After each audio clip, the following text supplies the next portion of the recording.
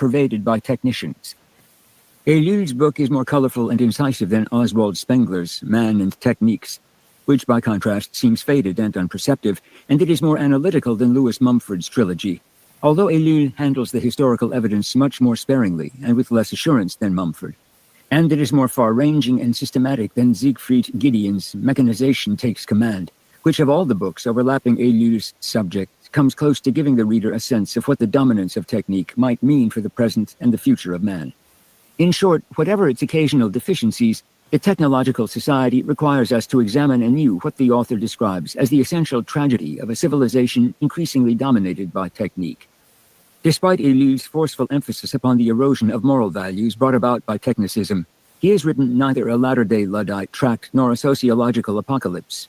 He shows that he is thoroughly familiar with the cant perpetrated by technophobes and for the most part manages to avoid their cliches. Indeed, he takes these apart with masterly skill to show them for the empty assertions they typically are. Neither does he merely substitute a high moral tone or noisy complaints for tough-minded analysis. His contribution is far more substantial. He examines the role of technique in modern society and offers a system of thought that, with some critical modification, can help us understand the forces behind the development of the technical civilization that is distinctively ours.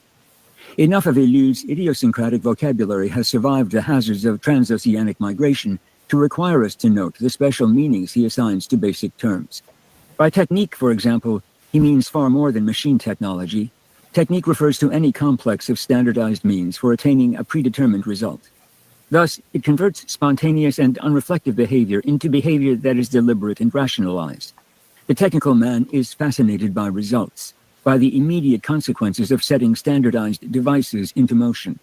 He cannot help admiring the spectacular effectiveness of nuclear weapons of war. Above all, he is committed to the never-ending search for the one best way to achieve any designated objective. Ours is a progressively technical civilization. By this, Eylül means that the ever-expanding and irreversible rule of technique is extended to all domains of life. It is a civilization committed to the quest for continually improved means to carelessly examined ends. Indeed, technique transforms ends into means. What was once prized in its own right now becomes worthwhile only if it helps achieve something else. And conversely, technique turns means into ends. Know-how takes on an ultimate value. The vital influence of technique is, of course, most evident in the economy. It produces a growing concentration of capital, as was presciently observed by Marx. Vast concentrations of capital require increasing control by the state. Once largely confined within the business firm, planning now becomes the order of the day for the economy as a whole. The dominance of technique imposes centralism upon the economy, despite comparatively inconsequential efforts to decentralize individual industrial firms. For once technique develops beyond a given degree, there is no effective alternative to planning. But this inevitable process is impersonal. Only the naive can really believe that the worldwide movement toward centralism results from the machinations of evil statesmen. The intellectual discipline of economics itself becomes technicized. Technical economic analysis is substituted for the older political economy, included in which was a major concern with the moral structure of economic activity. Thus, doctrine is converted into procedure. In this sphere, as in others, the technicians form a closed fraternity with their own esoteric vocabulary. Moreover, they are concerned only with what is, as distinct from what ought to be. Politics, in turn, becomes an arena for contention among rival techniques. The technician sees the nation quite differently from the political man. To the technician, the nation is nothing more than another sphere in which to apply the instruments he has developed. To him, the state is not the expression of the will of the people, nor a divine creation, nor a creature of class conflict. It is an enterprise providing services that must be made to function efficiently. He judges states in terms of their capacity to utilize techniques effectively, not in terms of their relative justice. Political doctrine revolves around what is useful rather than what is good. Purposes drop out of sight and deficiency becomes the central concern. As the political form best suited to the massive and unprincipled use of technique, dictatorship gains in power, and this in turn narrows the range of choice for the democracies. Either they too use some version of effective technique, centralized control and propaganda, or they will fall behind. Restraints on the rule of technique become increasingly tenuous. Public opinion provides no control because it too is largely oriented toward performance, and technique is regarded as the prime instrument of performance. whether in the economy or in politics, in art or in sports. Not understanding what the rule of technique is doing to him and to his world, modern man is beset by anxiety and a feeling of insecurity. He tries to adapt to changes he cannot comprehend. The conflict of propaganda takes the place of the debate of ideas. Technique smothers the ideas that put its rule in question and filters out for public discussion only those ideas that are in substantial accord with the values created by a technical civilization. Social criticism is negated because there is only slight access to the technical means required to reach large numbers of people. In Ellul's conception, then, life is not happy in a civilization dominated by technique. Even the outward show of happiness is bought at the price of total acquiescence. The technological society requires men to be content with what they are required to like. For those who are not content, it provides distractions, escape into absorption with technically dominated media of popular culture and communication. And the process is a natural one. Every part of a technical civilization responds to the social needs generated by technique itself. Progress, then, consists in progressive dehumanization, a busy, pointless, and in the end, suicidal submission to technique. The essential point, according to Ellul, is that technique produces all this without plan. No one wills it or arranges that it be so. Our technical civilization does not result from a Machiavellian scheme. It is a response to the laws of development of technique. In proposing and expanding this thesis, Ellul reopens the great debate over the social, political, economic, and philosophical meaning of technique in the modern age. We need not agree with Ellul to learn from him. He has given us a provocative book in the sense that he has provoked us to re-examine our assumptions and to search out the flaws in his own gloomy forecasts. By doing so, he helps us to see beyond the banal assertion that ours has become a mass society, and he leads us to a greater understanding of that society. Robert K. Merton, Columbia University, January 1964. Translator's Introduction. Jacques Ellul as the philosopher of the technological society. Ernst Junger once wrote that technology is the real metaphysics of the 20th century. The irreversible collectivist tendencies of technology, whether it calls itself democratic or authoritarian, were already apparent to him at the end of World War I. It is this society in all its forms which Jacques Ellul of the Faculty of Law of Bordeaux seeks to analyze. Professor Ellul, unlike most of the other surviving leaders of the French resistance, still functions as a voice of conscience for a France which seems to feel itself in danger of being overwhelmed from literally every point of the compass by the materialistic values of the Cold War consumer society. Greater influence is enjoyed by others, such as Malraux and Sartre, but Malraux is in the service of the welfare state, albeit one with Gallic flourishes, and Sartre is growing rich by dispensing absinthe morality in the cellars of the left bank. I sometimes wonder, says Ellul in a related connection, about the revolutionary value of acts accompanied by such a merry jingle of the cash register. Ellul's principal work, this book, appeared under the title La Technique and the subtitle L'enjeu du siècle. The subtitle, which means literally the stake of the century, is a characteristically dark and difficult Ellulian phrase which may or may not refer to a kind of Pascal wager put on technology by 20th century man. The technique of the title, however, lends itself more easily to interpretation, although characteristically it too is used in a sense it does not usually enjoy. Technique, the reader discovers more or less quickly, must be distinguished from the several techniques which are its elements. It is more even than a generalized mechanical technique. It is, in fact, nothing less than the organized ensemble of all individual techniques, which have been used to secure any end whatsoever. Harold Laswell's definition comes closest to Ellul's conception: the ensemble of practices by which one uses available resources to achieve values. This definition has the merit of emphasizing the scope of technique, but Ellul's further account makes it clear that it does not go far enough, since technique has become indifferent to all the traditional human ends and values by becoming an end in itself. Our erstwhile means have all become an end, furthermore, which has nothing human in it and to which we must accommodate ourselves as best we may. We cannot even longer pretend to act as though the ends justified the means, which would still be recognizably human, if not particularly virtuous.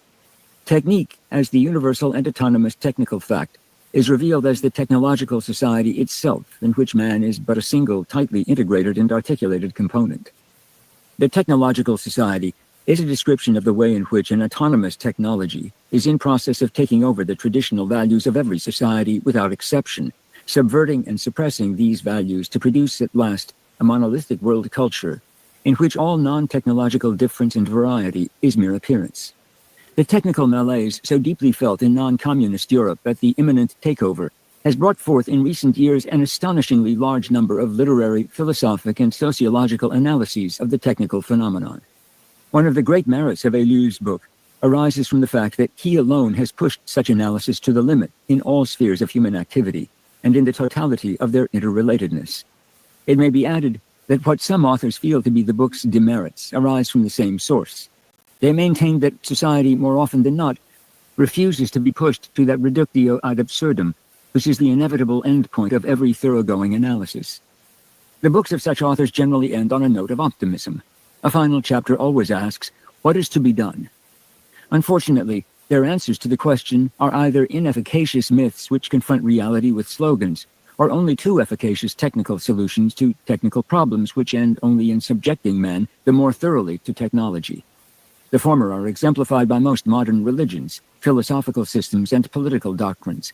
The latter by schemes for mass education or mass cultivation of leisure, which in Ellul's analysis are themselves highly impersonal and technicized structures having much more in common with the assembly line than with what mankind has traditionally designated by these names.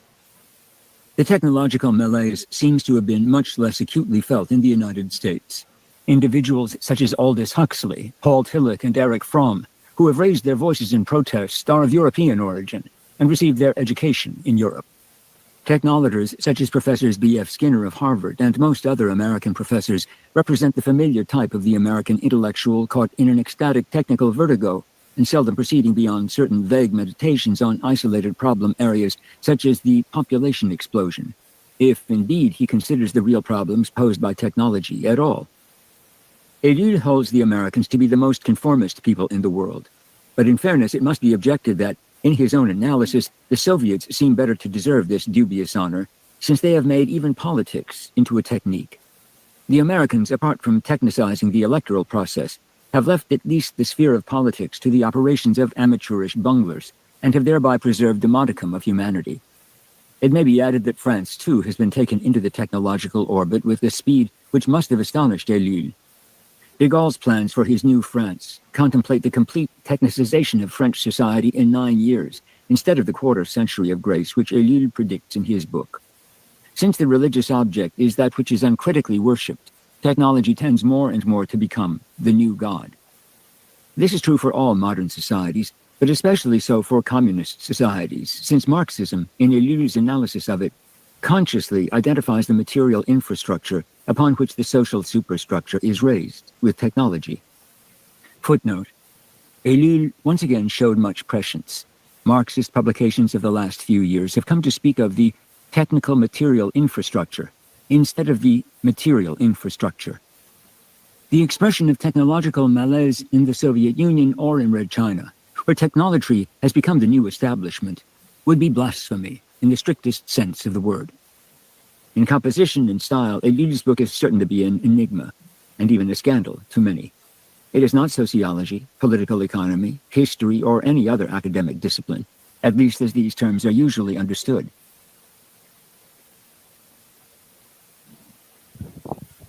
Greetings, Hank. Hello. Is Noel Jack home? I don't think so. Yeah, not at the moment. Yeah, he's off. Yeah, he's off doing a bunch of stuff. You're trying to get that confidence conversation in. Yeah, he hasn't been around. But pretty much, I won that already, so I don't really need to. I mean, I was on stage. I have shown my camera. They even released my docs, which didn't make a difference because I already released them, and I wasn't intimidated. And I found out interesting information about pets on his show. So pretty much you have more to lose than you presented. So don't F around.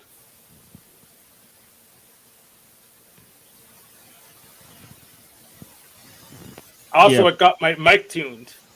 People complaining yesterday that I didn't know exactly how to use a mic. I just got 30 minutes before, but I got yeah, Yeah, your audio sounds perfect right now. That is Exactly. a fact. That is a fact. Yeah. Hmm. So I don't need to fix my room. I don't need to go get the old mic. I just needed time to figure out how this one worked. But it's much cheaper and the drivers work better with my operating system.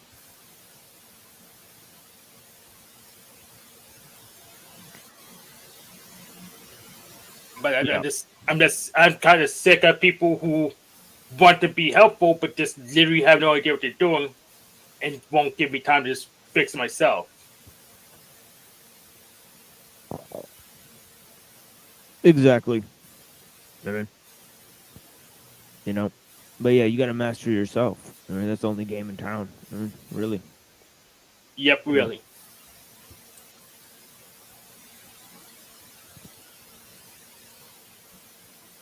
Yeah, everything else is just a bunch of vain standards. Yep.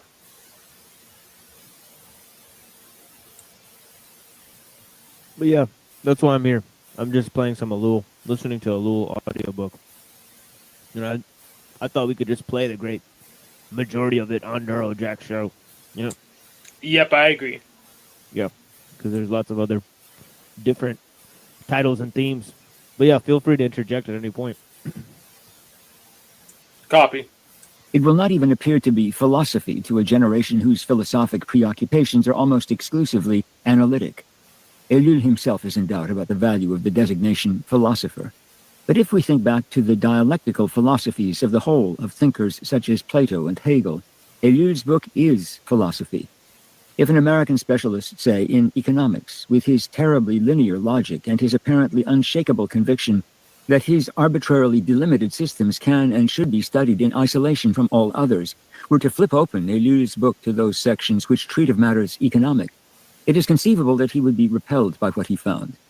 But if this same specialist could somehow or other, implausibly, be persuaded to persevere in the attempt to see with Ellul economics in the light of the whole of modern technical culture, it is likewise conceivable that he would gain important insights, not perhaps into the fine structure of academic economic problems, but in the border region where his subject abuts on other disciplines, in that area where basic discoveries in economics and everything else are always made by gifted amateurs, who, faute de mieux, must be called philosophers. Ellul's admittedly difficult style is not to be referred to that style erroté affected by so many post-war French existentialists. An element of this is doubtless present, but it would be much more accurate to say that in an essentially dramatic work, such as the present book must be deemed to be, the transition... Yeah, I mean, I'll have to disagree with the guy who's writing this forward. You know what I mean? I think that Ellul seeks an analysis of technique on its own terms, and therefore I don't think that his analysis is, well, it's definitely not purely philosophical. It definitely has philosophical elements into it, but the sophistication that Ellul has with the ideas of philosophers, you know, seems very little. He doesn't seem to address a lot of philosophy in the book itself. But, you know, a non-technical analysis of technique itself, you know what I mean? You know, how exactly would that come about? So you have to put it in a context. So if you think, if you define philosophy as thinking about thinking, aka meta thinking, then this is about philosophy. So I actually agree with the premise. But to make a non-technical analysis, well, I guess that would be a technique in itself. So it's a self-referential problem. So Yeah. I think what you can say is that sociology itself sounded less technical at the time, so it sounded more philosophical. You know what I mean? You know, so that's true. But the person writing this, they'd be closer to the time in which it was written, so they wouldn't perhaps have that view of things. and turns of thought must have a character entirely different from those to be encountered in the ultra-respectable academic texts, which have taken over from mathematics certain linear and deductive modes of presentation. Modes which, whatever their pedagogic value may be, serve, even in mathematics, only to obscure the way in which truth comes into being. To its dramatic presentation of what are, after all, well-known facts, Ellul's book owes its high persuasive quality. This dramatic character would have been clearly evident if the book had been written as a dialogue. Indeed, a reader could easily cast it into this form by representing to himself the various thinkers who are introduced by name as the dramatis personae, and by treating the nameless on the one hands and on the other hands in the same way. In this way, the successive recantations of some positions and the development of others in the light of a guiding concept of the whole become clear, and the book's essential affinity to a Platonic dialogue like the Republic is evident. Nowhere is this successive recantation more evident than in the first chapter's search for definitions. Even clearer is the similarity of the book to Hegel's Phänomenologie des Geistes, the last work of Western philosophy with which, in the translator's opinion, the present work bears comparison. The technological society is not a phenomenology of mind, but rather a phenomenology of the technical state of mind. I mean, you have to pair that with Ellul's own summation that, Plato and Hegel serve no purpose, that the philosophy serves no purpose, the ancient philosophy serves no purpose to understand modern problems. So, and he may not be aware of his own use of these understandings in his own analysis, and there definitely does seem to be a Hegelian element in his method. He does seem to present some sort of dialectical method the way he progresses through the work. Yeah, you really can't do a lot without Hegelian methods. So, yeah, he has to use Hegelian praxis because really, I don't know what other game is in town to use. Yeah, I mean, French sociology, Durkheim and stuff, they're definitely influenced by those types of guys. So, I don't know.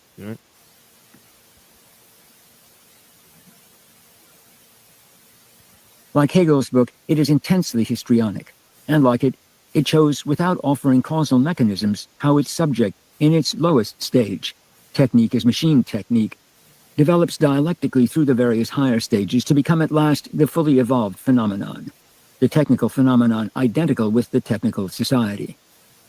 Again, as with Hegel. Yeah, greetings, boy. How you doing? Greetings, Machine Wise. Yeah, I thought I'd join. Usually your content is way above my pay grade, and so I'm just here to learn. Yeah, we're just having a little light. Look at some things I cover on the show, just the source materials. Then the channel got canceled for now, but yeah, we'll be back in a week. Oh, I didn't catch that. That's always like shocking when it happens. Yeah. Right? I mean, well, if it's just for a week, that's okay. But I think you've been there when your channel got banned, right? Or just totally deleted. It's always quite shocking. Oh, yeah. Yeah, but I just thought I'd take this opportunity just to look at things. I mean, there's not that many people here, but yeah, just a little light reading. Like you're gonna hold back on going deeper? No, you're not the kind. Yeah, I can get more people here, but some of them are just scumbags that we've been trying to take out for 3 months, but they're too afraid to actual debate or don't know how debates even work. Yeah. Yeah, I mean, I must have... debate, Hank. I mean, you are here and TML is here. I'm not even going to debate you guys. I mean exactly. Dude, there's no place for me. Like I said, I'm here to learn. I want to know more. So. Yeah, I must have looked at this 10 years ago. I've read this book tons of times since then, especially the first few chapters. I've read that dozens of times. So, yeah, these first few chapters, they've been formative in my learning process for sure. But, yeah, this introduction, this is very old stuff. But, yeah, I think, and he's arguing whether the Technological Society by Jacques Ellul is a philosophy book or not. I mean, Well, is it a book? Because it looks like a 70s tape recorder, right? yeah, exactly. Yeah, but yeah, it's one of the most famous books on technology, and it's one of the most critical works about technology. So it's the stuff that influenced the Unabomber and all that type of stuff. So, Yeah, he drew. Yeah, I mean, that doesn't. I mean, there's not a show that I've seen from you or heard from you that you don't refer to Jacques Ellul. So, Recently we've been covering it. So, it's part of the intro of the show. So, yeah, it's definitely a huge inspiration for the show.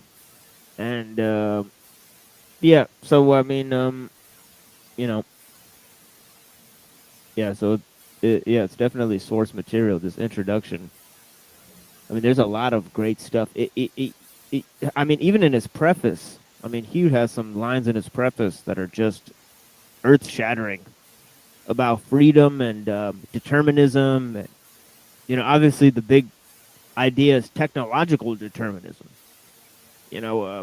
So yeah, I mean, yeah, whether the system is autonomous or not, I mean,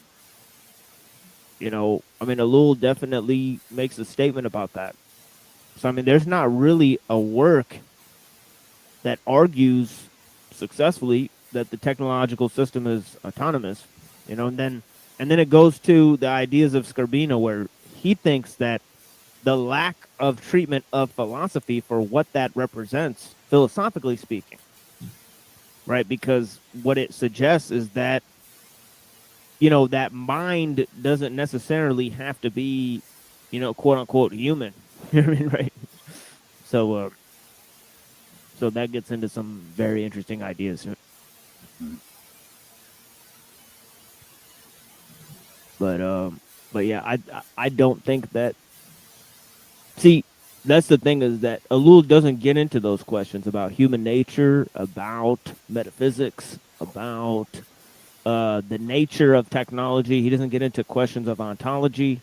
He's just talking about society, um, you know, the quote unquote evolution of humanity and cultural systems, and then proceeding from there. So he's the he's quite technical about it, right? yeah, that's the thing, and that's the thing that Scarbina says. From the quote that that Reddington read, he read a very key quote that I think I read on the episode 4 of the Machine Lies 2 when I was talking to Dr. Scarbina. It's basically, yeah, we need a non-technical analysis of technology. And then you go to Heidegger, who says the essence of technology is not technological. So, I think there's something to that.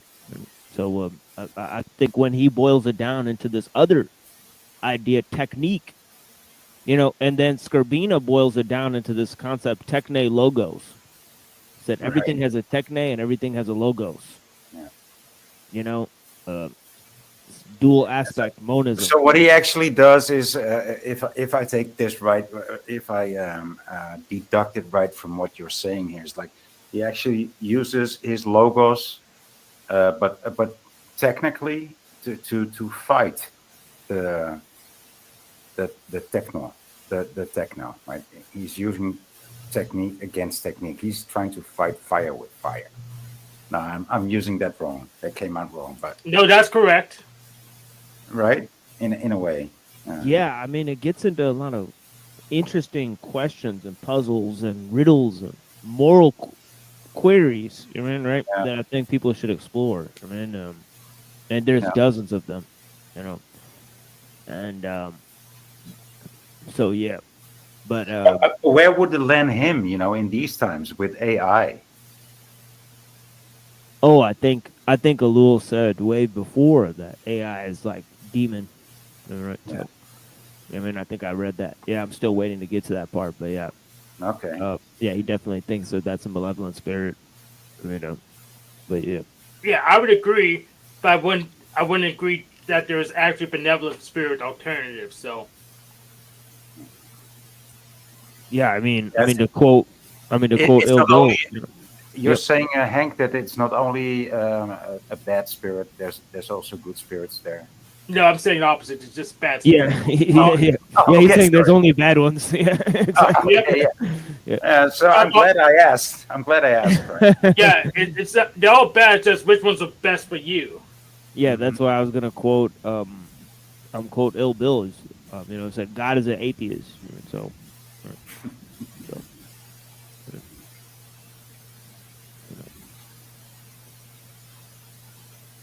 With the philosopher J. but I Lullenberg, don't know if you guys know about Feuerbach. Oh, it sounds German, but still, I didn't. Yeah, don't know. Feuerbach actually invented the idea that really influenced Marx about social alienation, right? That the lower class gets alienated from the upper class who control the means of production, so they control the wages of the workers, right? So he said the working class is to take control of the means of production, right? But this form of alienation that's faced by the working class, right?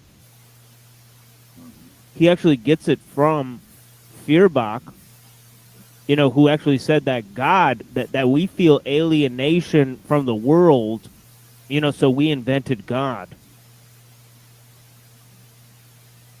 And is that like the world,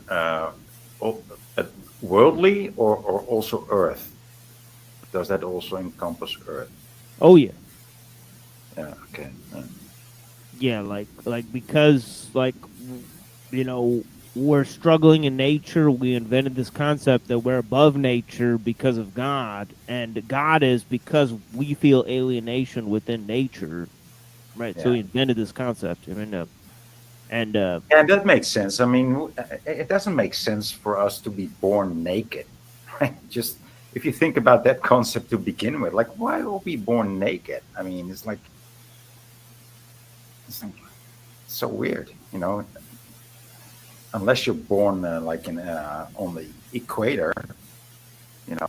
But besides that, why are we born naked as human well, beings? that's the thing is that human babies, they're more susceptible than other types of animals. Certain other types of animals, they're born just good to go. So so the fact that we need to rely on our mother, So many create years, right? yeah creates the need for human society in a special way. And and that also like you know tells us something. Like we are born here without a skin, right? And even without skin, we are cold. So there's other creatures without skin, sorry, without skin, without a fur. And there's other creatures without fur but they aren't cold. But and we have these babies that need to be fed for like at least like 4, 5, 6, 7 years, at least. We're so unadapted. It's like we don't belong here.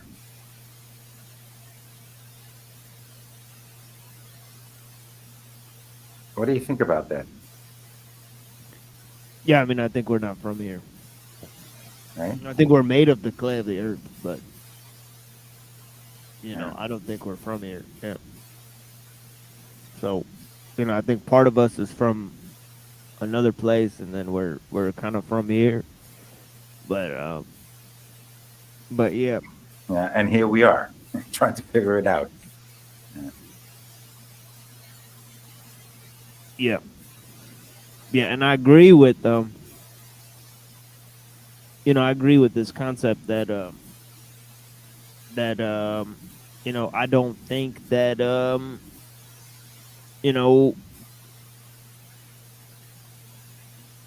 there's no reason to believe that man isn't unique.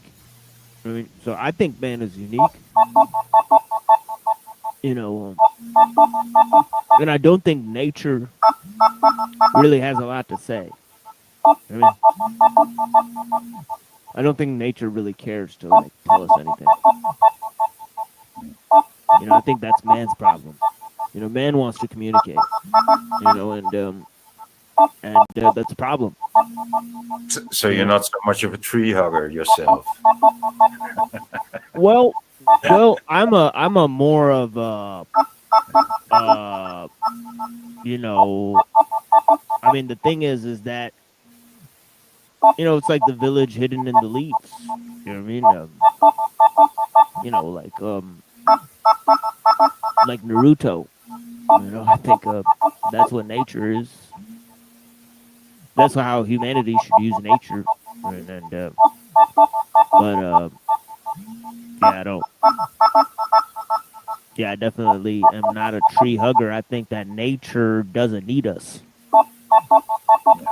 You know, so you know, this whole idea that, you know, obviously we need nature, but that's a one-way relationship. Right? Yeah. So, you know, so all this idea that man is going to destroy the earth, I don't even think that's possible. You know, man will definitely destroy himself. You know, the earth will go on.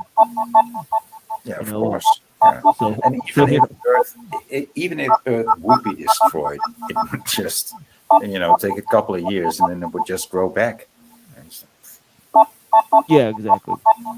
You know, and I think there might even be forms of life that would survive. So, Yeah. you know, I don't think life even really needs us either. You know, and it is a good question. I mean, do the mushrooms make the forest? You know, or does the forest make the mushroom? They still don't fucking know, these dumbhead scientists. Right? So, I mean, yeah. Well, that's not a scientific question. That's a philosophy question. Yeah, well, it sounds better than the good old chicken and the egg, you know. Yeah, exactly. Well, here's the problem with chicken and egg. The scientists actually haven't answered that one. Egg came first. So They say. Well, yeah, absolutely. So if there was creatures before chickens that laid eggs, and there were at least the Paramount say so, then eggs came before chickens for sure. Yeah, it's the egg it's the egg of primordial chaos. Yeah, and even with eggs came with chickens, chickens came out eggs, by definition. So egg still comes first. Yeah, I think Mithra came out of an egg, so I think that explains that. Yeah, I always have this solid answer to it. Yeah, like the egg came first, you know. So, yeah, so where did the egg came from? And then I will answer them like, I thought you asked me. I just answered you, and now you have the same question again. Like, what the fuck? I just answered you. The egg was first.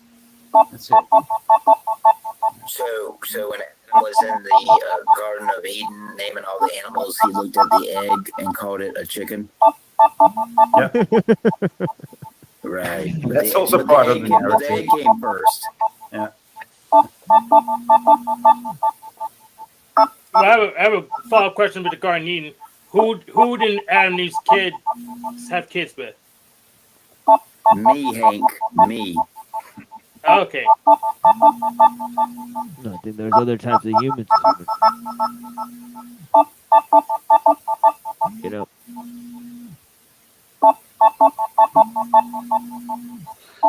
I think I've noticed. Yeah.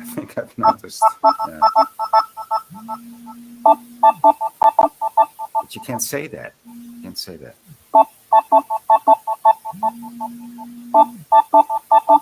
Yeah, I mean, you got your Homo floresiensis, you got your Heidelbergenses, you got your Neanderthals, you got your Denisovans. You take your pick. Which ones did they fuck? But yeah, I think they left nobody out. I think they tried them all. I'm so tired of arguing with these bonehead science guys. I mean, because definitely, you know, they could have fucked any one of them. There's like 4 types of different other types of humanoid species, right? So, yeah. But you know, But yeah, I don't think Adam. I mean, Adam was made of the clay of the earth, but I don't think he's from here.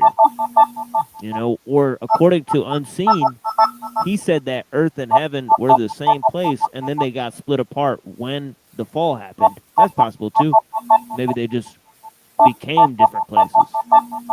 Who knows? Right? I do have to admit that does sound very logical. It comes back down to the whole first heaven is degrading like reality. So I mean, and there is a lot of basis in it. It sounded perfect. It sounded perfectly logical to me. And also, like, there has been this shift, and whether it was an X factor or not, that there was this shift that happened, and I think part of it is that we don't know what happened, but we are the result of what happened, right? So something between heaven and earth happened, and we are somehow the result of it.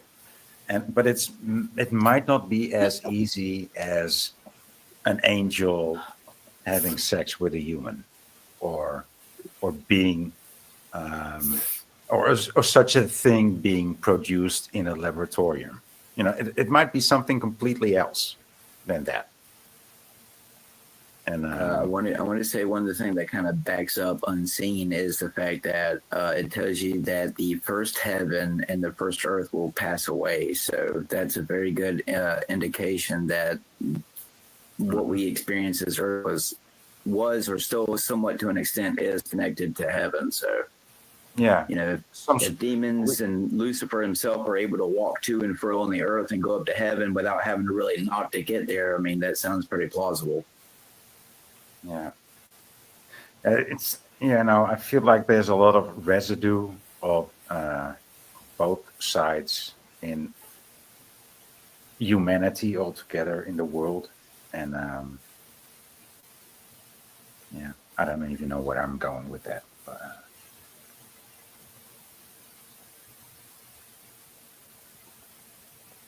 Yeah, it's real though. right, yeah.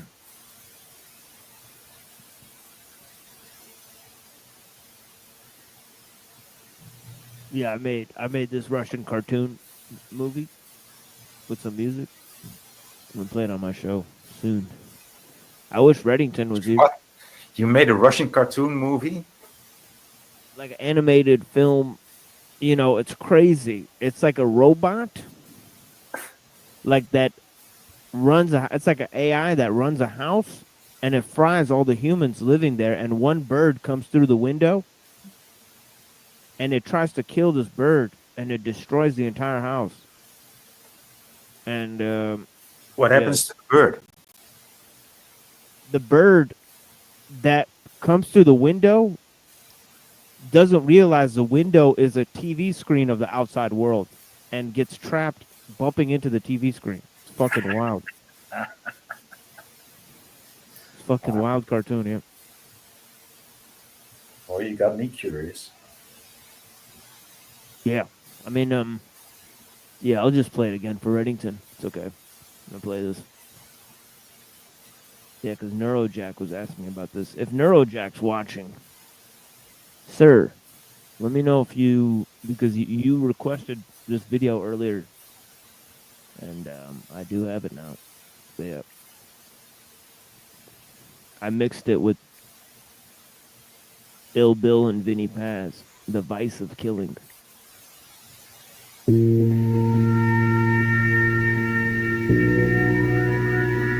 Yeah. Rat. Heavy Metal King.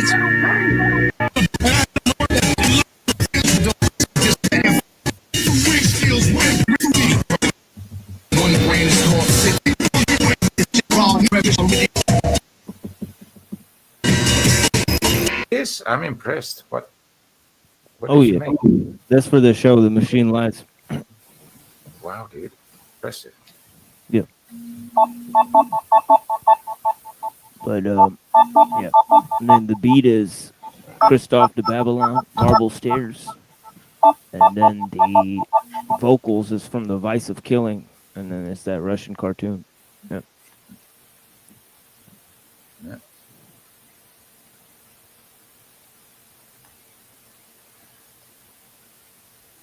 run up on you with Israeli steel.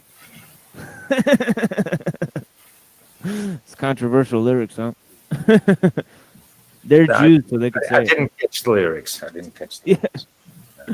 Yeah. Yeah, he says, I run up on you with Israeli steel, tell you what's really real. Oh, that's just an Uzi. That's just an Uzi. I mean, Yeah. Funny stuff.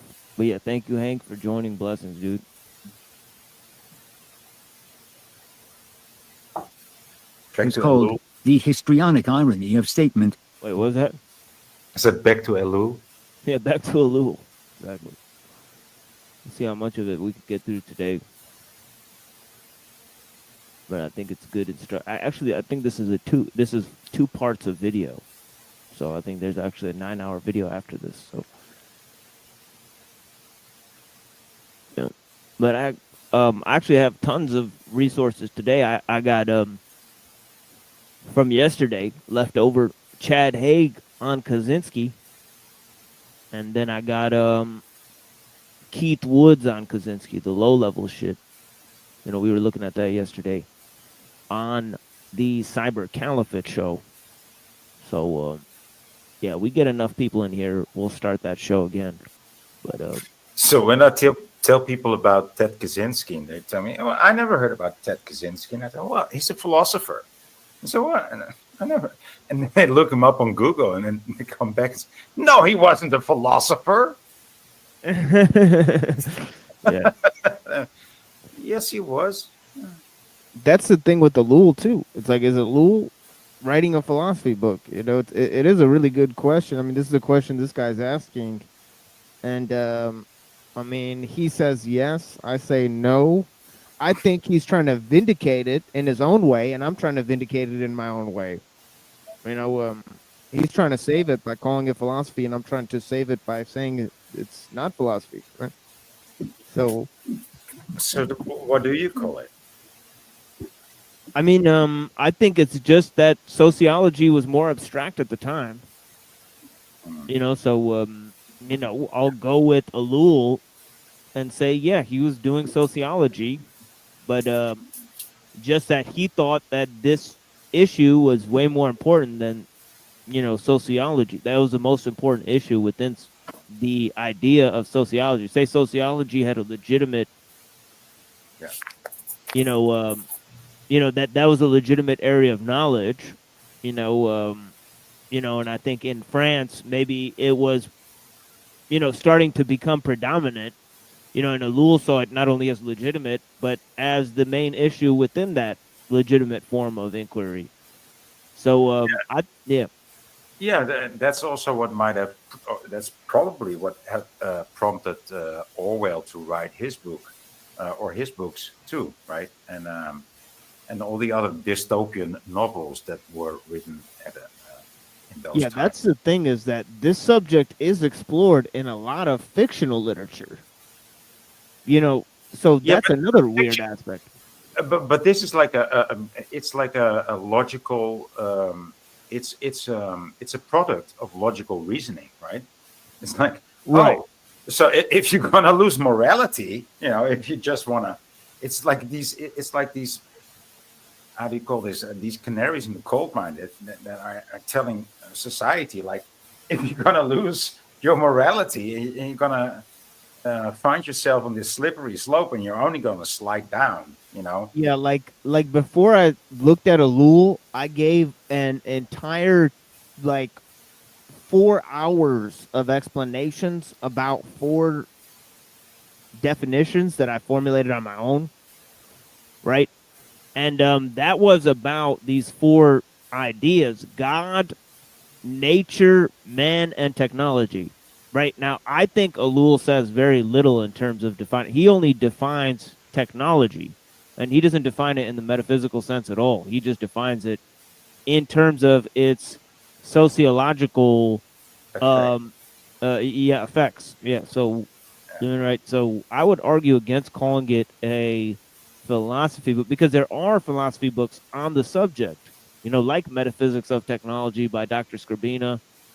Yeah, In no, other I words, would say when I said philosophy, that's just a poor choice of words on my and end. that's why it's so funny because it's like Alul's looking at it in terms of abstract terms, in terms of humanity and society in general, whereas Kaczynski's only looking at it in political terms. He's looking at the political revolution, right? Yeah. So he's only concerned with that idea. I mean, right? Because the whole idea of political revolution, and for him, a revolution against the technological society doesn't really have to take sides in political issues, but it does have to be against the economic impetus for the present society, because the whole economic system is guided by technology, right? Yeah. So if you could convince the average person that that's the case, right, then I think that they would come to understand how the system controls people, right, or controls the average person, right, and the individual is losing less and less autonomy. And but in terms of I say that if you go to from Kaczynski to Alul to Skrbina, they all have different solutions to the problem. Mm. Because So do they think, or is there an ideal for them? Like they don't. different. It's different for each of them. They don't dream of a society without any technology, right? They just Alul doesn't. For Kaczynski, you want extremely for Kaczynski, you want to go back to like the 18th century. For Skrbina, you want to go back to the 16th century, right? For Kaczynski, the solution is revolution. For Skrbina, the solution is a global sort of rethinking of how we relate to technology, right? Yeah. So he thinks that we'll have to set check marks for getting rid of technology and to go back to the 1600s, and that will have to be in successive stages. That humanity will have to collectively come to that agreement is the only way, right? But for Kaczynski, he thinks a small number of people can just overthrow the system, and that's that. Right? The system's destroyed. They can suppress anybody who wants to create technology, and it's just as easy as that. For Alul, he doesn't think that the problem can be suppressed. He thinks the solution is to build parallel institutions so that people can both live with technology and learn to question it at the same time. Right? So they're pretty much on extreme sides of the spectrum there, right? Yeah, and they're also extreme sides in what they think the order of importance is. Right? Because Alul says, Kaczynski says reading Alul is useless. Yeah, of course. Obviously Alul's dead, so he can't reply, right? But the fact is that Alul came to a radically different idea. Now Alul totally rejects ideas about philosophy, right? But Skrbina thinks they're very important. Now Skrbina talked to Kaczynski, right? But obviously he hasn't talked to Alul, right? So it's fascinating stuff. Read these three, look at how they look at the problem. They obviously bring different set of expertise to the problem. Hank says Alul is the status quo. Yeah, that might be a good point, Hank. Or just following the status quo within the French intellectual circles that he represents as well. So that's why it tries to be, it actually is the most dry in this case. Yeah. Yeah. Oh, yeah. Yeah, he's exceedingly dry, yeah. Yeah, he's exceedingly dry. I mean, just listening to this on its own. Right? That's not like a bad thing. That's like very good, actually. But yeah, I mean, he paints some fucking grim pictures, of this society, and he does it just in plain fucking language. And it is horrifying to read it and to see the kind of loops he goes on and how he extends his concept and idea. But I think people will come to appreciate how I pause and explain the key concepts and ideas. because reading some of these things on your own, it could be a little bit debilitating. You become a little bit deranged because, especially reading something like Thank you Kant for or Hegel. warning me. Thank you for warning me because I was slightly interested on picking up a book. But thank you for warning me. Yeah, I mean, reading something like Kant or Hegel, it's almost like reading some fucking just schizophrenic madness. I mean, Yeah. because the number of times they repeat the same phrase in sort of different ways, I mean, it's just fucking mind numbing, So, yeah, but again, it's a style from back then, Mhm. Abstract style Mhm. that technical analysis has gotten rid of that style.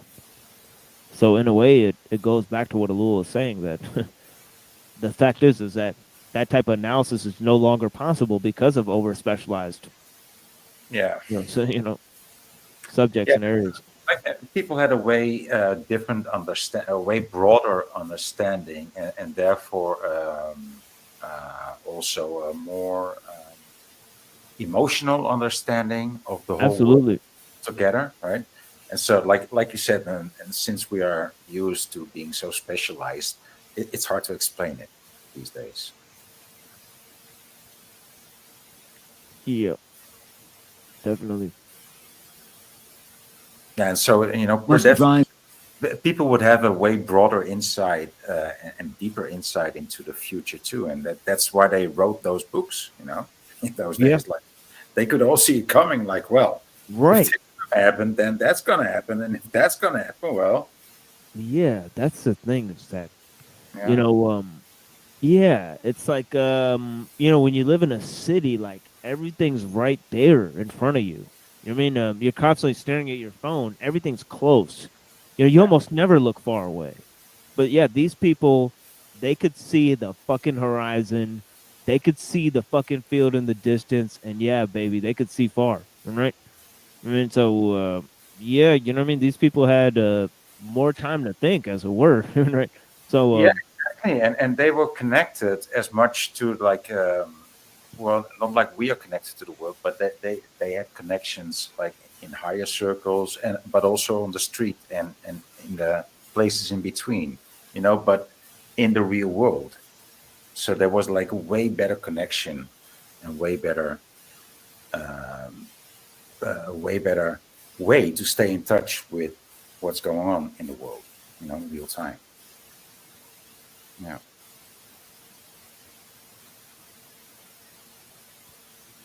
yeah. Yeah, and this forward is. Yeah, he gets into some things. He's right about a lot of what he says. I just think he's trying to, you know, raise the status of Lul by saying it's philosophy, and I don't think he needs to do that. Because philosophy has already dragged its own name through the mud so many times.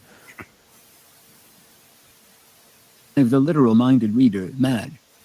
The Danish historian of philosophy, Harald Hufding, says of Hegel's phenomenology, the course of development described in this unique work is at once that of the individual and of the race. It gives And again, maybe he thinks Hegel is great, but there's nothing that great about Hegel, comparatively speaking. I mean, you know, I mean, um, I think Schopenhauer makes a lot more sense than Hegel. And I think Schopenhauer's right. Hegel's verses, they belong in the madhouse. Hegel was a celebrity at the time, and Schopenhauer was hated by everybody. But I think Schopenhauer and Nietzsche have some more faithful contributions. I think they were real philosophers who didn't give a fuck about what people think. And Hegel was a liberal of the time. Kant and Hegel, they were like liberals. So am I going to go with Kant and Hegel or Schopenhauer or Nietzsche? Yeah, I think I'll go with Schopenhauer and Nietzsche. Yeah, Because you're they're you're more to honest. Kant and Hegel now. I mean, you can do that when you're 20, 30, but Yeah, Hegel supported the French Revolution. He said Napoleon was a world spirit on horseback. He said that the German people were the only people that realized freedom after the Greeks. So yeah, he made lots of statements that belong in the dustbin of history. And yeah, I mean, Nietzsche was very smart. You know, he was smart. He was honest about shit. I mean, Schopenhauer and Nietzsche, they weren't afraid to get into Eastern philosophy and critique Enlightenment thought, and you know, and Kant and Hegel, they thought they were like continuing Enlightenment thought. You know, so they're a bunch of fucking losers, right? Right. You know, they suck. They're on the wrong side of history, and they say you shouldn't take sides with history, but you know, look at the fruit of what these people produce, and you know, you'll know. They promoted take no sides in history. They didn't like that. Well, Hegel said that there was something called the spirit of world history. So Hegel believed that there was something called progress. You know, and I just think he's wrong. You know, I think history is superior to progress in every sense. You know what I mean? But yeah.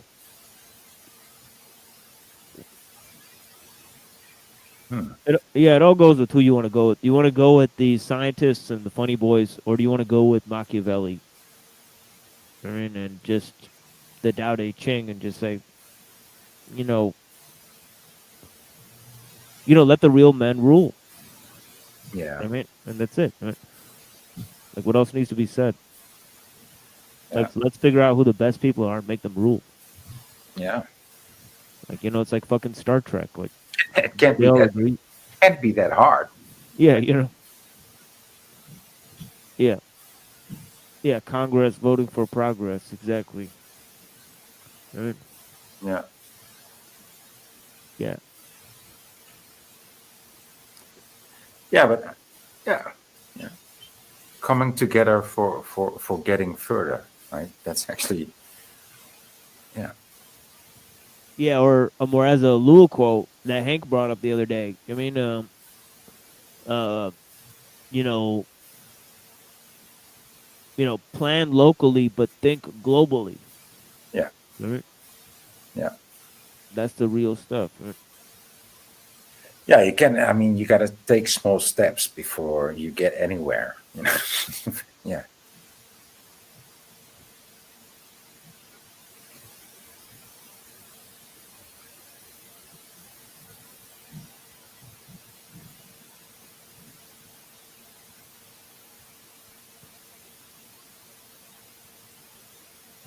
At the same time, a psychology and a history of culture.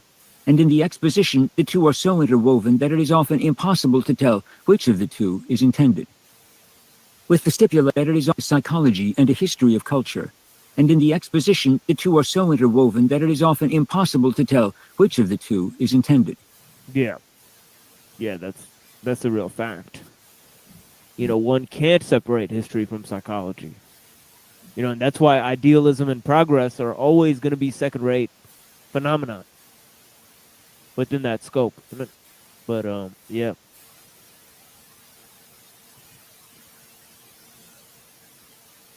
Yeah, feel free to, you know, butt into this anytime, guys. I mean, and also the link is pinned in the chat, so go ahead and come up and have a conversation with us, the people that are watching. Blessings.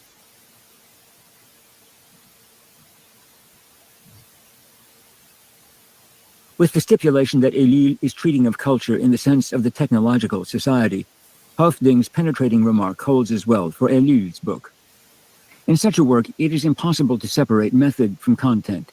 Yet in another sense, and especially for a translator, it is imperative to do so. Although, after the time of Descartes, French savants in general were preoccupied with clarifying problems of method, it has been almost impossible in the 20th century to extort from French writers on sociology and economics an adequate account of their procedures.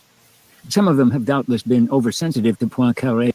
I mean, yeah, they did inspire. I mean, Plato and Nietzsche inspired fascists, but they're like baby fascists. You know what I mean? They're not fascists themselves. They never had political power. So, you know, yeah, they inspired the fascists. You know, yeah, I call them baby fascists. Plato and Nietzsche, You know, they're like baby fascists, not real fascists. I mean, Hegel was a baby fascist too. He supported Napoleon and all that stuff. Yeah. They are also just children of their time, right? Nietzsche, Jung, Right. and also what's his name, Steiner. They're all children of their time, very much. Yeah. They could have became despotic if they gained power, but Yeah. they never had it in them. And after that, we got Einstein as the genius. But you Right. know, yeah. Well, you know, the Jews got to say it first. That's how Yeah. it goes. Yeah. Einstein. Do you remember? Never mind. No. From Einstein to Weinstein, you know. Yeah, that's a small step. Einstein, he's just like the modern, like Elon Musk. He's pretty much like Einstein. You know, back then it was Einstein. Now we have Elon Musk. Everybody says, "Oh, Elon Musk." People think that he's the richest man in the world, and that he's so smart, and he's an engineer, and that he's an inventor, and he has Well, it's so. like, well, it's companies. like I said. It's like I said. You know, it's the FBI versus the CIA, right? So, you know, Zuckerberg is the FBI, and Yeah. Elon Musk is the CIA. Yeah, You know, yeah, and that's also the the liberals versus the conservatives. You know, so Zuckerberg represents the liberals. So if you're a liberal, you have Facebook. If you're a conservative, you have Twitter or X. yeah. You know what I mean? And that's the only difference. And if you're a liberal, you know, it's Beyonce. If you're a conservative, it's Taylor Swift. So, you know. So this is what's going on. Yeah. Thanks for keeping me up to date with that stuff. Oh yeah. Oh yeah. Anytime. Anytime. You know, we got the news. We got up to date news here. So you know, we let people know. But you know, and that's the thing, you know, we got something ancient, something modern. So we really keep an eye on things, you know. But yeah, that's what's going on, you know. It's FBI versus CIA, and they control the two parties. Will people ever get tired of it, do you think? What do you think? I mean, you might be tired. No. If anything that the Matrix or any dystopian Snowpiercer type shit has ever taught you is that people love it. Just like the architect tells you, we crave that chaos. Right. You can serve hot shit on a silver platter, and we'll still eat it up when the elites tell us to.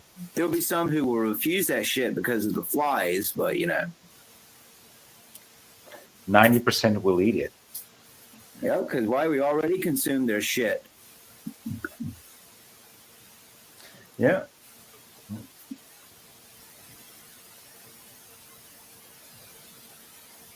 But hopefully one day, you know, you'll wake up to the bad taste of the bad breath of shit in your mouth and go, Stacy, I taste shit.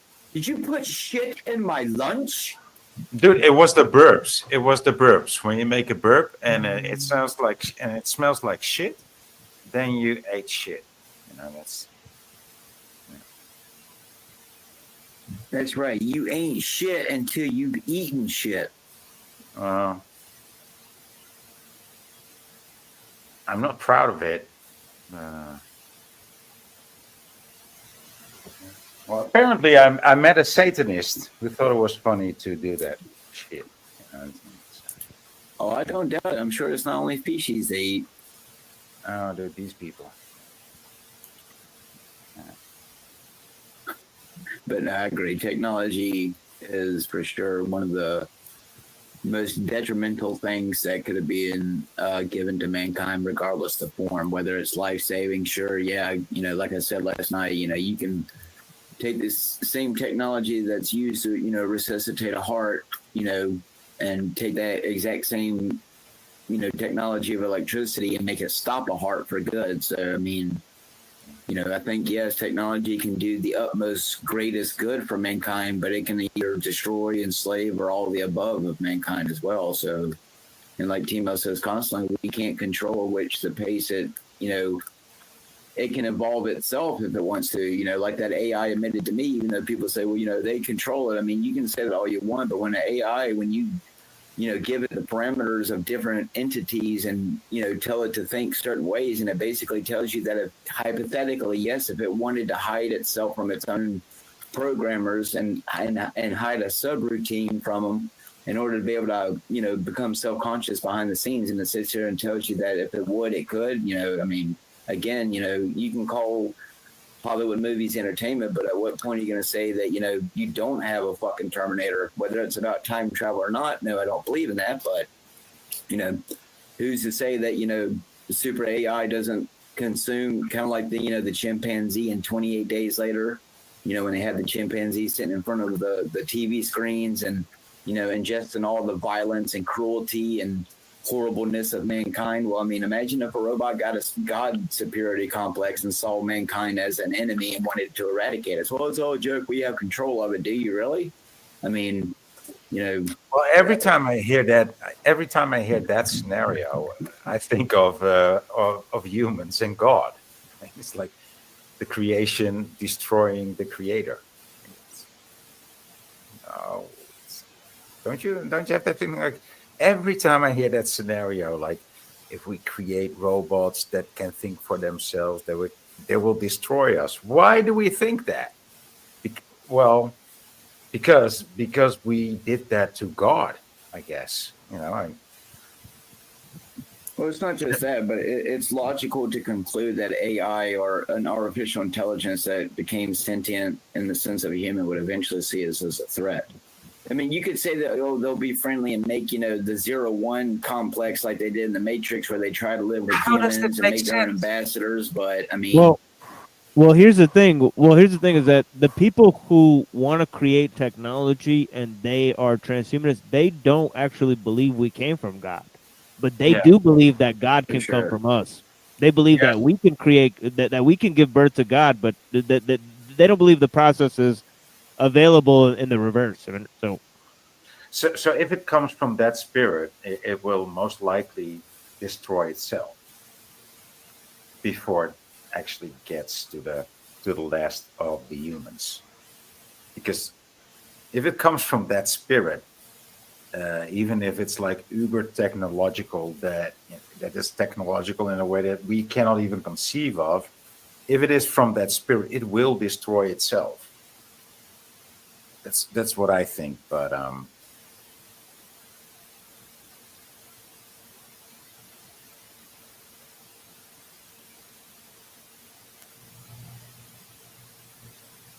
Well, I mean, it's all in the cards. I mean, I don't think it's a free game. You know, I mean, I do think there's a lot to be done, but you know, I do think good will win over evil.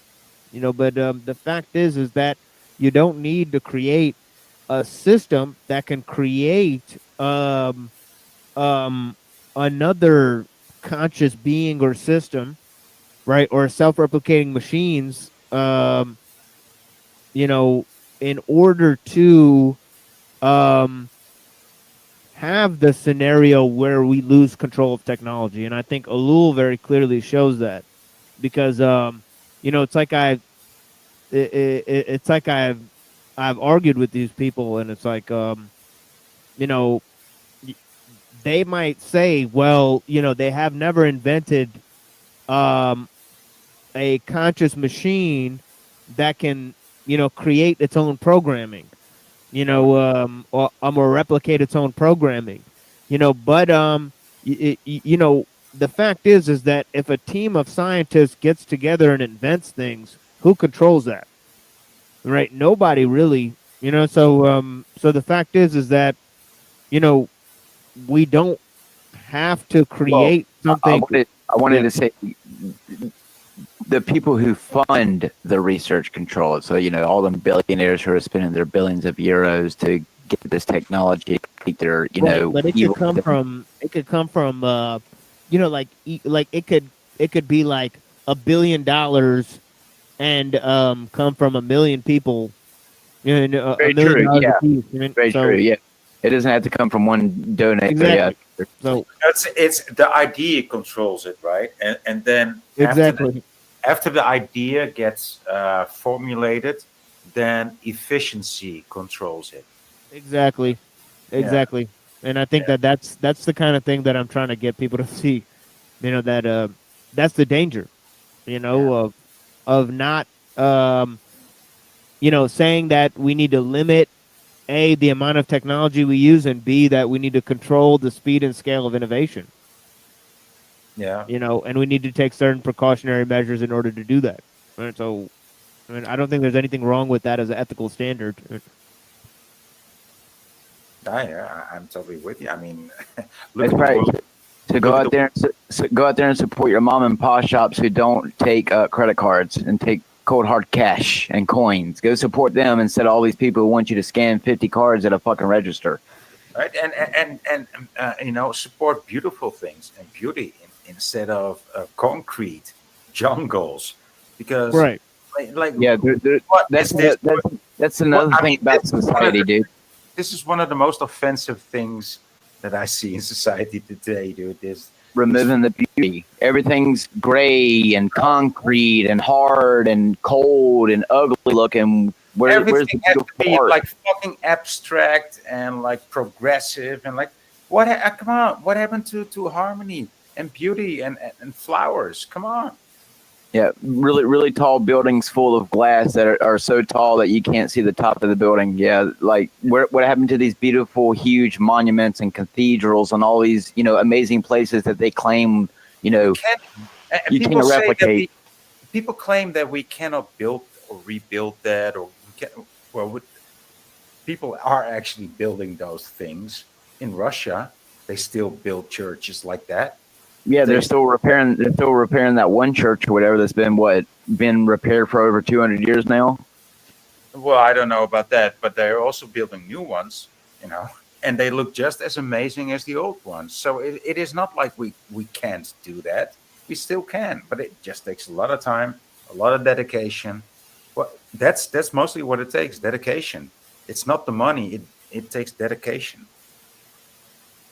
Well, I guess back then it was a lot more different. In today's world, you get rich to buy Bugattis and Lamborghinis and millionaire mansions. Where back then, when you got paid a shekel, that was for the next day's loaf of bread. So doesn't help that which the labor has changed. People, what we do now for bread is nowhere near what it was like, especially when your bread is genetically modified now. It's not even really bread anymore. So everything's constructed. Yeah, well, we have it way easier now than 50 years ago, or even let alone like 100 or 200 years ago. Well, I won't deny that having a convenience store for every inconvenience is very convenient. But I mean, I'd prefer us all to be out there still, living off of the land and earth, and the way of which we do it now. So eventually, at some point, the system that we're in will be unsustainable. So, Well, not necessarily, but that's how you say that, but they're promoting overpopulation. So how are you going to feed 10 billion people? That's what we were bred into, and that's what we are led to believe. And listen, I want to eat the bugs. I want to eat the our bugs. history. The history that we've been taught is a history of war and of destruction and rebuilding, right? Regrouping, destruction, rebuilding, destruction, regrouping. They call that great resets. Yeah, well, little resets, divide and conquer, right? Or combine and conquer. It's not only divide and conquer; it's also combine and conquer. Combine and rule, divide and conquer. So all these things have been used, and this is the way that we think about things. But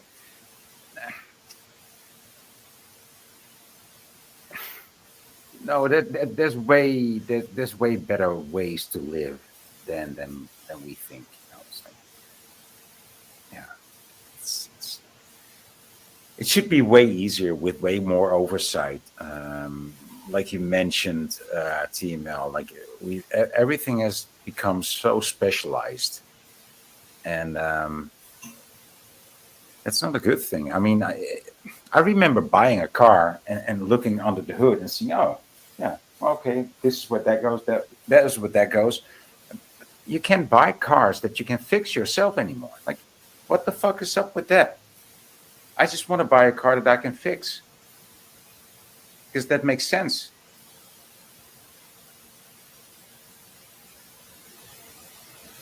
Well, I mean, if you want my real theory, that's just so they can get as much money out of you before they do their another great reset. You know, Yeah, the whole got to get as much money from the poor people who while they go hide in their arks and bunkers.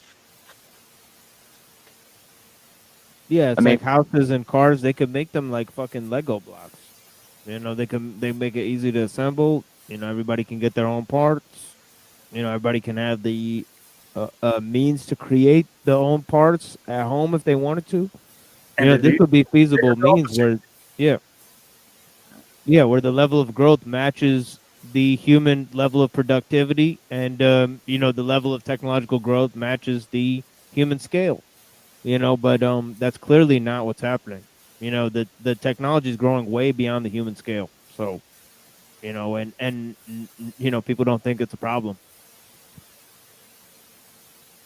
And it's like it's weaponized. You know, even logic is being weaponized. Like, well, even ingenuity. Well, yeah. Remember, they didn't want a nation of thinkers. They want a nation of workers. They don't want. Remember, they want you just smart enough to work the machine, like George Carlin told you. I know, dude. But well, here we are. You know, somehow we escaped that part of the machine, and well, what now? They're gonna kill us next, right? So because we're unusable, we are. Well, not all of us. They need a certain amount of people to still exist to, you know, plow their crops and stuff and work their machines. Well, the ones that won't be governed by, you know, self-programming. You know, there will be some machines that they need the humans to go down there and scrub the rust off of. So, How much longer do you think that we have? You know, to be honest, before we would get have to be plugged soon. with the mark of the beast. It would have to be soon. If you're asking my honest opinion, the human race is not going to continue anywhere near getting to Mars. That's just to keep you on the edge and keep you suckling the nipple like Luke Skywalker with the green nipple juice. So. Okay. So yeah, I think it's going to be soon too. You know. I mean, even if the mark of the beast in Christianity or whatever, any religion isn't true, the human race in itself, at least those who are capable of caring, are getting tired of it. So I mean, at some point, you know, people are just scared to talk about revolutions and stuff like that, but you know, they happen all the time, whether, you know, the government wants to control it or not, and people are just getting tired of it. I mean, not everyone, clearly, because, you know, everyone's still going to their 9 to 5s, but I mean, you got to live, right? So it's just, unfortunately, those who actually want to dismantle and, you know, actually care whether or not, you know, nature and humans continue into the future with or without technology. Unfortunately, people like us are just shunned upon because, oh, you're crazy. But, you know, I'm not the one who wants to go and live in the Matrix and, you know, have sex with women in the red dress. So there you go. It's just it's a very dangerous mentality, because clearly the people who are running the world, you know, don't think as people like us as, you know, fellow human beings. And that to me is one of the, you know, biggest kickers for me, is that, you know, the fact that we're allowed to live here is basically they're putting in your face like the earth is ours and we're just letting you to allowing you to live here. You just got to pay rent, and, you know, we know what your rent is, taxes, communism, and all the other bullshit that's going on in your society. So, you know, whether it's satanic, Illuminati, Anunnaki, angels, you know, demons, aliens, space, or Jews, there you go. You know, It doesn't matter. Clearly, it's happening, and from what I've been able to tell for the last, 3 decades that I've been alive to observe it, is that those of us who do care are silent, shunned, and sometimes, excommunicated, or doesn't matter really your faith or religion or background. It depends on just, do you care about true progress of humanity, which is, let's not annihilate each other in the fucking end, due to greed or whatever stupid ambitions or sins that mankind chooses to want to crave after. I mean, that's what it comes down to. What is it? A majority of the world's problems today? Greed. So there you go. I mean, it always comes back to some human sin, pridefulness. These guys are so prideful that they think they can play God and create these machines like nuclear weapons and CERN. Oh, well, that's right. Apparently they didn't exist.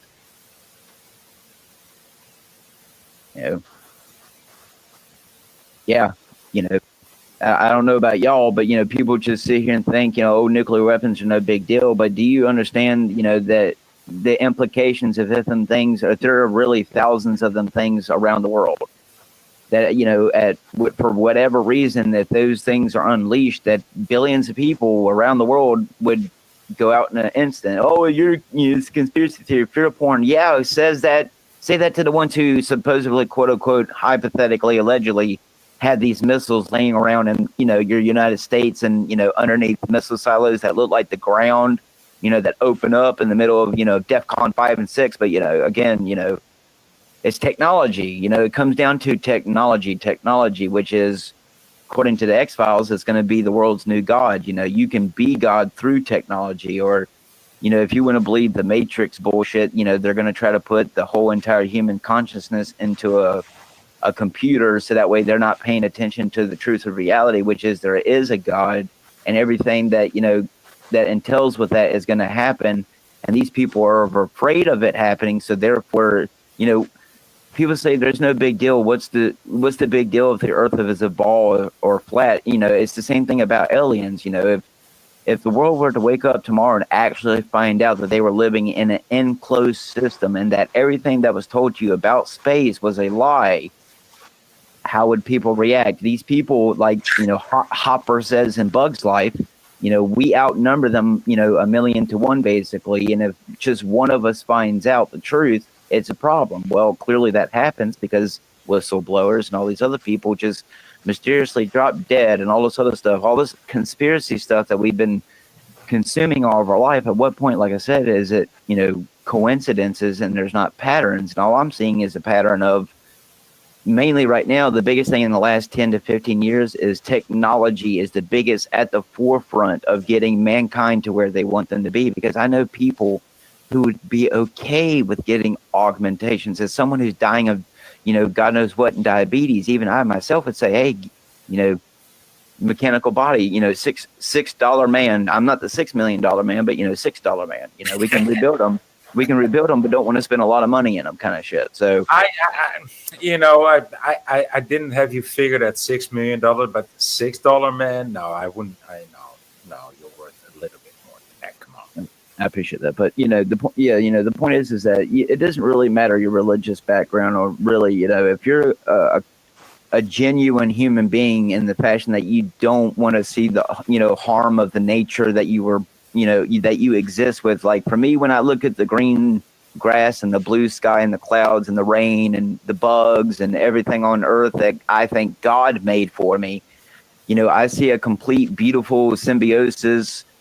A painter, the painting can't be created without the painter type shit. And all I see is, every day I look up in my skies and I see chemtrails. I see billionaire corporations being allowed to poison and destroy the earth around me. And then when you go and say, well, can I sue you because you're poisoning it? But if I do it, there's going to be a cop here to give me a ticket. It's crazy. You're crazy. It's at every point of reality. I mean, even with jobs, even with your countries, the only reason why countries are in place is to control the population. It's not because we actually need countries. It's because they know that humans have to be controlled.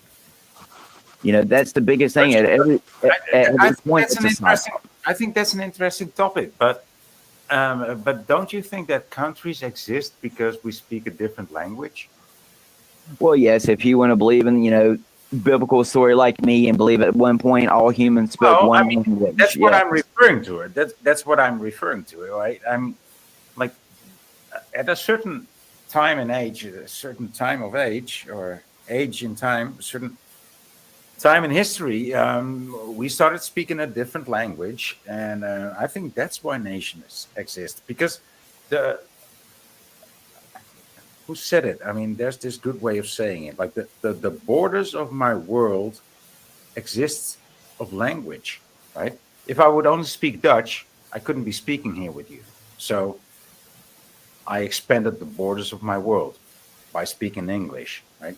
So there is a thing to that, right? There's something to say about that. And since that this is also part of your this worldview, how would you react to that? Don't you think borders are a good thing? I couldn't. You think borders are wrong? I mean, no. No.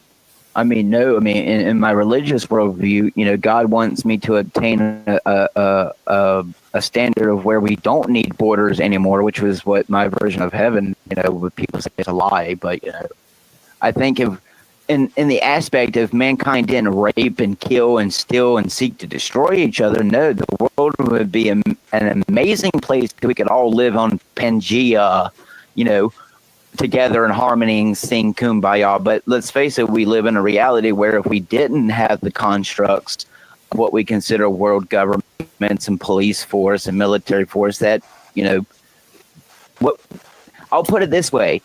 If the world structure that they have, even our rulers, the Jews, the Illuminati, whoever you want to put it, if they didn't have the world structure that we have today in place, it would actually be a lot worse. So yeah. It's a yes and no thing, because I can, same thing with the population. You're calling for the population of billions. Well, I mean, every single day I'm waking up, it seems like the human race is getting worse. So if they're pushing this theory that, you're floating around on a ball in outer space and we're just a speck in the dust of the cosmos, what does it matter if we humans actually die off? Because, right, we're just a ball of speck out there in the cosmos. So, again, I don't aspire to be in this world. I have to live in this world until, A, I'm dead of disease, B, I'm killed by the Illuminati, or C, God decides to take my soul, or D, I live through the end times. I don't care for this world. Sure, sex is nice. You've got a lot of options. You don't just die. You just have like 4 options, dude. Wow.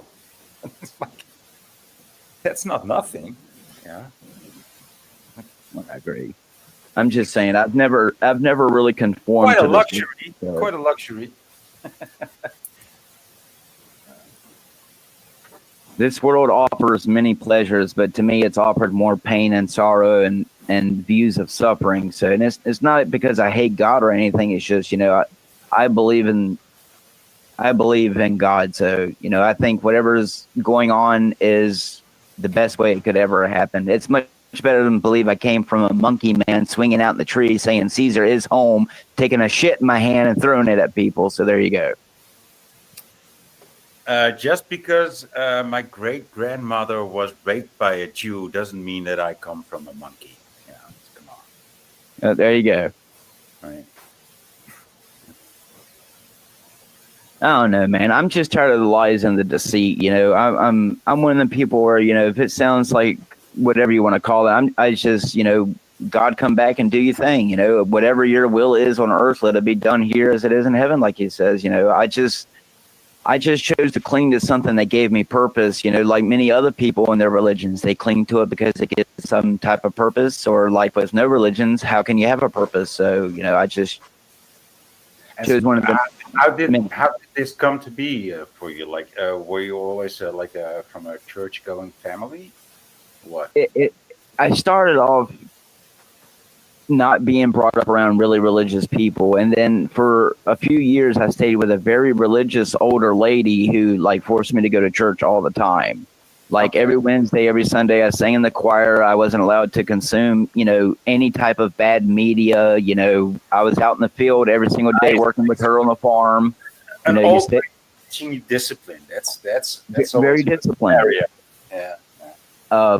But I don't know if you heard my demonic possession story, but I had a very religious experience while I was living with her that I had never experienced beforehand. I've only experienced a few good times after, plus prophetic dreams and other things that I think God was showing me to tell me and warn me of things that are going to happen and stuff like that.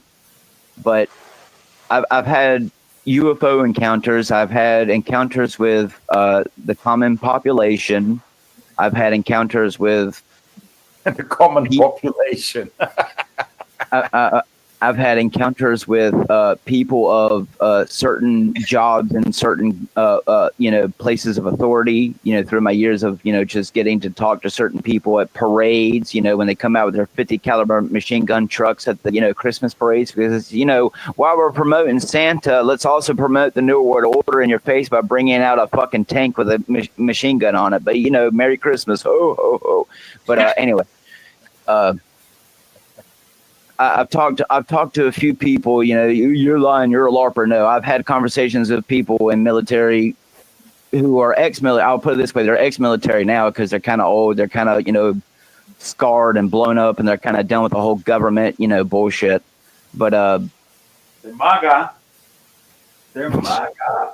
Yeah, I've heard enough, and I can see subliminal messaging very easily in my entire life. I can look at a movie and I don't see it as entertainment. I don't look at music. Some music I might like, I might like the beat, I might like the tunes, but other than that, I look for subliminal messaging. So, dude, anytime I play some music, even on my, I don't play music. I don't play my CDs anymore.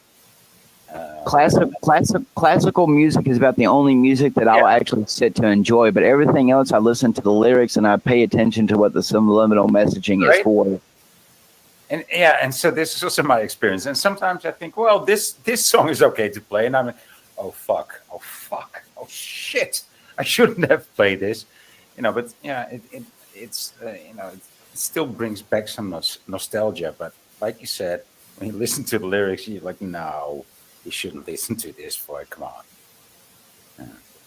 Yeah, I'll say again, for me, what's always been the most simplest explanation has always been the most direct for me. Like I said about the earth and the ecosystems, plants, animals, bugs, humans, the symbiosis of how the ecosystems and how we work together as, when we're not, eating each other and doing all the horrible things that sin brought into the world, to sit there and be able to convince even me for the longest time, dude, after I had gotten away from church and I stopped going to church, my life fell into sin. I started sinning all the time, blaspheming, not caring about God. I abandoned God for the longest time, but, since I had my son, the last 6-7 years, he's come back into my life, and then new things have been coming out in the world, and it's just too much of a coincidence. Like I say, after a while, it stops being coincidence and there's a pattern. And, I'm tired of being told that I'm going to be depopulated. I'm tired of being told that if I don't worship this person or technology who's being promoted by this person, that, I don't deserve to live, or that, we're the many people who should be eradicated off the earth. I'm being tired that, as a man, I'm not allowed to be able to say that my child, so where are we going to go? Where are you going to go? Where am I going to go? That's the biggest problem. See, most of us, those who don't live in cities, a lot of people think that just because, you live out in the country that you're safe. And, that's one of the biggest gaffes about the whole thing, is that being in anywhere close to within 100 to 200 miles of the city limits, you're fucked. Those of you who think you can get out of the cities and your cars, good luck getting your cars to move, and 20-mile pileups. So again, at what point are you going to stop paying the people who are getting paid out here to promote the people, who want this stuff to happen? These people are sitting here pretending like they're against the system and like they, they're for God, or that they're, against technology, vice versa, whatever. And yet, every single day, all I'm observing is, except for people like me, TML, Neuro, other people who want to expose the system and get it out there, look at the majority of the population. We are continuing. Yeah, there's people like us who want to get on here and do something about it. But let's face it, hypothetically, allegedly. I hear what you're saying, but this is, this is not the way to go about it. Even though I'm enticed, I'm interested, and I hear what you're saying, but this is not the way to go about it. Well, even if you do it through some liminal means and subversion, like how they do it, you can go and turn around and use the elite's tactics right against them. But at what point is that going to be completely effective? Because with Hydra, you cut off 10 heads, 10 more grow back, and who's to say that your own organization isn't being infiltrated?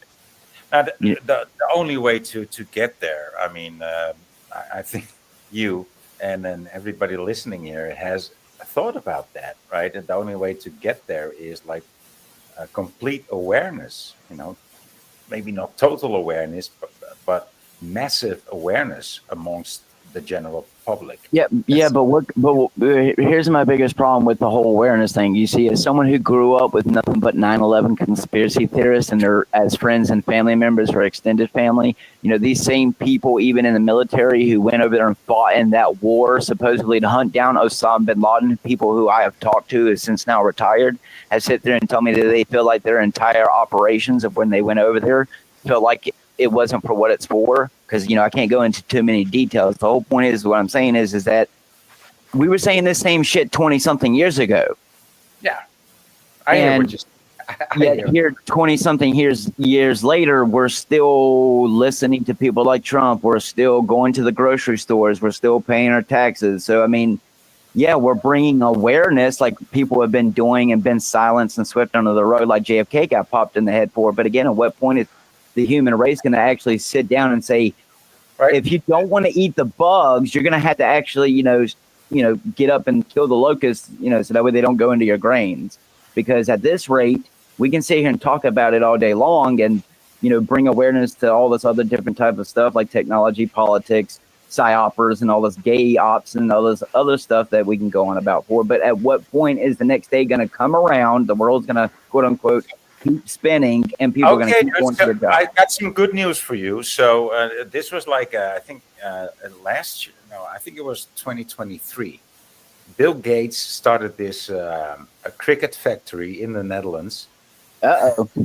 Yeah, he did, and by the time it was built, it burned down. And this was at the time that all these other food factories were burning down in the USA, and he was building this cricket factory in the Netherlands, and it was almost done, and then it burned down. I don't know what happened next, but I think he probably got some insurance money. Of course he did, but at least we don't have a cricket factory in the Netherlands. So. Well, that's where me and TML can agree on definitely one thing is that good will prevail in the end. So I may sit here and say, oh, we're not doing anything, but I do believe that in the end, good will triumph, and that, everything that's being perpetuated on the human race to harm us, like God says, no weapon against you that's foreign will prosper. So, that includes the bugs in your cereal. So, fuck, dude, I don't eat no cereal. No, I never trusted the crunch in the cereal, but now I know what it is. It's just Bugs Wings. What's that crust?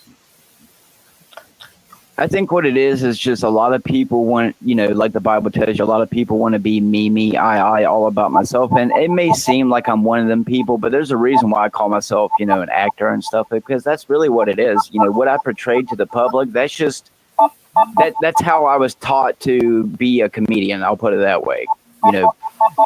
You'll be able to tell when my actual heart and truth is coming out like it is right now, because I do genuinely care about my fellow human being. I don't want to see the world subjugated, to, satanic technology and alien butthole probings. But, well, you're quite a talented speaker. Just listening to you. You got a lot to say, and you know how to say it. I was taught to act stupid. I'll put it that way. I was taught to act, Gomer Pyle from Full Metal Jacket. There you go. Oh, that's why you're in the neck of Andrew Tate. Yeah, that's why you're Andrew Tate. Yeah, I just want mankind to prosper even when I'm gone from this world. You know, as someone who I never wanted to have children, but I finally found a woman who I trusted enough to have a child with. And I'll put it this way, you know, it was bad enough worrying about my soul and the souls of my friends and my family, whether or not they, you know, come to Christ, whether or not, you know, we all get to go to heaven or not. But now that I have a child, you know, that fear is 100 billion times more, you know, uncertain, because I mean, you know, you're living in a world where, yes, I believe that God will protect people who truly believe in him, but who's to say that, you know, if God doesn't say that part of the plan for him is that I die in the depopulation agenda, you know, that's why at some point in my life, I just accepted death. You know, you had to, at some point, you know, falling asleep is like dying. So sleep paralysis didn't make that any easier. I know what dying feels like. So, you know, I'm pretty set in my ways, and you know, I'm not going to the moon for no $500,000. Just tell us, dude. What does that do? Nobody ever came back, but you did. So tell us. It's the most terrifying. It's the most terrifying experience you'll ever know if you get to experience it. It's worse than any. It's worse than any fear of heights, fear of spiders, fear of the dark. Anything that you've ever feared, like the boggart in your closet, it's 10 times worse. Because dying each time feels different. You can die multiple times and feel different each time. Because I've spoken to people who's also medically died on the table a few times from open heart surgeries. And from his experience, each time, just like with my experience with sleep paralysis, there was a lot of similarities, but also a lot of differences. Because, you know, he medically died on the table where you could actually pull up his death certificate where he was medically dead and stuff, compared to me where it's, you know, all I have to go on is my spiritual experience. So, but, you know, not being able to move, not being able to breathe, your body's, you know, sometimes freezing cold to the touch. You feel like there's something in the room that's not exactly good, that's weighing you down, especially if you're a sinner. You know, and then only twice has the name Jesus Christ ever saved me. Other than that, it's always been a mental battle. I had to think of my son. I had to think of my wife. I had to think of, you know, people who I care about. And I'm like, live mentally. And then eventually, you know, I guess the demon's like, oh, fuck it, he's still fighting, and then lets me breathe again. I haven't had one in, you know, a good few months, but, you know, as someone who, I've done a lot of research on them. Were you always like inside of your eyes in your body, or did you see were you like observing the situation? I'll put it this way. The very first time that I was attacked, when I put the Bible underneath my pillow at 9 years old,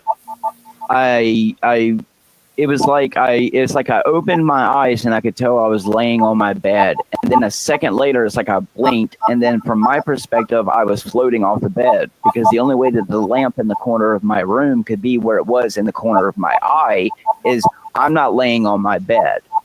And, you know, the fear of not understanding what the fuck was going on, because I wasn't really exposed to, you know, Exorcist and the Omen and stuff like that. So, you know, at that moment, I didn't realize demonic possession, but, you know, I guess, you know, by the grace of God, you know, the thought in my head said, in the name of Jesus Christ, let me go. And within that second, I was back on my bed as if I blinked. I was able to move. I was able to breathe. You know, ran in there, told the woman who I thought was very religious, you know, and she was eating fat back and pork beans, and told me to go back to bed. So, you know, but only once after that experience did I actually witness something that physically shouldn't be there, and that was shadow hands on the wall. You know, in my room, the wall is, you know, white except for, you know, the paintings and the decorations that I decided to put up on the wall. And I can tell you right now, I don't have no lights that create shadow hands, you know, like the hands in cartoons where they smell the pie on the windows. You know, one of them ghostly little hands, but it was hundreds of them, and they were kind of shadowy, and they were going up around the wall. And that was the only other time that I was able to call upon the name of Christ to save me, because that actually terrified me. You know, as someone I've heard people tell me experiences, you know, like my wife saw a schnauzer demon dog when she was younger. You know, people have claimed to see, you know, other entities with red eyes, with black fur. you know, so I take all these into account plus my own experiences. So, you know, the difference between me is I don't believe in ghosts. I think when a human being dies, that's it. You're dead until God says it's time for you to come back. Yeah, you know, nobody says that such an experience is a dead human being. A ghost might not necessarily be a dead human being. It might also. It's an entity, right? It I can 100% believe that. I believe 100% that any person, because I'll put it this way: my mom died about 7 years ago, okay, and as the last person who my mom hugged before I watched her croak in front of me, and I was the child who always took care of her more than the other siblings. So you know, I was very close to her. She was very attached to me.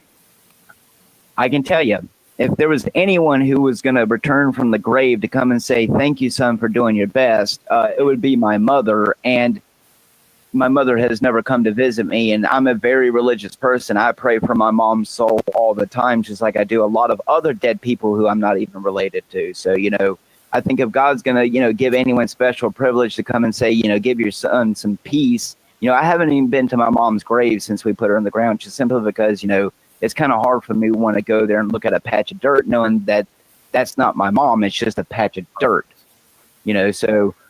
And you might also, I mean, you might also hope that she passed on. You know, she's not in like exactly. Where should she be? Like still in triage, right? Well, is she still in triage, or has she passed through? Come on, like you know, some people eat those places though. You know, and that's acceptable too. I can imagine. Well, for me, the Bible tells me that death is like sleeping. So that's the way I put it, you know. But so your mother died 7 years ago, but you never went to the grave? No, I was there. I was there when we put her in the ground or whatever. I just haven't gone back to see her because I'm one of them human beings who like understand that, like, you know, it's just a patch of dirt. You know, her grave is maintained and cared for.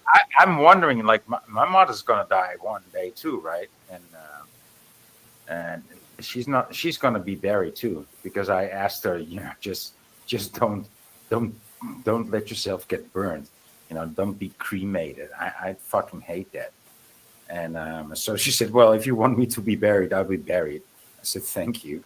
But whether I will ever go to her grave, I don't know, dude. And now that I heard you say that, you know, your mother died 7 years ago and you never went there, and actually, it sounds, you know, a bit crude to me, but I can see myself in that position too. Like, yeah, well, you know, she's gone, and that's just. I'll just put it this way, you know, I know that I will cry when I get in front of that patch of dirt, because the last time I was there, I, you know, saw my mom's corpse and put her into the ground. So, you know, I know that if my mom were right here talking to me, she would be like, you know, I don't want you to go and cry over a piece of dirt. You know, keep the memories of the happiness, the laughs, and even the hard times, but don't come to a piece of dirt and break down crying and, you know, shake your hand at God saying, damn you to hell, like, you know, Planet of the Apes. So I totally feel you, because I always felt a dark energy there, like right in these cemeteries can have very dark energies, and I'm going to tell you, as someone who's tried seances, and not because of the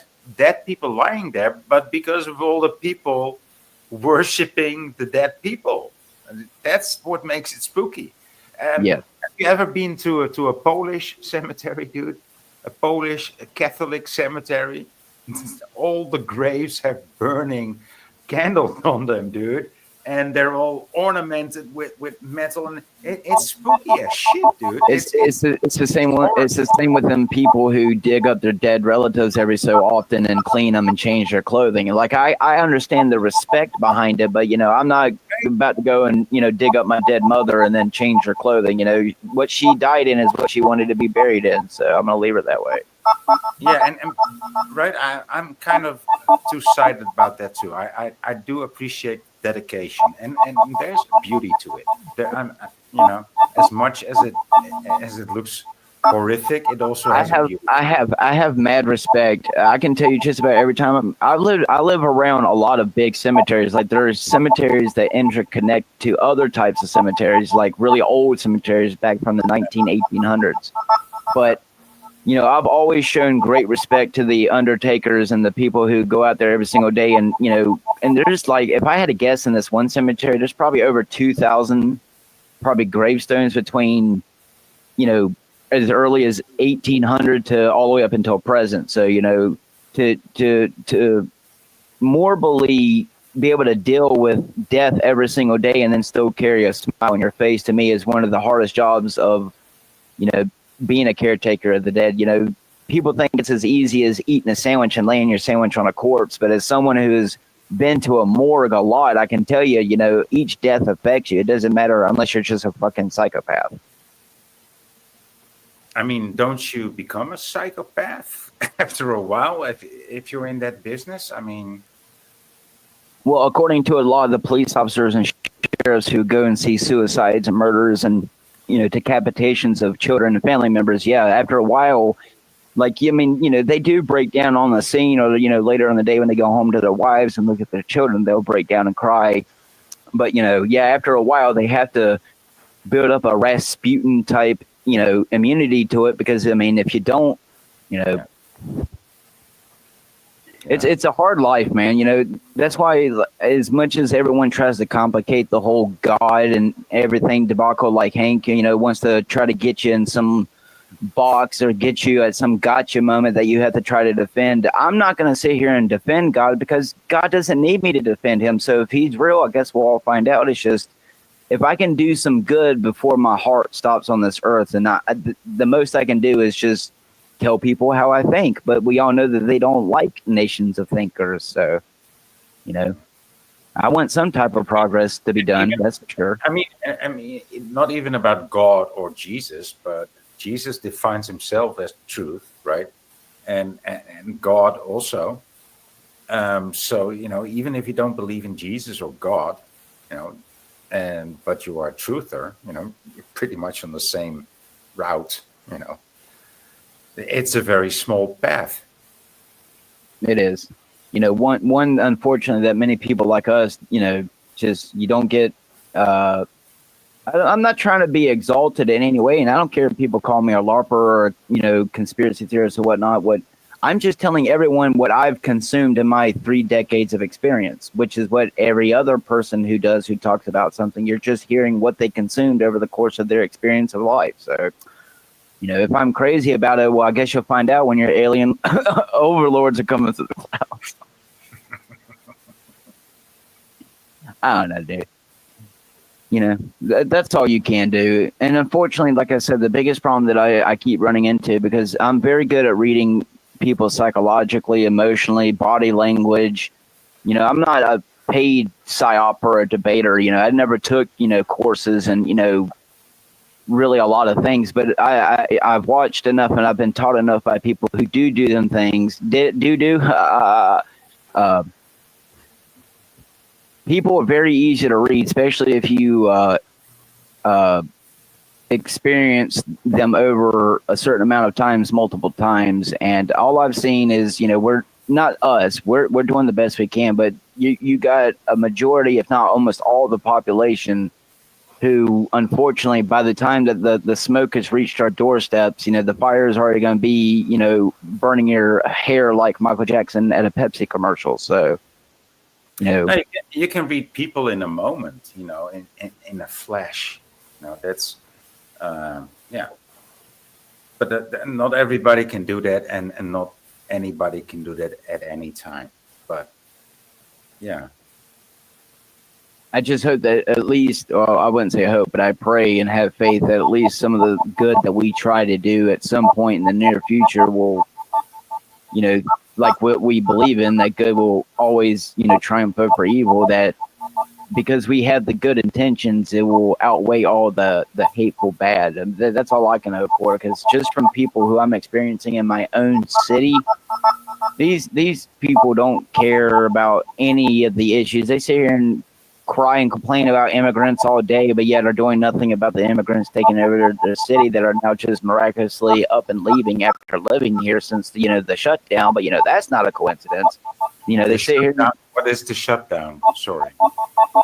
Well, I'm talking about how certain people who are living here not quote unquote legally, kind of made families here and thought they could anchor their children here and can drive 5 or 6 cars and already own a house, even though when I go and ask the neighbors and then go speak to them themselves, I ask them through a translator how long you've been here. I've only been here 2 months, and yet you've got 5 fucking cars, already got a construction business with no name on the side of your car, and already own a house that a rich white woman moved out of that y'all took over because why? There's about 6 or 7 other families with like 5 or 6, 7 guys living in the house with only like 1 woman and 1 child.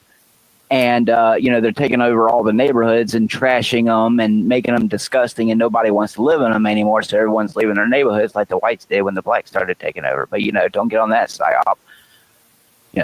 Say that. You can't say that.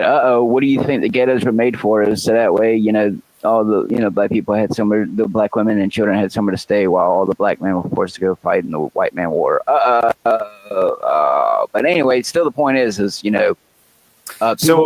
people like us don't get paid to tell the truth. That's all I gotta say. So what do you think if you are keeping up with that vibe? What do you keep track of what's happening in Germany at the moment? I do consume probably too much of the world news, so I'm pretty hip to. Yeah. So what do you think about the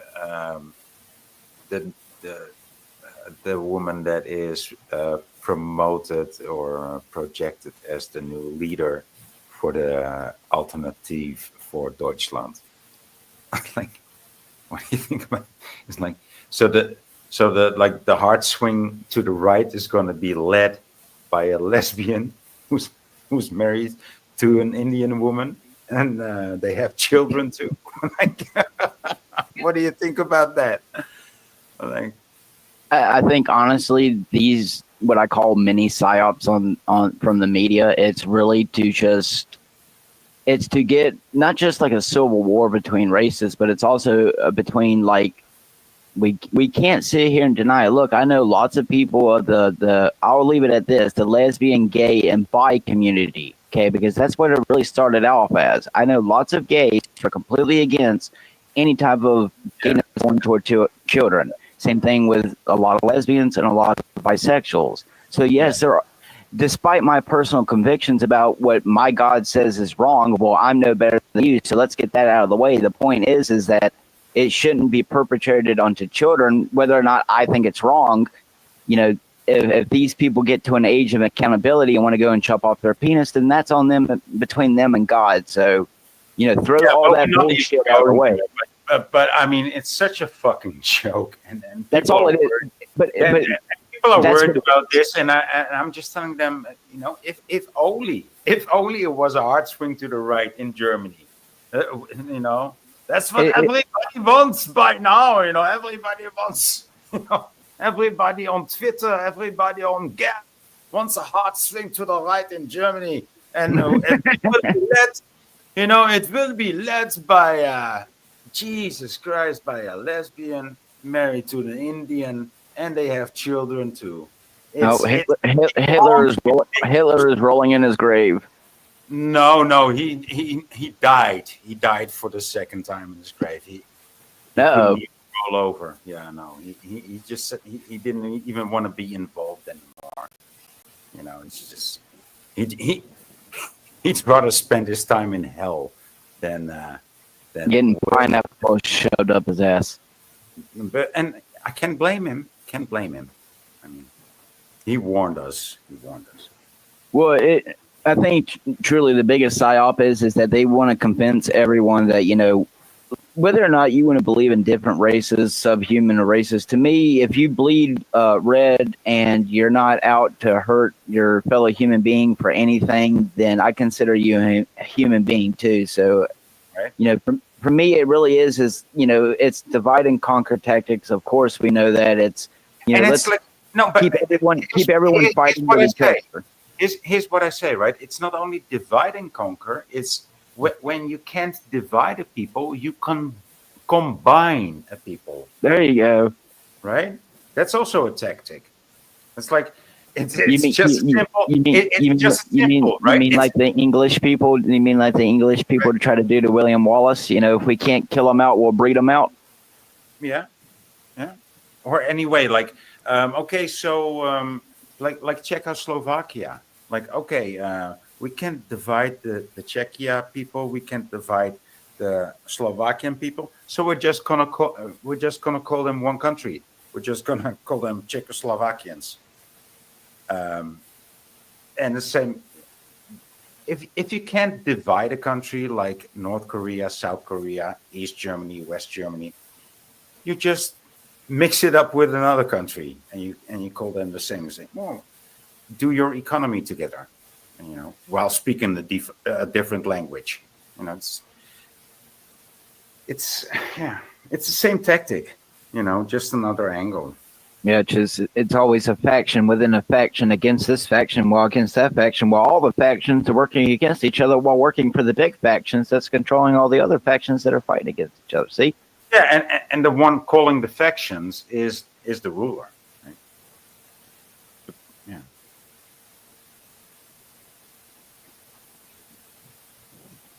That's what I'm saying, man. The system is such a complex. Like on the surface, even when you scratch it very deep to the point you get to the tender muscle and epidermis and all that shit. You know, it seems simple, but this system has been in place since before our great granddaddies were walking the earth. So I mean, in ways it's degrading itself, but in ways it seems to also still be going strong. But in my personal opinion, from what they are pushing, they are for sure pushing this whole, the current world system can't continue. Like they've been saying, how much of the New World Order is actually new? Because, I mean, if you really look at it, it's not all that new.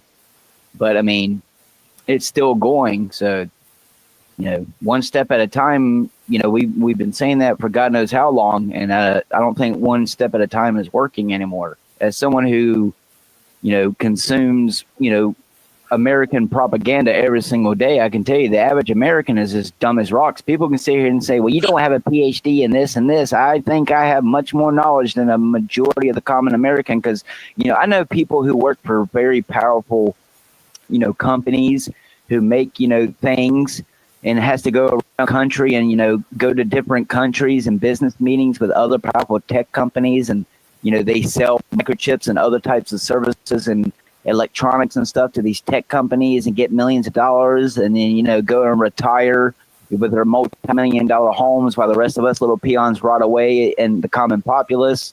And, basically this person goes and works their entire life, working their ranks up past all the men in their company just to turn around and tell someone like me who will never have $1 million that I can't sit on my ass to enjoy my $1 million, so I had to keep going to work. And then when you go and ask them questions of like, why did your, spouse go and tell me that the same microchips that he makes for a certain company is the same ones that go not only in your washers and dryers, but turn around and go in your bombs that kill innocent children in other countries while you're living in a multi-million-dollar house with your multi-million dollars in your bank. So, I want to get to that level without having to sell my soul to a multi-billionaire that's CEO. pretty much what you have to do, dude. And this, I understood this before I actually got it. The only way to get to that level is to sell out, and the only way to sell out is to lie or to stay quiet. That's it. Lie and stay quiet about what's happening. That's pretty much it. Well, yeah, I'll tell you that's for sure because they completely avoided the question when you asked them. Yeah. As their husband has a statue in their house that's like literally worth more than half of the cars that y'all are driving around on the fucking road. But yeah, okay, the system's not rigged. That's what I'm saying. Like that's where I sometimes even myself with God, I kind of look at God and it's like, God, like, I believe that through you, all things are possible. Have you ever seen a movie Left Behind, or I think it's Left Behind with Mr. T in it, and he's a Christian and the end time, that one. Okay. I never saw a movie with Mr. Anyway, T. But Mr. hey, T. but I will tell you this: I did actually saw Mr. T in real life, and I have a picture of him because he actually visited my town when I think I was like 11 years old. Uh, I think it was 1981, and the A team visited our hometown, my hometown. Yeah, so but I never saw a movie with Mr. T, dude. No. But Well, anyway, in that movie, he's a Christian. He's part of a tribulation force in the end times, and he's locked up in jail, and he ends up praying to God, and God like unlocks the jail cell and lets him escape or whatever. So, you know, you know, I have that kind of faith in my God. You know, I believe that if I'm supposed to die, before whether Rocky is right and the tribulation has already happened, whether tribulation's a lie, to me, I don't think God's going to allow like children to suffer during the Antichrist reign about watching plagues and all this other horrible stuff. So, dude, we could do with some tribulation and some rapture. I mean, the tribulation. Yeah, this is my impression of Mr. T in Amsterdam. It's gonna be. What the fuck? I heard you guys have excellent waffles. So chicken and waffles. Mr. T only needs one letter. Mr. T likes waffles and chicken. Would you like some Aunt Jemima on that? Well, I mean, he was another psy-opera anyway because they promoted a black dude wearing nothing but gold chains. So, and he was apparently too dumb to spell, so that's why he calls himself Mr. T. And that's the literal truth. That's the literal truth behind the psyop. So. Oh, and did you hear about Skechers? Oh yeah. Oh God.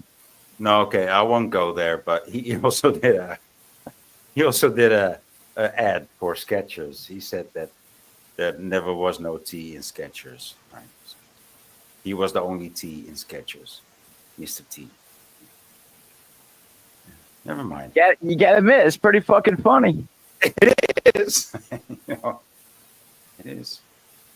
But again, every bit of media you consumed is just to keep you distracted and docile, like Jim Carrey said anyway when he showed you his all mocking tongue.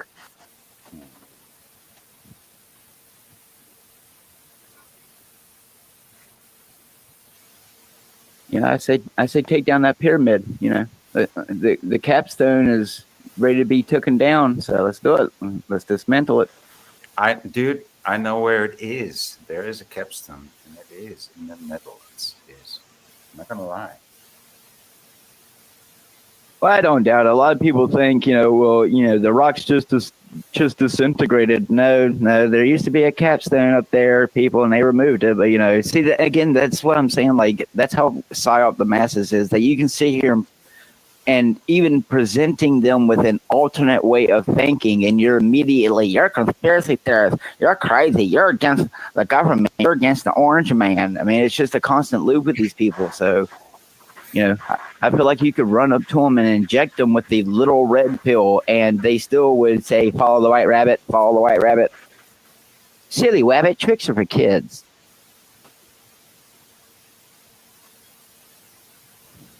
Yeah, we need an AI to produce an image of Reagan as Moses saying, Mr. Pharaoh, take down that pyramid.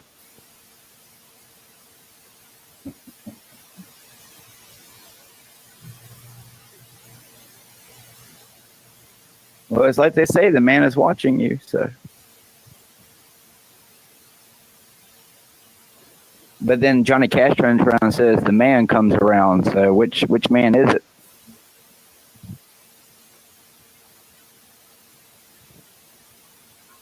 Yeah, I'm blown it with these impressions. I'm no comedian.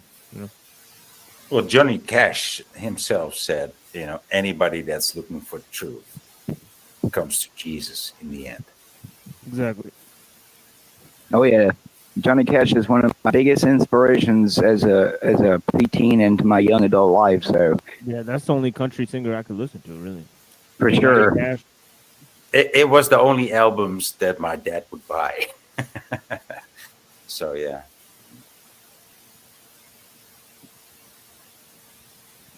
Yeah, like Johnny Cash, like Hank Williams. Like that stuff Nah. actually you can listen to.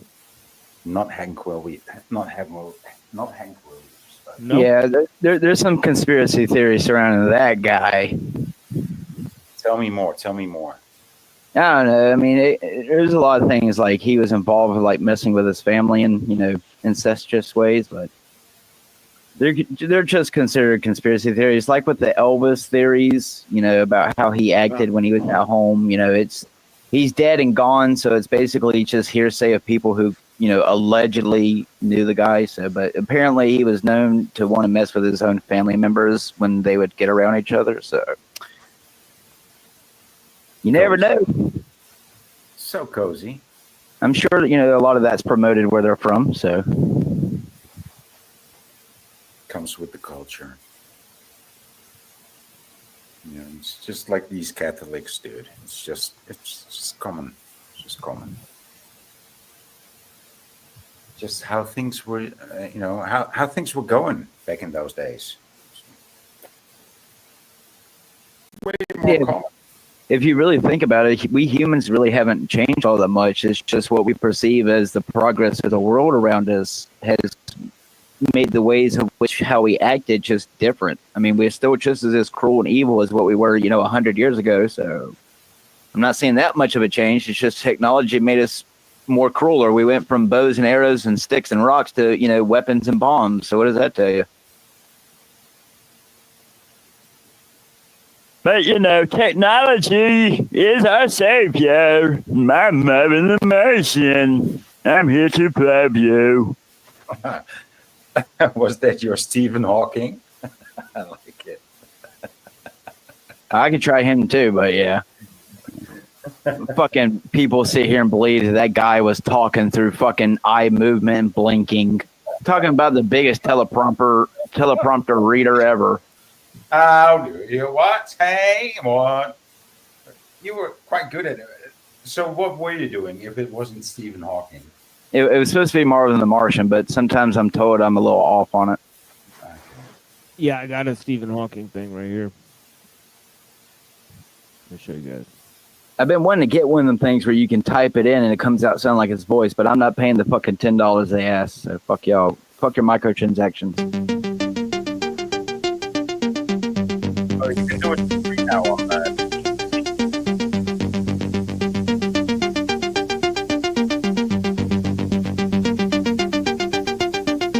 We are now in the year 2000.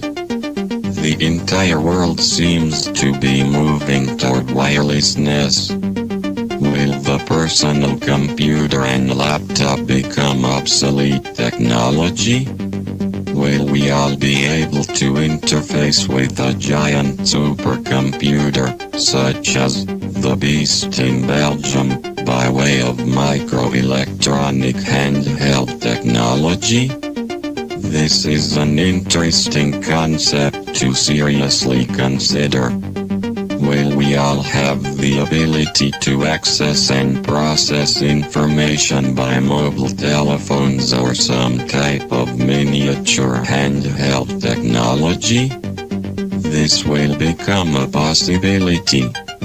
Software and computer companies all over the planet are investigating and researching the possibilities and applications of wireless information technology.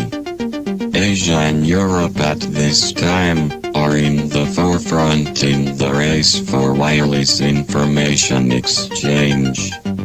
North and South American companies are working fanatically to play catch up in the world of wireless information networks. NTT Docomo, the innovators of the iMode cellular telephone, who have approximately 13 million Japanese linked to the information superhighway, are in the leadership position for this type of technology.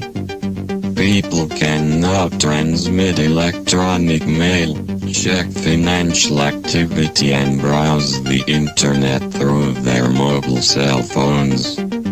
But this is just the tip of the iceberg as far as possibilities are concerned. Imagine one day of having the ability to accomplish all your daily tasks, anywhere and at any time, without having to be at a particular location to achieve a certain task. In today's fast-paced society, people want unlimited flexibility and mobility. This is now mandatory for virtually every aspect of human progress.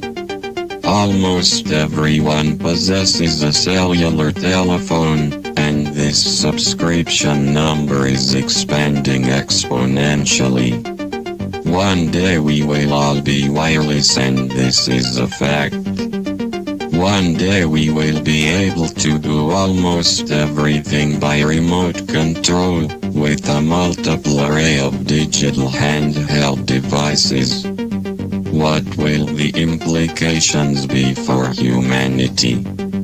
Who will benefit and who will suffer? These are the important questions that we as a society must seriously ask ourselves. We are all atomic and subatomic particles, and we are all wireless.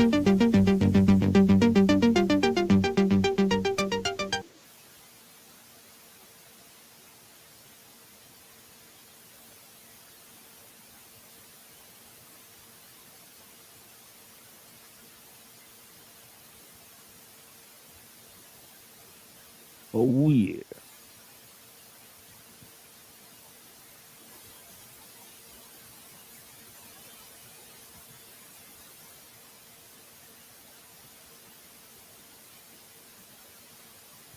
And then I also made this for the show.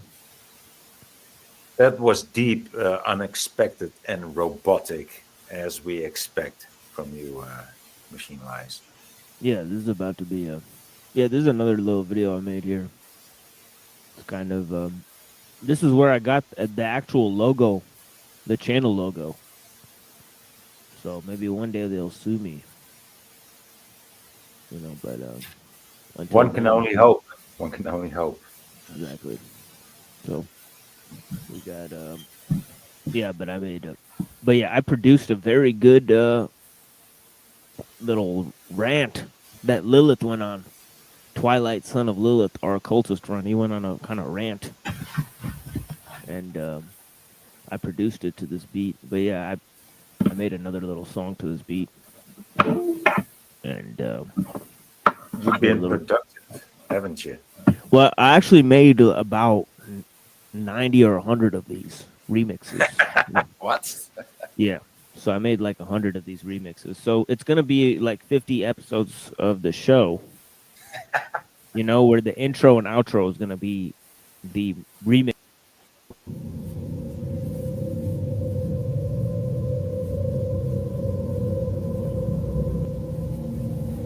The Industrial Revolution and its consequences have been a disaster for the human race. They have greatly increased the life expectancy of those of us who live in advanced countries, but they have destabilized society, have made life unfulfilling, have subjected human beings to indignities, have led to widespread psychological suffering, in the third world to physical suffering as well, and have inflicted severe damage on the natural world. The continued development of technology will worsen the situation. It will certainly subject human beings to greater indignities and inflict greater damage on the natural world. It will probably lead to greater social disruption and psychological suffering, and it may even lead to increased physical suffering, even in advanced countries. The industrial technological system may survive or it may break down. If it survives, it may eventually achieve a low level of physical and psychological suffering, but only after it passes through a long and very painful period of adjustment, and only at the cost of permanently reducing human beings and many other living organisms to engineered products and mere cogs in the social machine. Furthermore, if the system survives, the consequences will be inevitable. There is no way of reforming it or modifying the system so as to prevent it from depriving people of dignity and autonomy. If the system breaks down, the consequences will still be very painful, but the bigger the system grows, the more disastrous the results of its breakdown will be. So if it is to break down, it had best break down sooner rather than later. We therefore advocate a revolution against the industrial system.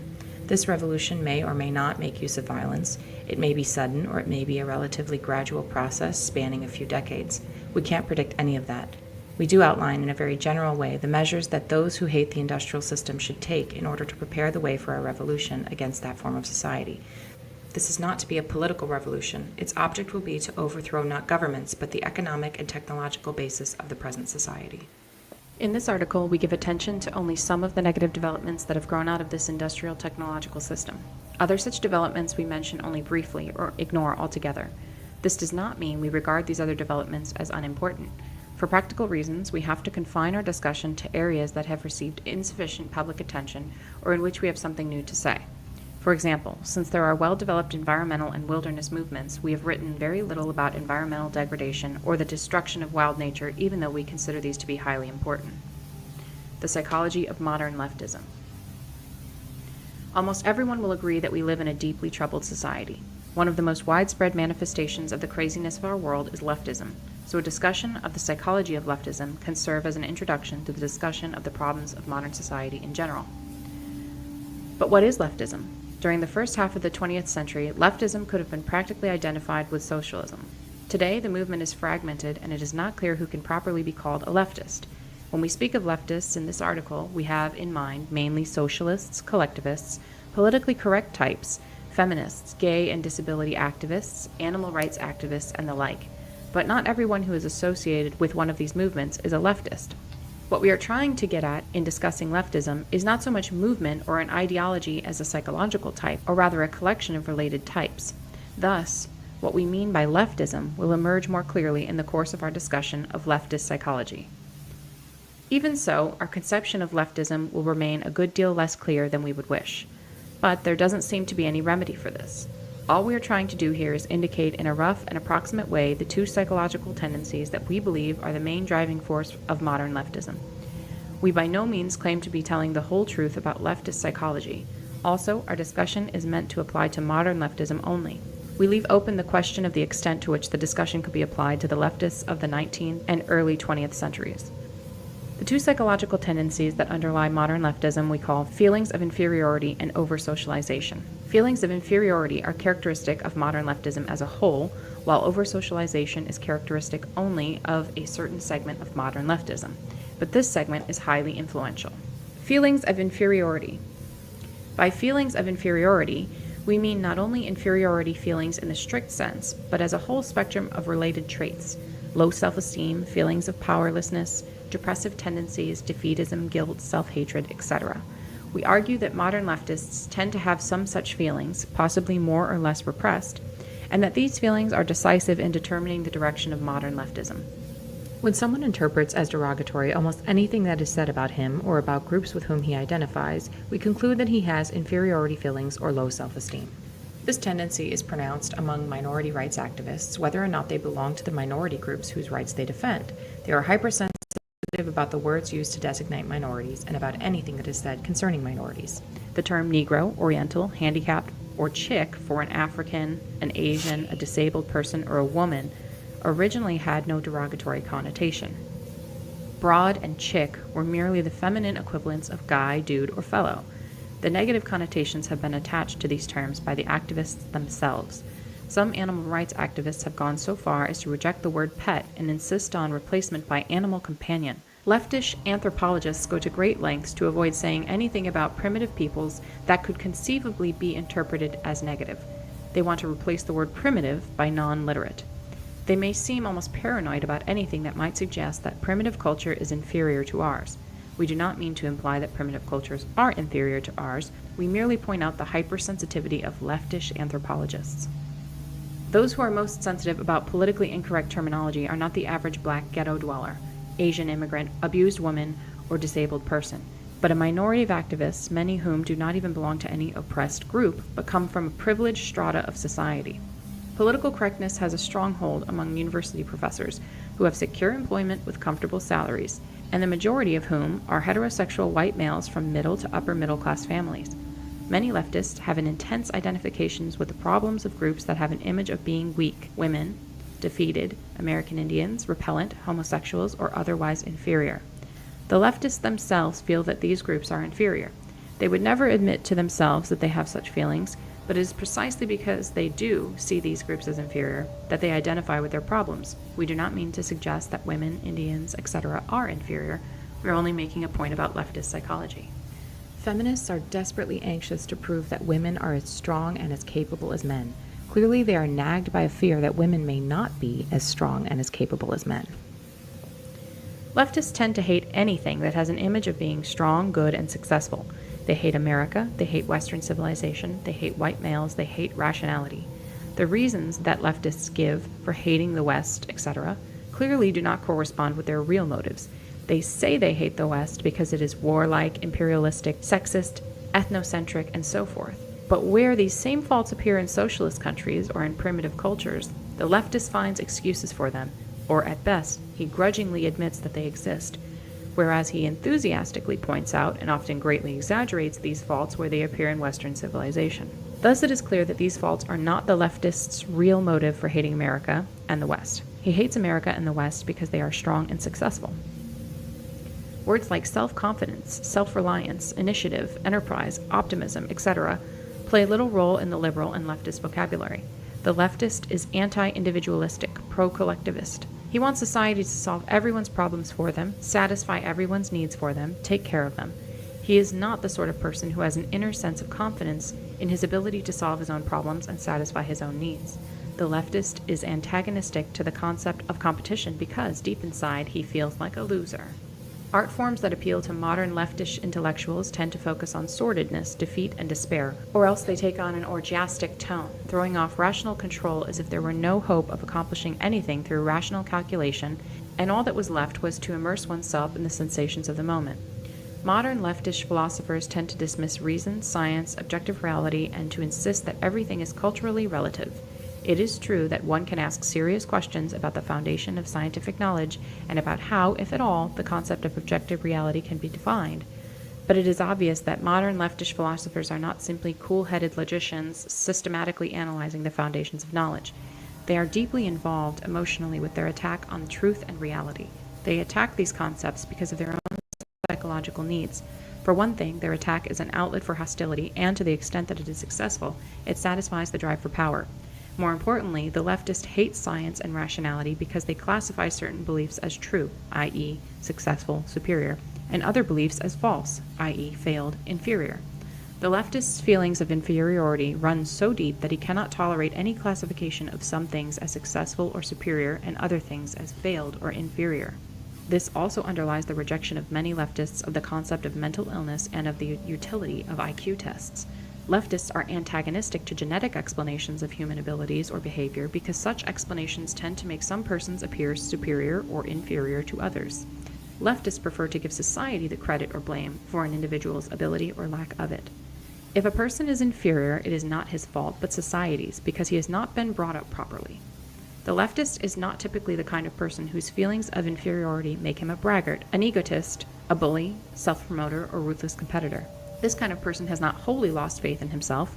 He has a deficit in his sense of power and self-worth, but he can still conceive of himself as having the capacity to be strong, and his efforts to make himself strong produce his unpleasant behavior. But the leftist is gone too far for that. His feelings of inferiority are so ingrained that he cannot conceive of himself as individually strong and valuable, hence the collectivism of the left. He can feel strong only as a member of a large organization or mass movement with which he identifies himself. Notice the masochistic tendency of leftist tactics. Leftists protest by lying down in front of vehicles. They intentionally provoke police or racists to abuse them, etc. These tactics may often be effective, but many leftists use them not as means to an end, but because they prefer masochistic tactics. Self-hatred is a leftist trait. Leftists may claim that their activism is motivated by compassion or moral principles, and moral principle does play a role for the leftists of the over-socialized type. But compassion and moral principle cannot be the main motives for leftist activism. Hostility is too prominent a component of leftist behavior, so is the drive for power. Moreover, much leftist behavior is not rationally calculated to be of benefit to the people whom the leftists claim to be trying to help. For example, if one believes that affirmative action is good for black people, does it make sense to demand affirmative action in hostile or dogmatic terms? Obviously, it would be more productive to take a diplomatic and conciliatory approach that would make at least verbal and symbolic concessions to white people who think that affirmative action discriminates against them. But leftist activists do not take such an approach because it would not satisfy their emotional needs. Helping black people is not their real goal. Instead, race problems serve as an excuse for them to express their own hostility and frustrated need for power.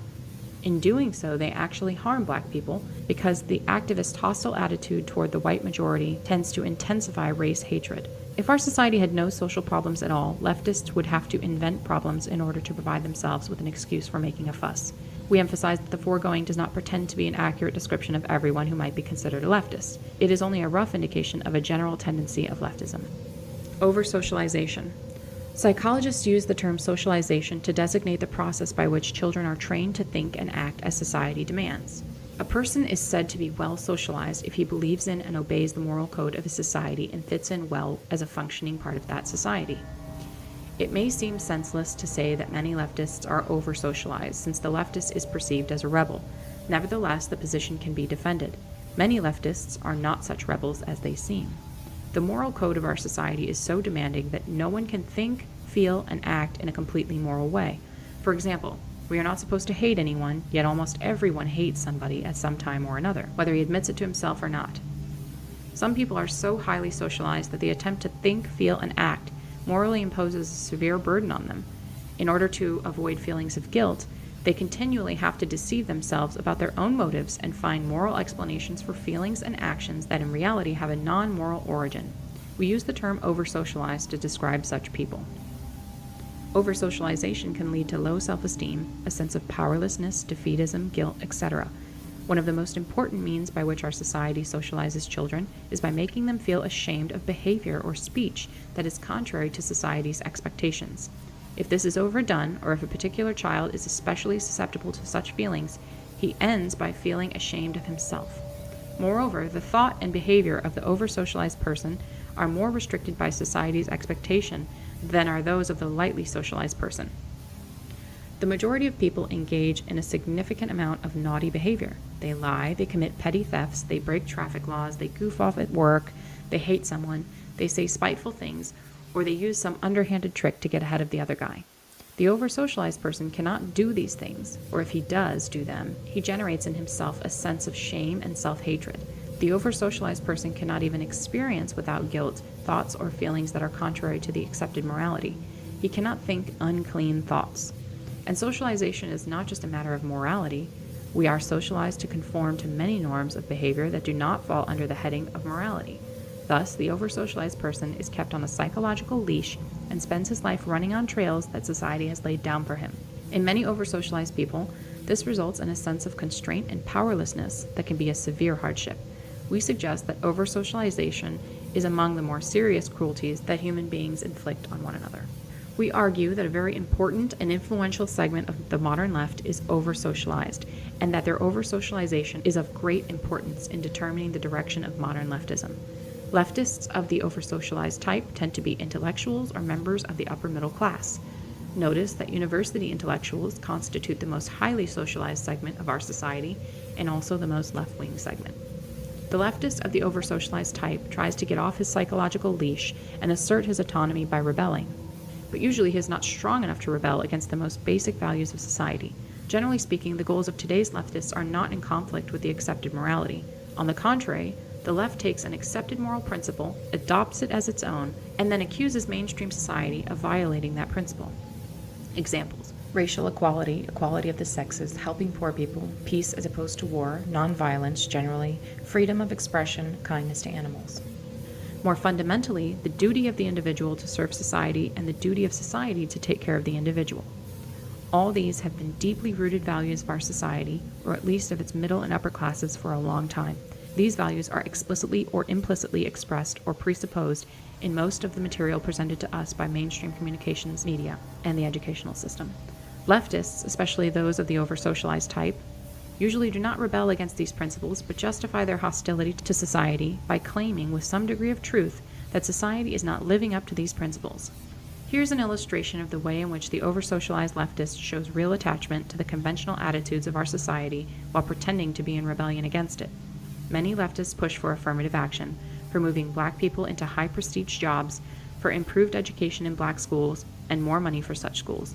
The way of life of the black underclass they regard as a social disgrace. They want to integrate the black man into the system, make him a business executive, a lawyer, a scientist, just like upper middle class white people. The leftists will reply that the last thing they want is to make the black man into a copy of the white man. Instead, they want to preserve African American culture. But in what does this preservation of African American culture consist?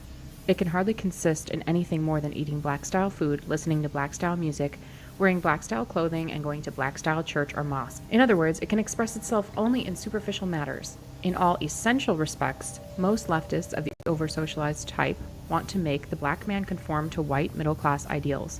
They want to make him study technical subjects, become an executive or a scientist, spend his life climbing the status ladder to prove that black people are as good as white. They want to make black fathers responsible. They want black gangs to become nonviolent, etc. But these are exactly the values of the industrial technological system. The system couldn't care less what kind of music a man listens to, what kind of clothes he wears, or what religion he believes in, as long as he studies in school, holds a respectable job, climbs the status ladder, is a responsible parent, is nonviolent, and so forth. In effect, however much he may deny it, the over-socialized leftist wants to integrate the black man into the system and make him adopt its values. We certainly do not claim that leftists, even of the over-socialized type, never rebel against the fundamental values of our society. Clearly they do sometimes. Some over-socialized leftists have gone so far as to rebel against one of modern society's most important principles by engaging in physical violence. By their own account, violence is for them a form of liberation. In other words, by committing violence, they break through the psychological restraints that have been trained into them. Because they are over-socialized, these restraints have been more confining for them than others, hence their need to break free of them. But they usually justify the rebellion in terms of mainstream values. If they engage in violence, they claim to be fighting against racism or the like. We realize that many objections could be raised to the foregoing thumbnail sketch of leftist psychology. The real situation is complex, and anything like a complete description of it would take several volumes, even if the necessary data were available. We claim only to have indicated very roughly the two most important tendencies of the psychology of modern leftism. The problems of the leftist are indicative of the problems of our society as a whole. Low self-esteem, depressive tendencies, and defeatism are not restricted to the left. Though they are especially noticeable in the left, they are widespread in our society. And today's society tries to socialize us to a greater extent than any previous society.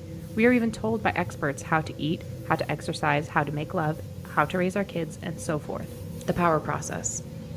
Human beings have a need, probably based in biology, for something that we will call the power process. This is closely related to the need for power, which is widely recognized, but it is not quite the same thing. The three most clear-cut of these we call goal, effort, and attainment of goal. Everyone needs to have goals whose attainment requires effort and needs to succeed in attaining at least some of his goals. The fourth element is more difficult to define and may not be necessary for everyone. We call it autonomy, and we'll discuss it later. Consider the hypothetical case of a man who can have anything he wants just by wishing for it. Such a man has power, but he will develop serious psychological problems. At first he will have a lot of fun, but by and by he will become acutely bored and demoralized. Eventually he may become clinically depressed. History shows that leisured aristocracies tend to become decadent. This is not true of fighting aristocracies that have to struggle to maintain their power, but leisured, secure aristocracies that have no need to exert themselves usually become bored, hedonistic, and demoralized, even though they have power. This shows that power is not enough. One must have goals toward which to exercise one's power.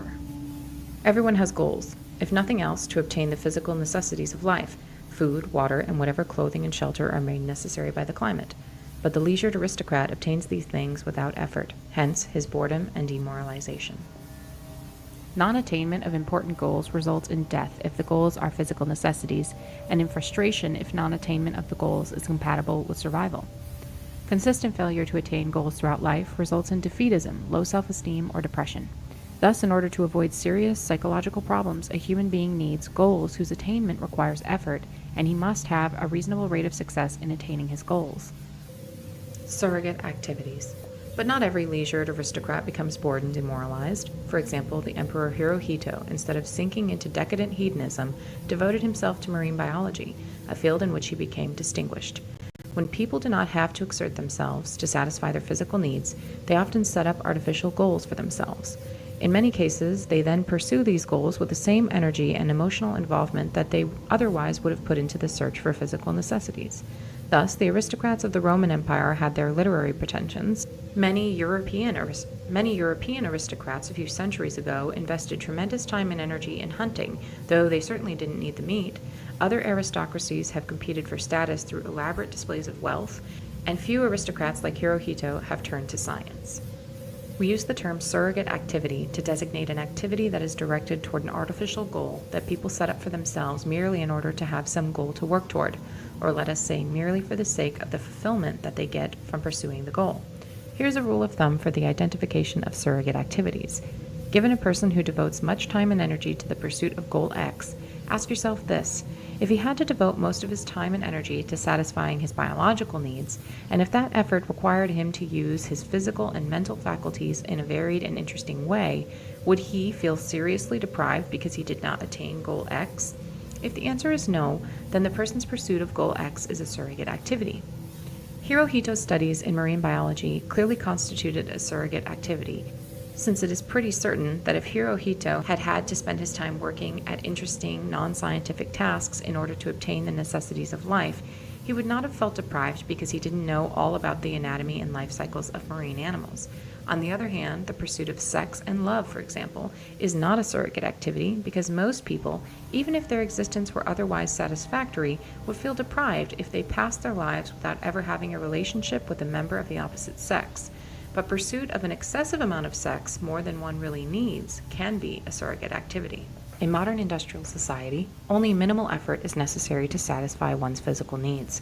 It is enough to go through a training program to acquire some petty technical skill, then come to work on time and exert the very modest effort needed to hold a job.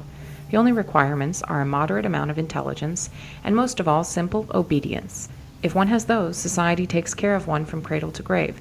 Yes, there is an underclass that cannot take the physical necessities for granted, but we are speaking here of mainstream society. Thus, it is not surprising that modern society is full of surrogate activities. These include scientific work, athletic achievement, humanitarian work, artistic and literary creation, climbing the corporate ladder, acquisition of money and material goods far beyond the point at which they cease to give any additional physical satisfaction, and social activism when it addresses issues that are not important for the activist personally, as in the case of white activists who work for the rights of non-white minorities. These are not always pure surrogate activities, since for many people they may be motivated in part by needs other than the need to have some goal to pursue. Scientific work may be motivated in part by a drive for prestige, artistic creation by a need to express feelings, militant social activism by hostility. But for most people who pursue them, these activities are in large part surrogate activities. For example, the majority of scientists will probably agree that the fulfillment they get from their work is more important than the money and the prestige they earn. For many, if not most people, surrogate activities are less satisfying than the pursuit of real goals, that is, goals that people would want to attain even if their need for the power process were already fulfilled. One indication of this is the fact that in many or most cases, people who are deeply involved in surrogate activities are never satisfied, never at rest. Thus, the moneymaker constantly strives for more and more wealth. The scientist no sooner solves one problem than he moves on to the next. The long-distance runner drives himself to run always further and faster. Many people who pursue surrogate activities will say that they get far more fulfillment from these activities than they do from the mundane business of satisfying their biological needs. But that is because in our society, the effort needed to satisfy the biological needs has been reduced to triviality. More importantly, in our society, people do not satisfy their biological needs autonomously, but by functioning as parts of an immense social machine. In contrast, people generally have a great deal of autonomy in pursuing their surrogate activities. Autonomy. Autonomy as part of the power process may not be necessary for every individual, but most people need a greater or lesser degree of autonomy in working toward their goals. Their effort must be undertaken on their own initiative and must be under their own direction and control. Yet most people do not have to exert this initiative, direction, and control as single individuals. It is usually enough to act as a member of a small group. Thus, if half a dozen people discuss a goal among themselves and make a successful joint effort to attain that goal, their need for the power process will be served. But if they work under rigid orders handed down from above that leave them no room for autonomous decision and initiative, then their need for the power process will not be served. The same is true when decisions are made on a collective basis if the group making the collective decision is so large that the role of each individual is insignificant. It is true that some individuals seem to have little need for autonomy. Either their drive for power is weak or they satisfy it by identifying themselves with some powerful organization to which they belong. And then there are unthinking animal types who seem to be satisfied with a purely physical sense of power, the good combat soldier who gets his sense of power by developing fighting skills that he is quite content to use in blind obedience to his superiors. But for most people, it is through the power process, having a goal, making an autonomous effort, and attaining the goal, that self-esteem, self-confidence, and a sense of power are acquired. When one does not have adequate opportunity to go through the power process, the consequences are, depending on the individual and on the way the power process is disrupted, boredom, demoralization, low self-esteem, inferiority feelings, defeatism, depression, anxiety, guilt, frustration, hostility, spouse or child abuse, insatiable hedonism, abnormal sexual behavior, sleep disorders, eating disorders, etc. Sources of social problems. Any of the foregoing symptoms can occur in any society, but in modern industrial society they are present on a massive scale. We aren't the first to mention that the world today seems to be going crazy. This sort of thing is not normal for human societies. There is good reason to believe that primitive man suffered from less stress and frustration and was better satisfied with his way of life than modern man is. It is true that not all was sweetness and light in primitive societies. Abuse of women was common among the Australian Aborigines. Transsexuality was fairly common among some of the American Indian tribes. But it does appear that, generally speaking, the kinds of problems that we have listed in the preceding paragraph were far less common among primitive peoples than they are in modern society. We attribute the social and psychological problems of modern society to the fact that society requires people to live under conditions radically different from those under which the human race evolved, and to behave in ways that conflict with the patterns of behavior that the human race developed while living under the earlier conditions. It is clear from what we have already written that we consider lack of opportunity to properly experience the power process as the most important of the abnormal conditions to which modern society subjects people. But it is not the only one. Before dealing with disruption of the power process as a source of social problems, we will discuss some of the other sources. Among the abnormal conditions present in modern industrial society are excessive density of population, isolation of man from nature, excessive rapidity of social change, and the breakdown of natural small-scale communities such as the extended family, the village, or the tribe. It is well known that crowding increases stress and aggression. The degree of crowding that exists today and the isolation of man from nature are consequences of technological progress. All pre-industrial societies were predominantly rural. The Industrial Revolution vastly increased the size of cities and the proportion of the population that lives in them, and modern agricultural technology has made it possible for the earth to support a far denser population than it ever did before. Also, technology exacerbates the effects of crowding because it puts increased disruptive powers in people's hands. For example, a variety of noise-making devices, power motors, radios, motorcycles, etc. If the use of these devices is unrestricted, people who want peace and quiet are frustrated by the noise. If their use is restricted, people who use the devices are frustrated by the regulations. But if these machines had never been invented, there would have been no conflict and no frustration generated by them. For primitive societies, the natural world, which usually changes only slowly, provided a stable framework and therefore a sense of security. In the modern world, it is human society that dominates nature rather than the other way around, and modern society changes very rapidly owing to technological change. Thus, there is no stable framework. The conservatives are fools. They whine about the decay of traditional values, yet they enthusiastically support technological progress and economic growth.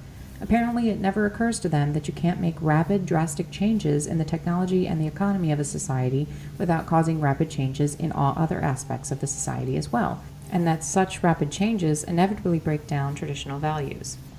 The breakdown of traditional values to some extent implies the breakdown of the bonds that hold together traditional small-scale social groups. The disintegration of small-scale social groups is also promoted by the fact that modern conditions often require or tempt individuals to move to new locations, separating them from their communities. Beyond that, a technological society has to weaken family ties and local communities if it is to function efficiently.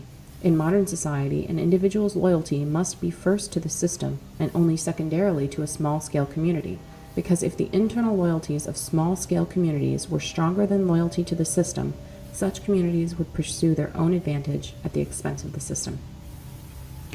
Suppose that a public official or corporation executive appoints his cousin, his friend, or his co-religionist to a position rather than appointing the person best qualified for the job. He has permitted personal loyalty to supersede his loyalty to the system, and that is nepotism or discrimination, both of which are terrible sins in modern society.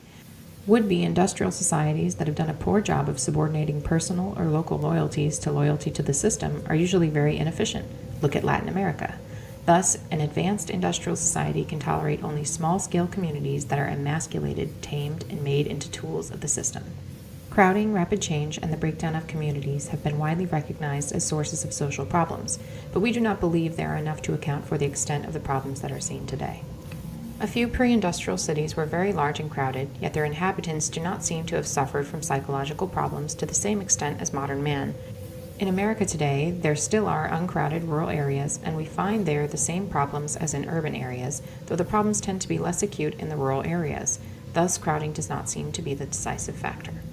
On the growing edge of the American frontier during the 19th century, the mobility of the population probably broke down extended families and small-scale social groups to at least the same extent as these are broken down today.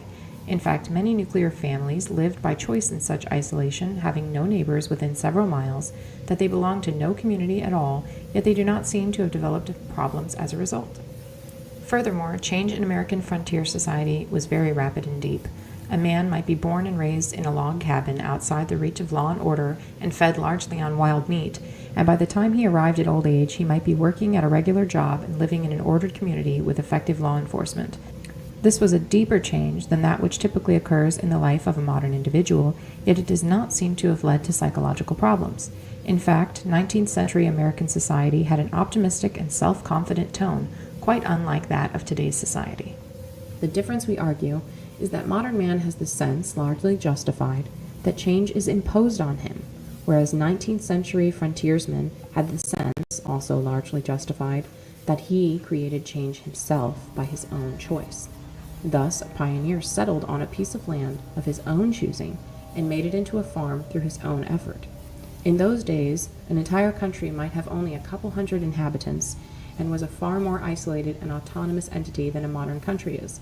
Hence, the pioneer farmer participated as a member of a relatively small group in the creation of a new ordered community. One may well question whether the creation of this community was an improvement, but at any rate it satisfied the pioneer's need for the power process.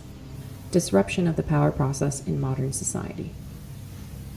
It would be possible to give other examples of societies in which there has been rapid change and or lack of close community ties without the kind of massive behavioral aberration that is seen in today's industrial society. We contend that the most important cause of social and psychological problems in modern society is the fact that people have insufficient opportunity to go through the power process in a normal way. We don't mean to say that modern society is the only one in which the power process has been disrupted. Probably most, if not all, civilized societies have interfered with the power process to a greater or lesser extent. But in modern industrial society, the problem has become particularly acute. Leftism, at least in its recent mid to late 20th century form, is in part a symptom of deprivation with respect to the power process. We divide human drives into three groups. 1. Those drives that can be satisfied with minimal effort. 2. Those that can be satisfied but only at the cost of serious effort. 3. Those that cannot be adequately satisfied no matter how much effort one makes. The power process is the process of satisfying the drives of the second group. The more drives there are in the third group, the more there is frustration, anger, eventual defeatism, depression, etc. In modern industrial society, natural human drives tend to be pushed into the first and third groups, and the second group tends to consist increasingly of artificially created drives. In primitive societies, physical necessities generally fall into group 2. They can be obtained, but only at the cost of serious effort. But modern society tends to guarantee the physical necessities to everyone, in exchange for only minimal effort. Hence, physical needs are pushed into group 1. There may be disagreement about whether the effort needed to hold a job is minimal, but usually, in lower to middle level jobs, whatever effort is required is merely that of obedience. You sit or stand where you are told to sit or stand, and do what you are told to do in the way you are told to do it. Seldom do you have to exert yourself seriously, and in any case you have hardly any autonomy in work, so the need for the power process is not well served. Social needs such as sex, love, and status often remain in group 2 in modern society, depending on the situation of the individual. But, except for people who have a particularly strong drive for status, the effort required to fulfill the social drives is insufficient to satisfy adequately the need for the power process. So certain artificial needs have been created that fall into group 2, hence serve the need for the power process. Advertising and marketing techniques have been developed that make many people feel they need things that their grandparents never desired or even dreamed of. It requires serious effort to earn enough money to satisfy these artificial needs, hence they fall into Group 2. Modern man must satisfy his need for the power process, largely through pursuit of the artificial needs created by the advertising and marketing industry and through surrogate activities. It seems that for many people, maybe the majority, these artificial forms of the power process are insufficient. A theme that appears repeatedly in the writings of the social critics of the second half of the 20th century is the sense of purposelessness that afflicts many people in modern society. This purposelessness is often called by other names, such as anomie or middle-class vacuity. We suggest that the so-called identity crisis is actually a search for a sense of purpose, often for commitment to a suitable surrogate activity. It may be that existentialism is in large part a response to the purposelessness of modern life. Very widespread in modern society is the search for fulfillment. But we think that for the majority of people, an activity whose main goal is fulfillment, that is, a surrogate activity, does not bring completely satisfactory fulfillment. In other words, it does not fully satisfy the need for the power process. That need can be satisfied only through activities that have some external goal, such as physical necessities, sex, love, status, revenge, etc. Moreover, where goals are pursued through earning money, climbing the status ladder, or functioning as part of the system in some other way, most people are not in a position to pursue their goals autonomously. Most workers are someone else's employee, and as we pointed out in paragraph 61, must spend their days doing what they are told to do in the way they are told to do it. Even most people who are in business for themselves have only limited autonomy. It is a chronic complaint of small business persons and entrepreneurs that their hands are tied by excessive government regulation. Some of these regulations are doubtless unnecessary, but for the most part, government regulations are essential and inevitable parts of our extremely complex society. A large portion of small businesses today operate on the franchise system. It was reported in the Wall Street Journal a few years ago that many of the franchise-granting companies require applicants for franchises to take a personality test that is designed to exclude those who have creativity and initiative, because such persons are not sufficiently docile to go along obediently with the franchise system.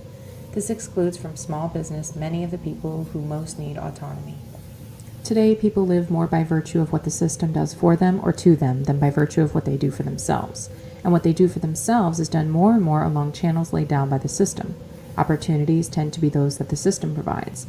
The opportunities must be exploited in accord with the rules and regulations, and techniques prescribed by the experts must be followed if there is to be a chance of success. Thus, the power process is disrupted in our society through a deficiency of real goals and a deficiency of autonomy in pursuit of goals. But it is also disrupted because of those human drives that fall into Group 3. The drives that one cannot adequately satisfy no matter how much effort one makes. One of these drives is the need for security. Our lives depend on decisions made by other people. We have no control over these decisions, and we usually do not even know the people who make them. We live in a world in which relatively few people, maybe 500 or 1,000, make the important decisions. Philip B. Hayman of Harvard Law School, quoted by Anthony Lewis in the New York Times, April 21, 1995. Our lives depend on whether safety standards of a nuclear power plant are properly maintained, or how much pesticide is allowed to get into our food, or how much pollution into our air, on how skillful or incompetent our doctor is. Whether we lose or get a job may depend on decisions made by government economists or corporation executives, and so forth. Most individuals are not in a position to secure themselves against these threats to more than a very limited extent. The individual's search for security is therefore frustrated, which leads to a sense of powerlessness. It may be objected that primitive man is physically less secure than modern man, as is shown by his shorter life expectancy. Hence, modern man suffers from less, not more, than the amount of insecurity that is normal for human beings. But psychological security does not closely correspond with physical security. What makes us feel secure is not so much objective security as a sense of confidence in our ability to take care of ourselves. Primitive man, threatened by a fierce animal or by hunger, can fight in self-defense or travel in search of food. He has no certainty of success in these efforts, but he is by no means helpless against the things that threaten him. The modern individual, on the other hand, is threatened by many things against which he is helpless. Nuclear accidents, carcinogens in food, environmental pollution, war, increasing taxes, invasion of his privacy by large organizations, nationwide social or economic phenomena that may disrupt his way of life. It is true that primitive man is powerless against some of the things that threaten him, disease for example, but he can accept the risk of disease stoically.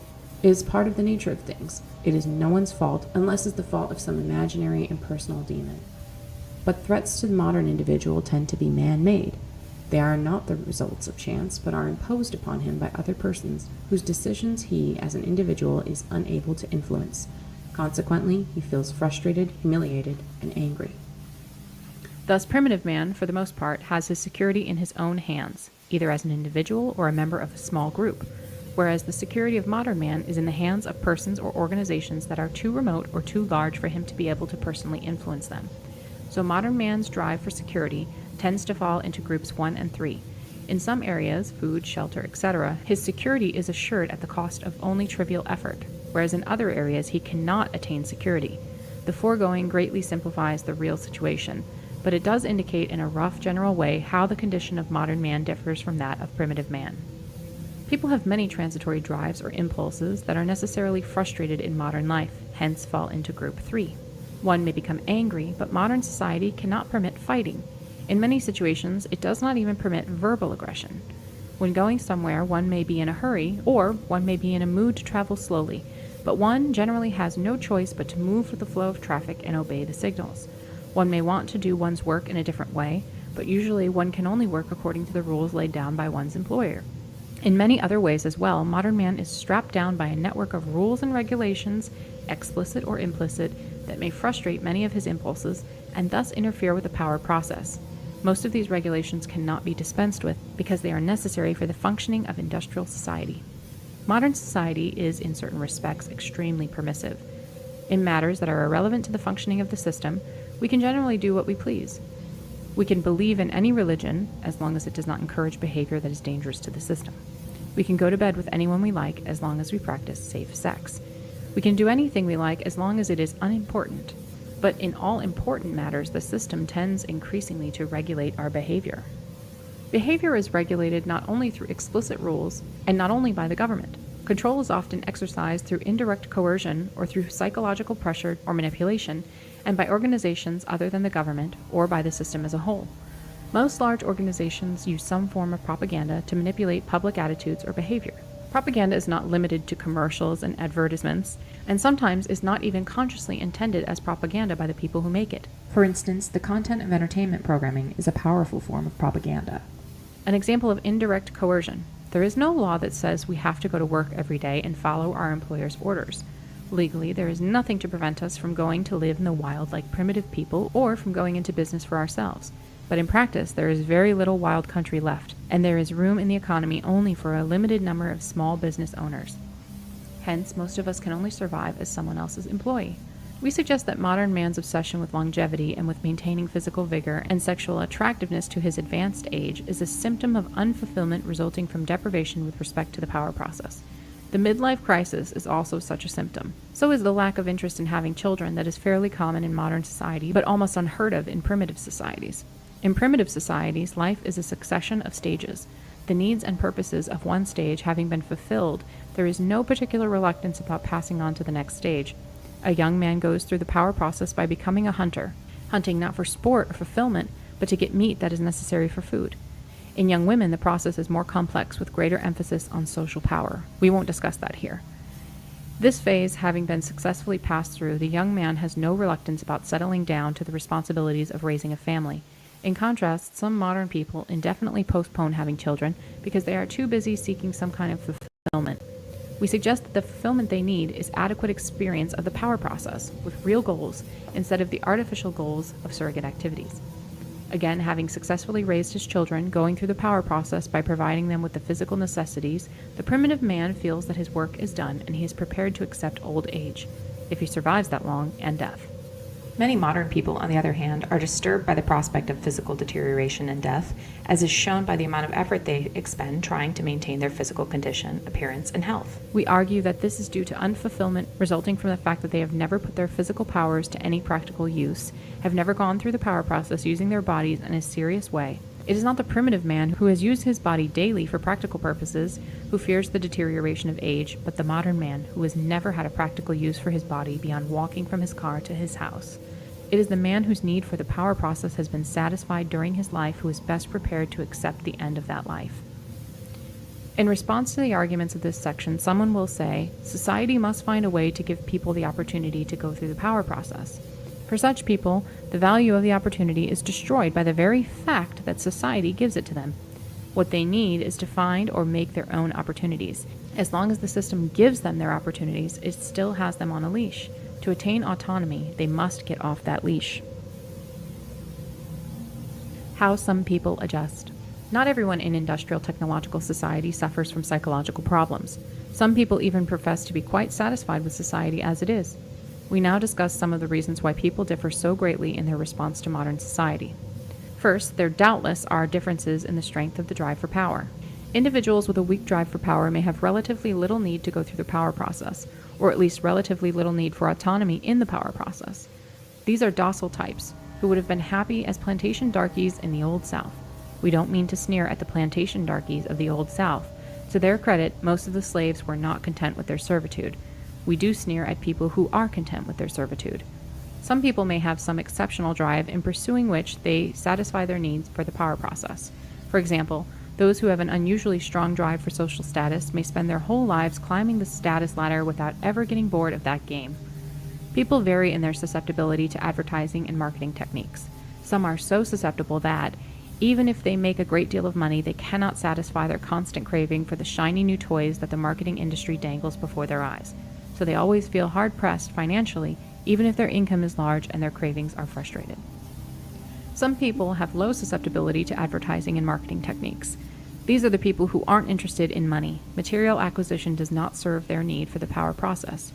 People who have medium susceptibility to advertising and marketing techniques are able to earn enough money to satisfy their cravings for goods and services, but only at the cost of serious effort, putting in overtime, taking a second job, earning promotions, etc. Thus, material acquisition serves their needs for the power process, but it does not necessarily follow that their need is fully satisfied. They may have insufficient autonomy in the power process. Their work may consist of following orders, and some of their drives may be frustrated. For example, security, aggression. We are guilty of oversimplification in paragraphs 80 through 82 because we have assumed that the desire for material acquisition is entirely a creation of the advertising and marketing industry. Of course, it's not that simple.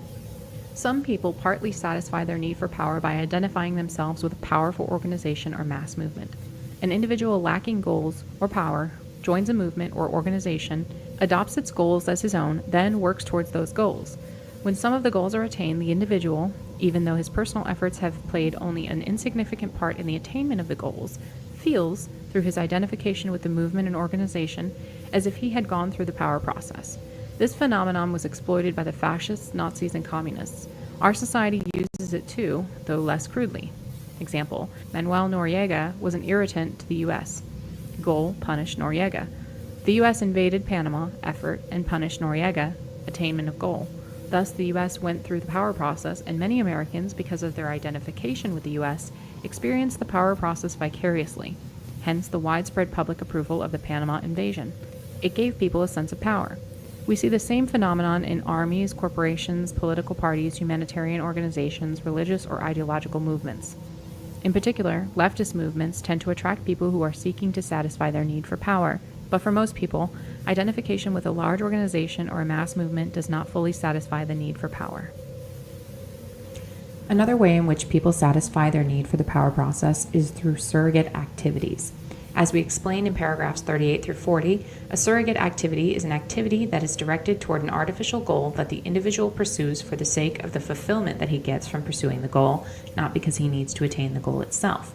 For instance, there is no practical motive for building enormous muscles, hitting a little ball into a hole, or acquiring a complete series of postage stamps. Yet many people in our society devote themselves with passion to bodybuilding, golf, or stamp collecting. Some people are more other-directed than others, and therefore will more readily attach importance to a surrogate activity simply because the people around them treat it as important or because society tells them it is important. That is why some people get very serious about essentially trivial activities such as sports or bridge or chess or arcane scholarly pursuits, whereas others who are more clearly sighted never see these things as anything but the surrogate activities that they are, and consequently never attach enough importance to them to satisfy their need for the power process in that way. It only remains to point out that in many cases a person's way of earning a living is also a surrogate activity. Not a pure surrogate activity, since part of the motive for the activity is to gain the physical necessities and, for some people, social status and the luxuries that advertising makes them want. But many people put into their work far more effort than is necessary to earn whatever money and status they require. And this extra effort constitutes a surrogate activity. This extra effort, together with the emotional investment that accompanies it, is one of the most potent forces acting toward the continual development and perfecting of the system, with negative consequences for individual freedom. Especially for the most creative scientists and engineers, work tends to be largely a surrogate activity. This point is so important that it deserves a separate discussion, which we shall give in a moment. In this section, we have explained how many people in modern society do satisfy their need for the power process to a greater or lesser extent, but we think that for the majority of people, the need for the power process is not fully satisfied. In the first place, those who have an insatiable drive for status, or those who get firmly hooked on a surrogate activity, or who identify strongly enough with a movement or organization to satisfy their need for power in that way, are exceptional personalities. Others are not fully satisfied with surrogate activities or by identification with an organization. In the second place, too much control is imposed by the system through explicit regulation or through socialization, which results in a deficiency of autonomy and in frustration due to the impossibility of attaining certain goals and the necessity of restraining too many impulses. But even if most people in industrial technological society were well satisfied, we would still be opposed to that form of society because, among other reasons, we consider it demeaning to fulfill one's need for the power process through surrogate activities or through identification with an organization rather than through pursuit of real goals. The motives of scientists. Science and technology provide the most important examples of surrogate activities. Some scientists claim that they are motivated by curiosity or by a desire to benefit humanity, but it is easy to see that neither of these can be the principal motive of most scientists. As for curiosity, that notion is simply absurd. Most scientists work on highly specialized problems that are not the object of any normal curiosity. For example, is an astronomer, a mathematician, or an entomologist curious about the properties of isopropyl trimethylmethane? Of course not. Only a chemist is curious about such a thing, and he is curious about it only because chemistry is his surrogate activity. Is the chemist curious about the appropriate classification of a new species of beetle? No, that question is of interest only to the entomologist, and he is interested in it only because entomology is his surrogate activity. If the chemist and the entomologist had to exert themselves seriously to obtain the physical necessities, and if that effort exercised their abilities in an interesting way, but in some non-scientific pursuit, then they wouldn't give a damn about isopropyl trimethylmethane or the classification of beetles. Suppose that lack of funds for postgraduate education had led the chemist to become an insurance broker instead of a chemist. In that case, he would have been very interested in insurance matters, but would have cared nothing about isopropyl trimethylmethane. In any case, it is not normal to put into the satisfaction of mere curiosity the amount of time and effort that scientists put into their work. The curiosity explanation for the scientist's motive just doesn't stand up. The benefit of humanity explanation doesn't work any better. Some scientific work has no conceivable relation to the welfare of the human race, most of archaeology or comparative linguistics, for example. Some other areas of science present obviously dangerous possibilities, yet scientists in these areas are just as enthusiastic about their work as those who develop vaccines or study air pollution. Consider the case of Dr. Edward Teller, who had an obvious emotional involvement in promoting nuclear power plants. Did this involvement stem from a desire to benefit humanity? If so, then why didn't Dr. Teller get emotional about other humanitarian causes? If he was such a humanitarian, then why did he help to develop the H-bomb? As with many other scientific achievements, it is very much open to question whether nuclear power plants actually do benefit humanity. Does the cheap electricity outweigh the accumulating waste and the risk of accidents? Dr. Teller saw only one side of the question. Clearly, his emotional involvement with nuclear power arose not from a desire to benefit humanity, but from a personal fulfillment he got from his work and from seeing it put to practical use. The same is true of scientists generally. With possible rare exceptions, their motive is neither curiosity nor a drive to benefit humanity, but the need to go through the power process, to have a goal, a scientific problem to solve, to make an effort, research, and attain the goal, solution of the problem. Science is a surrogate activity because scientists work mainly for the fulfillment they get out of the work itself. Of course, it's not that simple. Other motives do play a role for many scientists. Money and status, for example. Some scientists may be persons of the type who have an insatiable drive for status, and this may provide much of the motivation for their work. No doubt the majority of scientists, like the majority of the general population, are more or less susceptible to advertising and marketing techniques and need money to satisfy their craving for goods and services. Thus, science is not a pure surrogate activity, but it is in large part a surrogate activity. Also, science and technology constitute a power mass movement, and many scientists gratify their need for power through identification with this mass movement. Thus, science marches on blindly without regard to the real welfare of the human race or to any other standard, obedient only to the psychological needs of the scientists and the government officials and corporation executives who provide the funds for research. The nature of freedom. We are going to argue that industrial technological society cannot be reformed in such a way as to prevent it from progressively narrowing the sphere of human freedom. But because freedom is a word that can be interpreted in many ways, we must first make clear what kind of freedom we are concerned with. By freedom, we mean the opportunity to go through the power process with real goals, not the artificial goals of surrogate activities, and without interference, manipulation, or supervision from anyone, especially from any large organization. Freedom means being in control, either as an individual or as a member of a small group, of the life and death issues of one's existence: food, clothing, shelter, and defense against whatever threats there may be in one's environment. Freedom means having power, not the power to control other people, but the power to control the circumstances of one's own life. One does not have freedom if anyone else, especially a large organization, has power over one, no matter how benevolently, tolerantly, and permissively that power may be exercised. It is important not to confuse freedom with mere permissiveness. It is said that we live in a free society because we have a certain number of constitutionally guaranteed rights, but these are not as important as they seem. The degree of personal freedom that exists in a society is determined more by the economic and technological structure of the society than by its laws or form of government. Most of the Indian nations of New England were monarchies, and many of the cities of the Italian Renaissance were controlled by dictators. But in reading about these societies, one gets the impression that they allowed far more personal freedom than our society does. In part, this was because they lacked efficient mechanisms for enforcing their rulers' will. There were no modern, well-organized police forces, no rapid long-distance communications, no surveillance cameras, no dossiers of information about the lives of average citizens, hence it was relatively easy to evade control. As for our constitutional rights, consider, for example, that of freedom of the press. We certainly don't mean to knock that right. It is a very important tool for limiting concentration of political power and for keeping those who do have political power in line by publicly exposing any misbehavior on their part. But freedom of the press is of very little use to the average citizen as an individual. The mass media are mostly under the control of large organizations that are integrated into the system. Anyone who has a little money can have something printed and can distribute it on the internet or in some way, but what he has to say will be swamped by the vast volume of material put out by the media. Hence, it will have no practical effect. To make an impression on society with words is therefore almost impossible for most individuals and small groups. Take us, for example. If we had never done anything violent and had submitted the present writings to a publisher, they probably would not have been accepted. If they had been accepted and published, they probably would not have attracted many readers, because it's more fun to watch the entertainment put out by the media than to read a sober essay.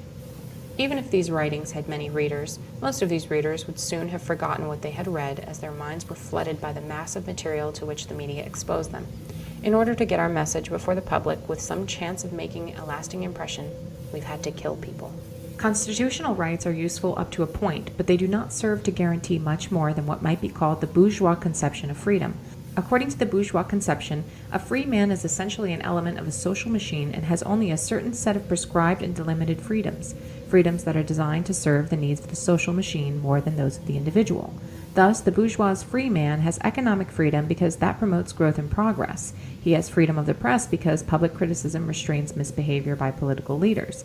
He has a right to a fair trial because imprisonment at the whim of the powerful will be bad. This was clearly the attitude of Simon Bolivar. To him, people deserved liberty only if they used it to promote progress, progress as conceived by the bourgeois.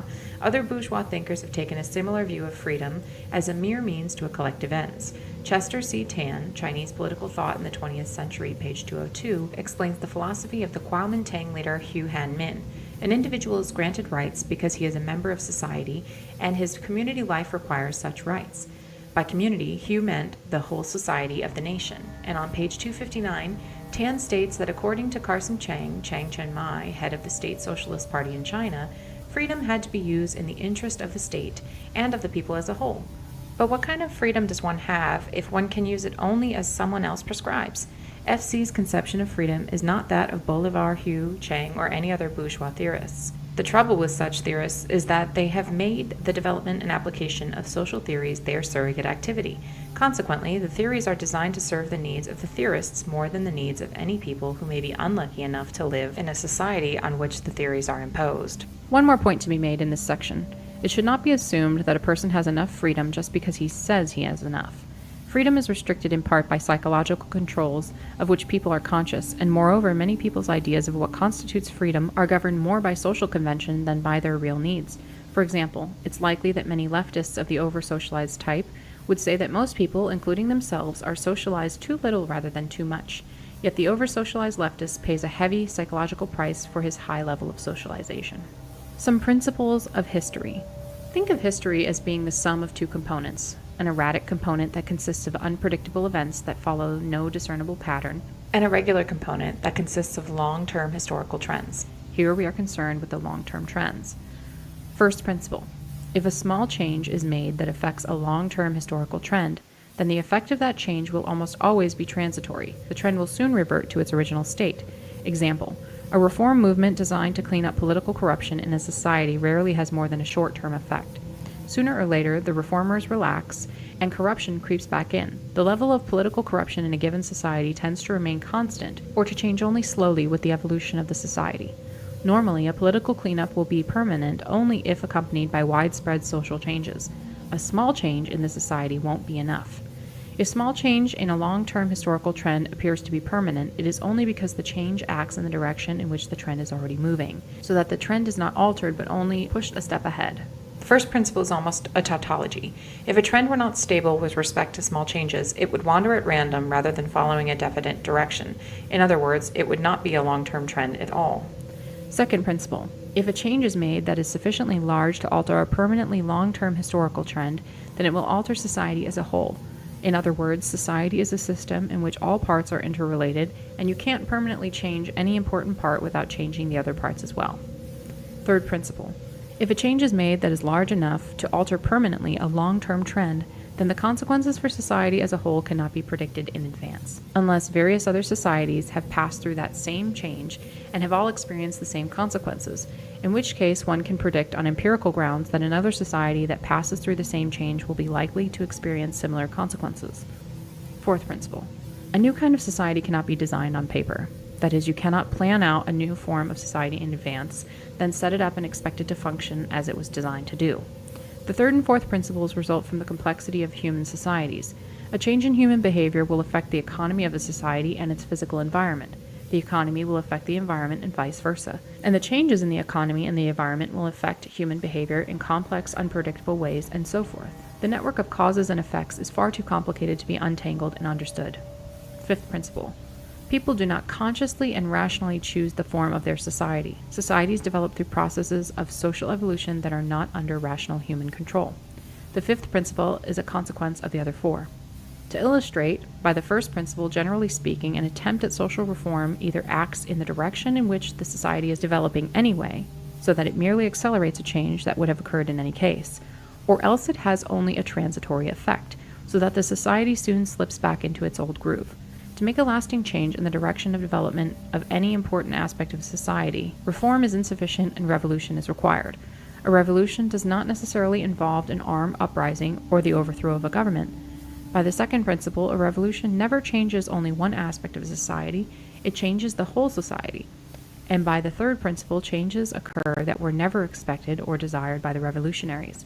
By the fourth principle, when revolutionaries or utopians set up a new kind of society, it never works out as planned. The American Revolution does not provide a counterexample. The American Revolution was not a revolution in our sense of the word, but a war of independence followed by a rather far-reaching political reform. The Founding Fathers did not change the direction of American society, nor did they aspire to do so. They only freed the development of American society from the retarding effects of British rule.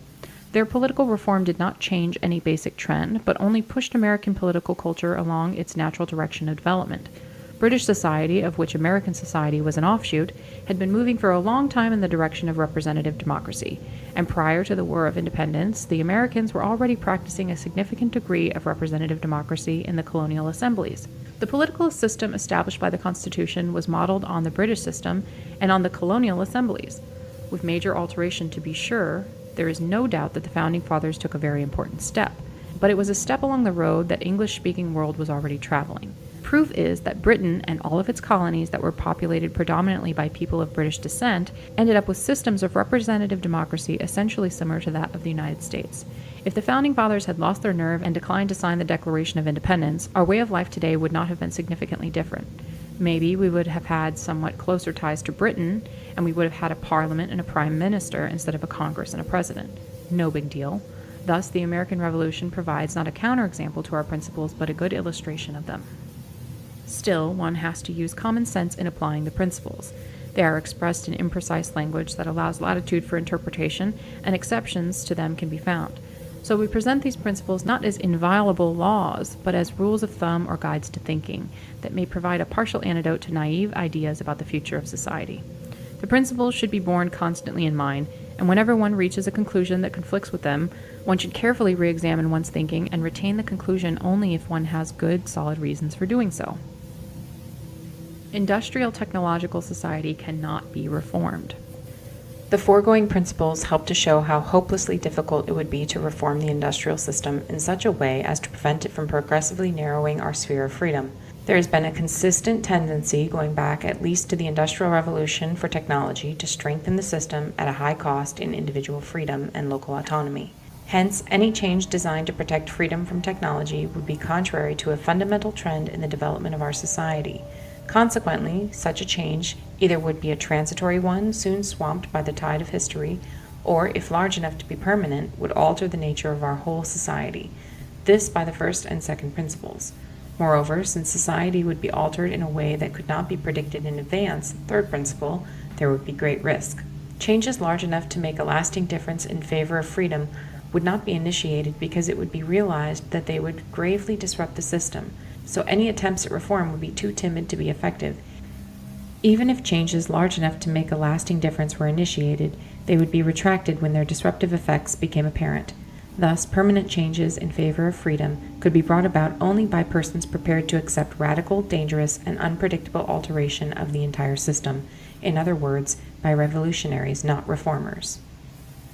People anxious to rescue freedom without sacrificing the supposed benefits of technology will suggest naive schemes for some new form of society that would reconcile freedom with technology.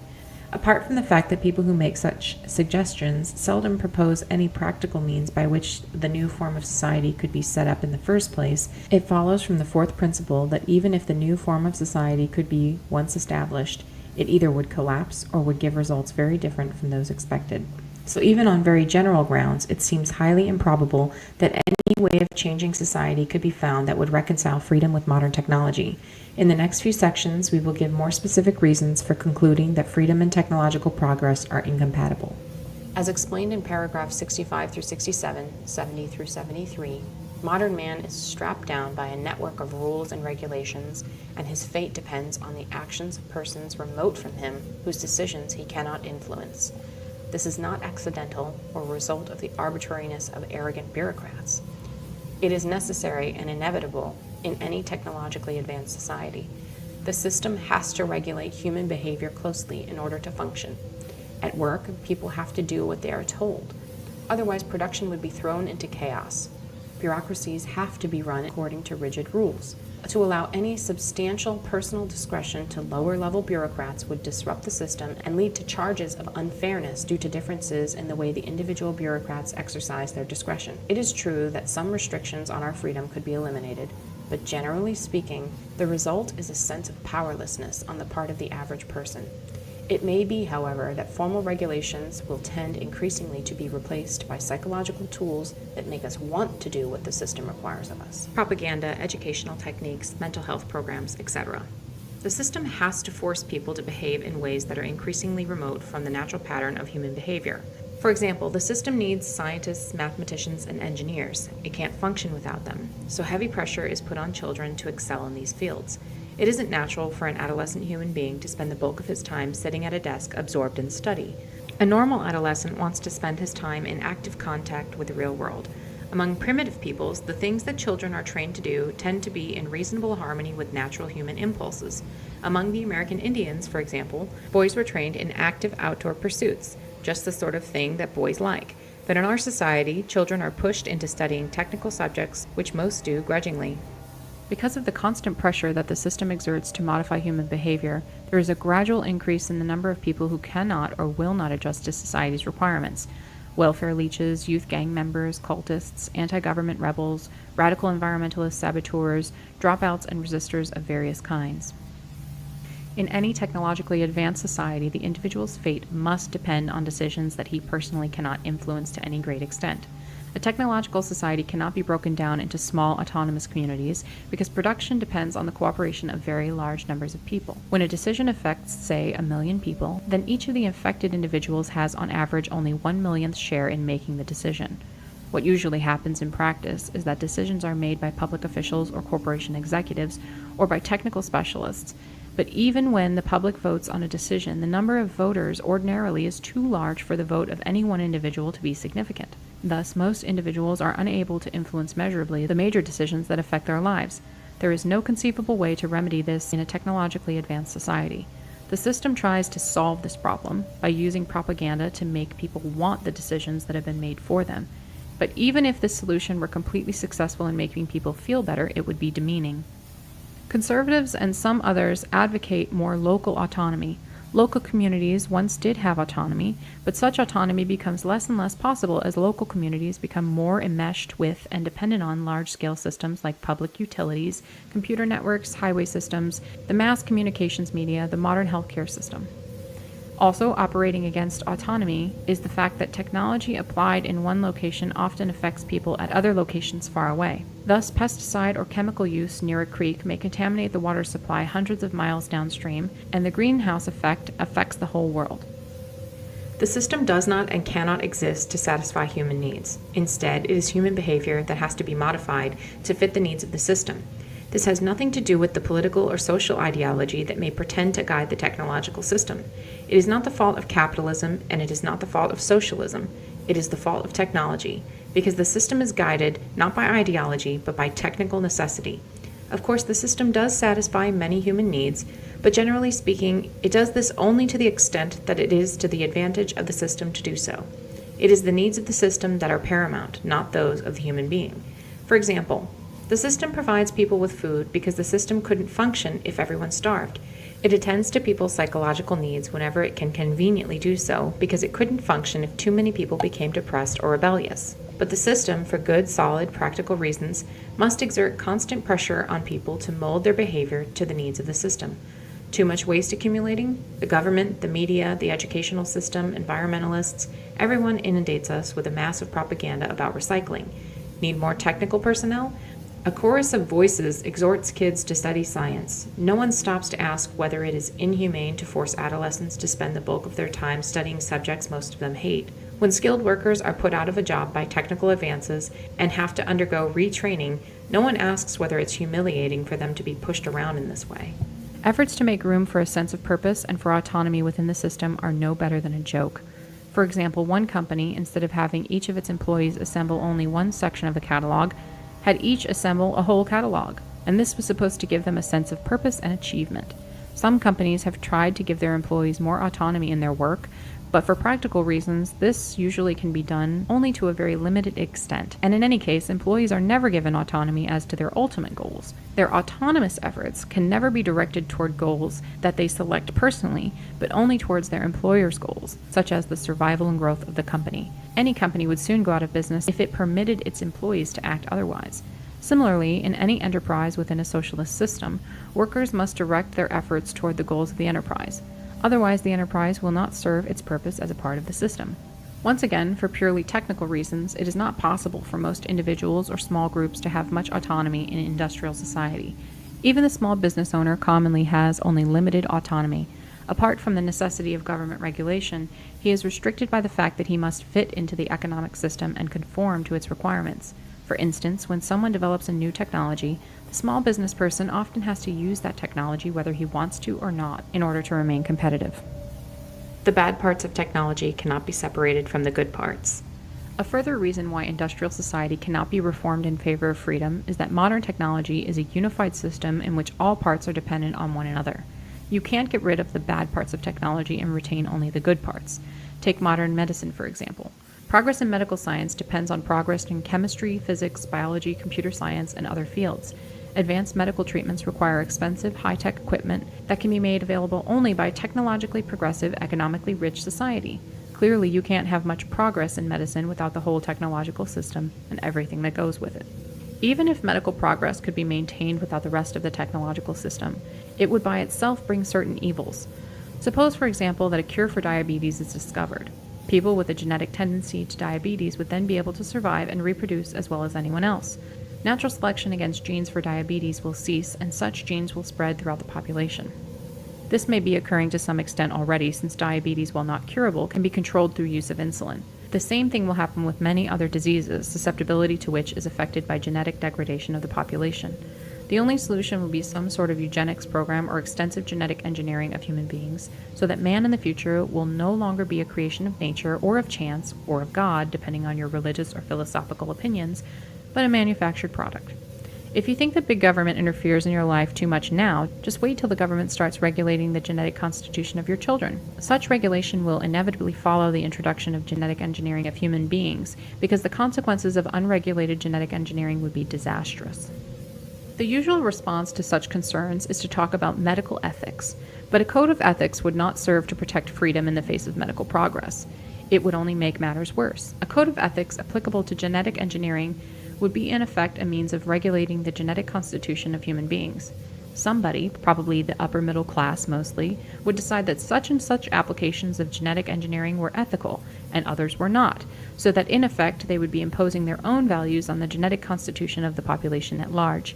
Even if a code of ethics were chosen on a completely democratic basis, the majority would be imposing their own values on any minorities who might have a different idea of what constituted an ethical use of genetic engineering.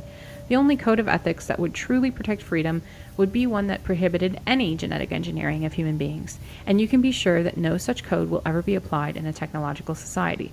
No code that reduced genetic engineering to a minor role would stand up for long, because the temptation presented by the immense power of biotechnology would be irresistible, especially since to the majority of people many of its applications will seem obviously and unequivocally good, eliminating physical and mental diseases, giving people the abilities they need to get along in today's world. Inevitably, genetic engineering will be used extensively, but only in ways consistent with the needs of the industrial technological system. Technology is a more powerful social force than the aspiration for freedom. It is not possible to make a lasting compromise between technology and freedom, because technology is by far the more powerful social force and continually encroaches on freedom through repeated compromises. Imagine the case of two neighbors, each of whom at the outset owns the same amount of land, but one of whom is more powerful than the other. The powerful one demands a piece of the other's land. The weak one refuses. The powerful one says, "Okay, let's compromise. Give me half of what I asked." The weak one has little choice but to give in. Sometime later, the powerful neighbor demands another piece of land. Again, there is a compromise, and so forth. By forcing a long series of compromises on the weaker man, the powerful one eventually gets all of his land. So it goes in the conflict between technology and freedom. Let us explain why technology is a more powerful social force than the aspiration for freedom. A technological advance that appears not to threaten freedom often turns out to threaten it very seriously later on. For example, consider motorized transport. A walking man formerly could go where he pleased, go at his own pace without observing any traffic regulations, and was independent of technological support systems. When motor vehicles were introduced, they appeared to increase man's freedom. They took no freedom away from the walking man. No one had to have an automobile if he didn't want one, and anyone who did choose to buy an automobile could travel much faster and further than a walking man. But the introduction of motorized transport soon changed society in such a way as to restrict greatly man's freedom of locomotion. When automobiles became numerous, it became necessary to regulate their use extensively. In a car, especially in densely populated areas, one cannot just go where one likes at one's own pace. One's movement is governed by the flow of traffic and by various traffic laws. One is tied down by various obligations, license requirements, driver test, renewing registration, insurance, maintenance required for safety, monthly payments on purchase price. Moreover, the use of motorized transport is no longer optional. Since the introduction of motorized transport, the arrangement of our cities has changed in such a way that the majority of people no longer live within walking distance of their place of employment, shopping areas, and recreational opportunities, so that they have to depend on the automobile for transportation. Or else they must use public transportation, in which case they have even less control over their own movement than when driving a car. Even the walker's freedom is now greatly restricted. In the city, he continually has to stop to wait for traffic lights that are designed mainly to serve auto traffic. In the country, motor traffic makes it dangerous and unpleasant to walk along the highway.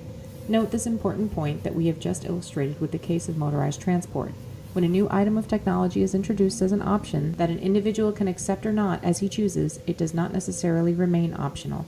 In many cases, the new technology changes society in such a way that people eventually find themselves forced to use it. Another reason why technology is such a powerful social force is that, within the context of a given society, technological progress marches in only one direction. It can never be reversed.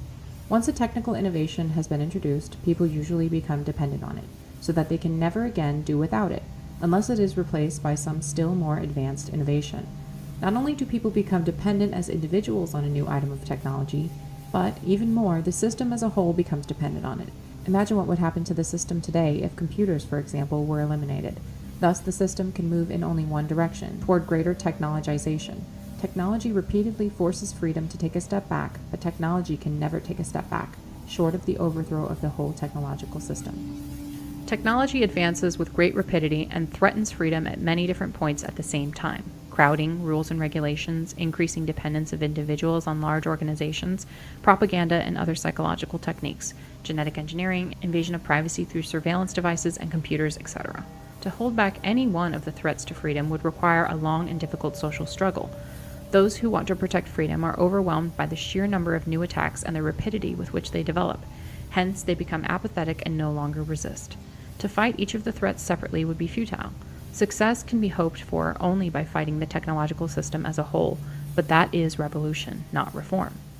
Technicians, we use this term in its broad sense to describe all those who perform a specialized task that requires training, tend to be so involved in their work, their surrogate activity, that when a conflict arises between their technical work and their freedom, they almost always decide in favor of their technical work. This is obvious in the case of scientists, but it also appears elsewhere. Educators, humanitarian groups, conservation organizations do not hesitate to use propaganda or other psychological techniques to help them achieve their laudable ends. Corporations and government agencies, when they find it useful, do not hesitate to collect information about individuals without regard to their privacy. Law enforcement agencies are frequently inconvenienced by the constitutional rights of suspects, and often of completely innocent persons, and they do whatever they can do legally, or sometimes illegally, to restrict or circumvent those rights. Most of these educators, government officials, and law officers believe in freedom, privacy, and constitutional rights, but when these conflict with their work, they usually feel that their work is more important. It is well known that people generally work better and more persistently when striving for a reward than when attempting to avoid punishment or a negative outcome. Scientists and other technicians are motivated mainly by the rewards they get through their work, but those who oppose technological invasions of freedom are working to avoid a negative outcome. Consequently, there are few who work persistently and well at this discouraging task. If reformers ever achieved a signal victory that seemed to set up a solid barrier against further erosion of freedom through technical progress, most would tend to relax and turn their attention to more agreeable pursuits. But the scientists would remain busy in their laboratories, and technology, as it progresses, would find ways, in spite of any barriers, to exert more and more control over individuals and make them always more dependent on the system. No social arrangements, whether laws, institutions, customs, or ethical codes, can provide permanent protection against technology. History shows that all social arrangements are transitory. They all change or break down eventually, but technological advances are permanent within the context of a given civilization. Suppose, for example, that it were possible to arrive at some social arrangements that would prevent genetic engineering from being applied to human beings, or prevent it from being applied in such a way as to threaten freedom and dignity. Still, the technology would remain waiting. Sooner or later, the social arrangement would break down, probably sooner given the pace of change in our society. Then genetic engineering would begin to invade our sphere of freedom, and this invasion would be irreversible, short of a breakdown of technological civilization itself. Any illusions about achieving anything permanent through social arrangements should be dispelled by what is currently happening with environmental legislation. A few years ago, it seemed that there were secure legal barriers preventing at least some of the worst forms of environmental degradation. A change in the political wind, and those barriers begin to crumble. For all the foregoing reasons, technology is a more powerful social force than the aspiration for freedom. But this statement requires an important qualification. It appears that during the next several decades, the industrial technological system will be undergoing severe stresses due to economic and environmental problems, and especially due to problems of human behavior, alienation, rebellion, hostility, a variety of social and psychological difficulties. We hope that the stresses through which the system is likely to pass will cause it to break down, or at least will weaken it sufficiently so that a revolution against it becomes possible. If such a revolution occurs and is successful, then at that particular moment the aspiration for freedom will have proved more powerful than technology.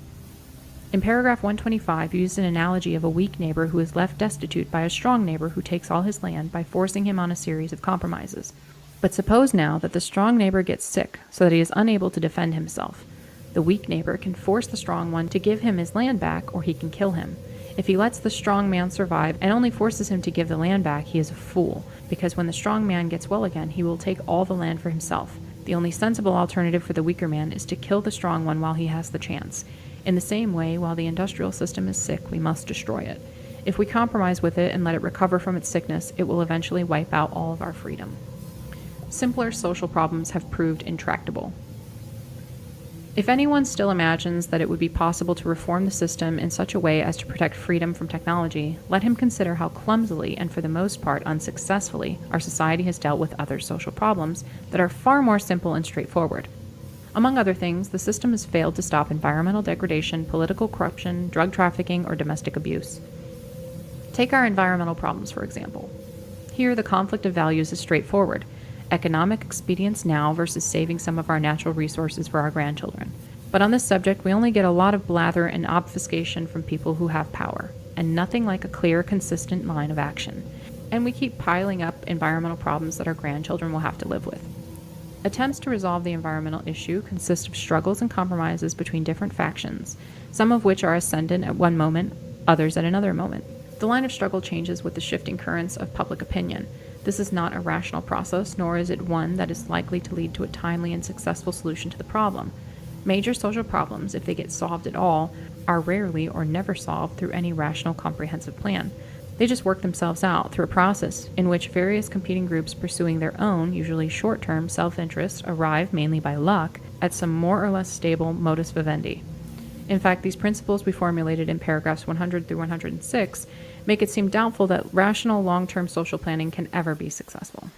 Thus, it is clear that the human race has at best a very limited capacity for solving even relatively straightforward social problems.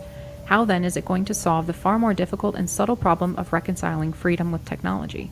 Technology presents clear-cut material advantages, where freedom is an abstraction that means different things to different people, and its loss easily obscured by propaganda and fancy talk. And note this important difference. It is conceivable that our environmental problems, for example, may someday be settled through a rational, comprehensive plan, but if this happens, it will be only because it is in the long-term interest of the system to solve these problems. But it is not in the interest of the system to preserve freedom or small group autonomy. On the contrary, it is in the interest of the system to bring human behavior under control to the greatest extent possible. Thus, while practical considerations may eventually force the system to take rational, prudent approach to environmental problems, equally practical considerations will force the system to regulate human behavior ever more closely, preferably by indirect means that will disguise the encroachment on freedom. This isn't just our opinion. Eminent social scientists, for example James Q. Wilson, have stressed the importance of socializing people more effectively. Revolution is easier than reform. We hope we've convinced the reader that the system cannot be reformed in such a way as to reconcile freedom with technology. The only way out is to dispense with the industrial technological system altogether. This implies revolution, not necessarily an armed uprising, but certainly a radical and fundamental change in the nature of society. People tend to assume that because revolution involves a much greater change than reform does, it is more difficult to bring about than reform is. Actually, under certain circumstances, revolution is much easier than reform. The reason is that a revolutionary movement can inspire an intensity of commitment that a reform movement cannot inspire. A reform movement merely offers to solve a particular social problem. A revolutionary movement offers to solve all problems at one stroke and create a whole new world. It provides the kind of ideal for which people will take great risks and make great sacrifices. For this reason, it would be much easier to overthrow the whole technological system than to put effective permanent restraints on the development or application of any one segment of technology, such as genetic engineering, for example.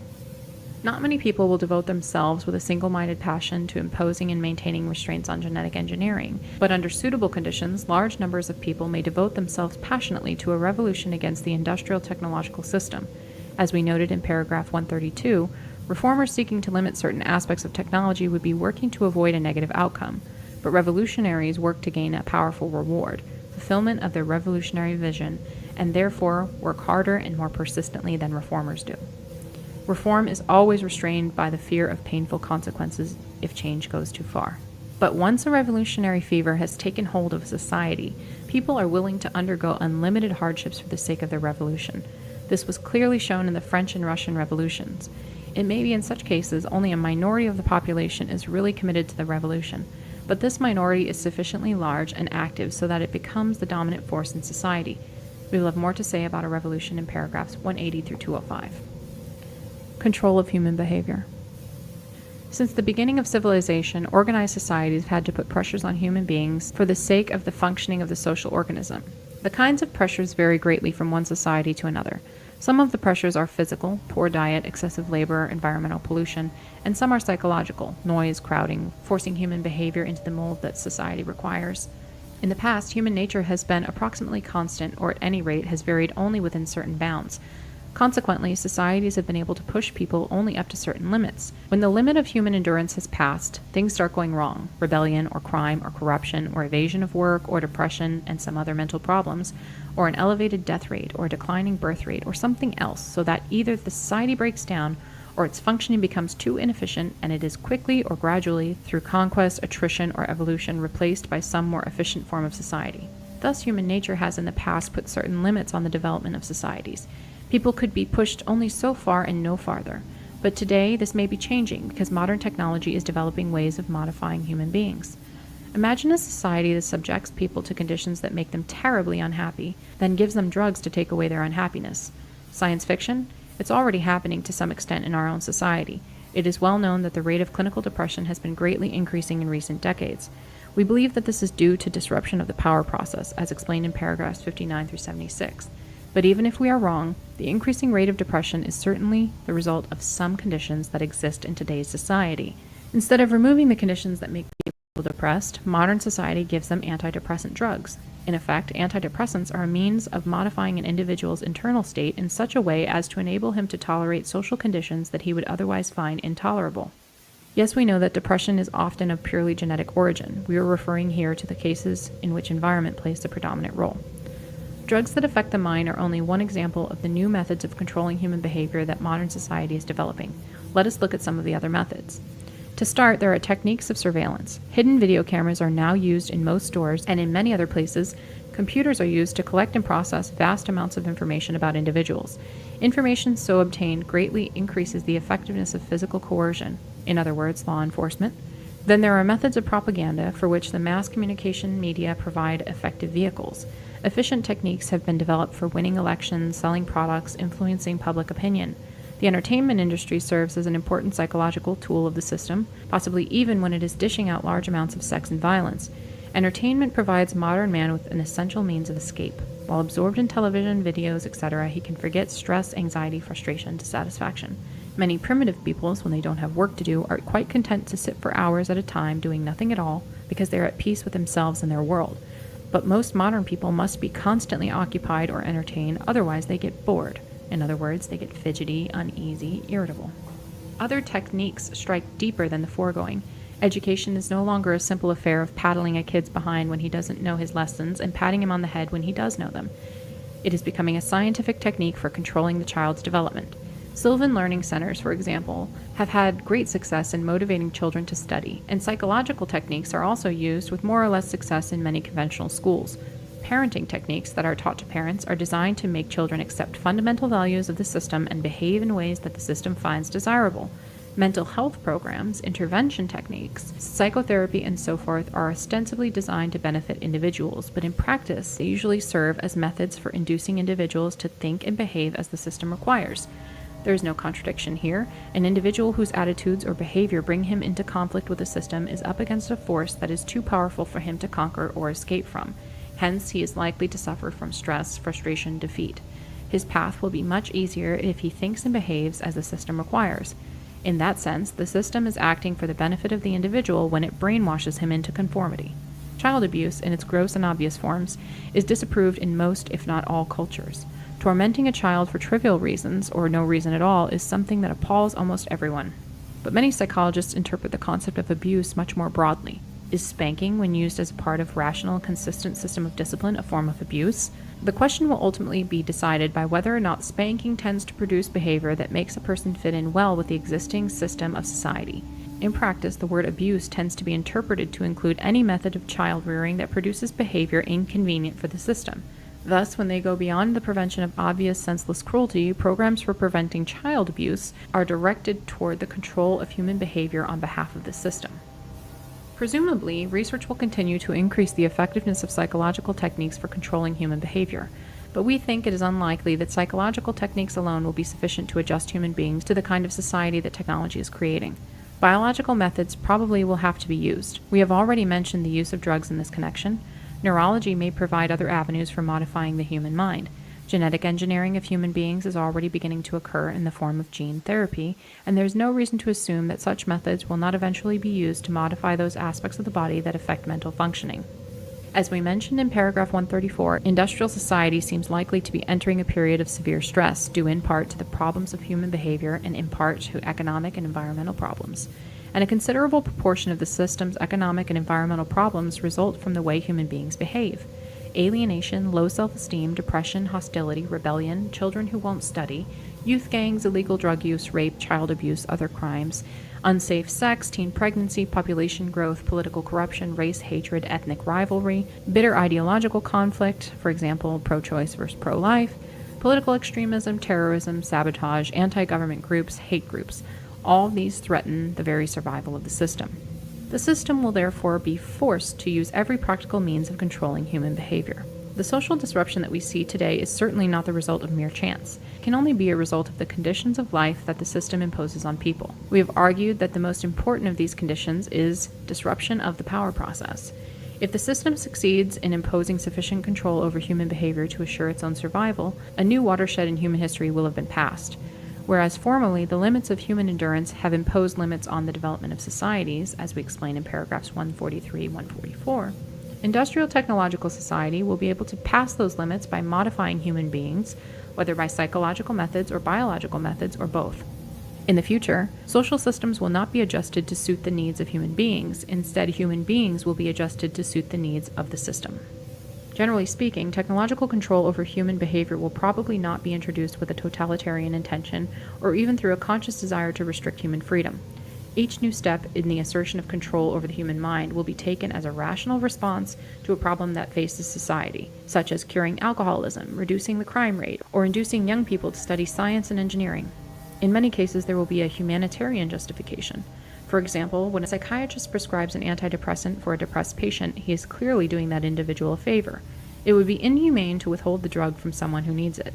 When parents send their children to Sylvan learning centers to have them manipulated into becoming enthusiastic about their studies, they do so from concern for their children's welfare. It may be that some of these parents wish that one didn't have to have specialized training to get a job, and that their kid didn't have to be brainwashed into becoming a computer nerd.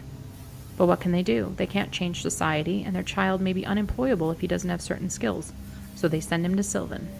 Thus, control over human behavior will be introduced not by a calculated decision of the authorities, but through a process of social evolution, rapid evolution, however. The process will be impossible to resist because each advance considered by itself will appear to be beneficial, or at least the evil involved in making the advance will appear to be beneficial. Or, at least the evil involved in making the advance will seem to be less than that which would result from not making it. Propaganda, for example, is used for many good purposes, such as discouraging child abuse or race hatred. Sex education is obviously useful, yet the effect of sex education, to the extent that it is successful, is to take the shaping of sexual attitudes away from the family and put it in the hands of the state as represented by the public school system. Suppose a biological trait is discovered that increases the likelihood that a child will grow up to be a criminal, and suppose some sort of gene therapy can remove this trait. Of course, most parents whose children possess the trait will have them undergo the therapy. It would be inhumane to do otherwise, since the child would probably have a miserable life if he grew up to be a criminal. But many or most primitive societies have a low crime rate in comparison with that of our society, even though they have neither high-tech methods of child rearing nor harsh systems of punishment. Since there is no reason to suppose that more modern men than primitive men have innate predatory tendencies, the high crime rate of our society must be due to the pressures that modern conditions put on people, to which many cannot or will not adjust. Thus, a treatment designed to remove potential criminal tendencies is at least in part a way of re-engineering people so that they suit the requirements of the system. Our society tends to regard as a sickness any mode of thought or behavior that is inconvenient for the system. And this is plausible because when an individual doesn't fit into the system, it causes pain to the individual as well as problems for the system. Thus, the manipulation of an individual to adjust him to the system is seen as a cure for a sickness and therefore as good.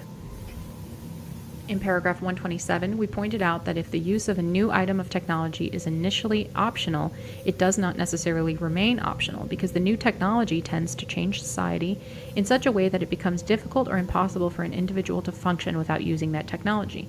This applies also to the technology of human behavior.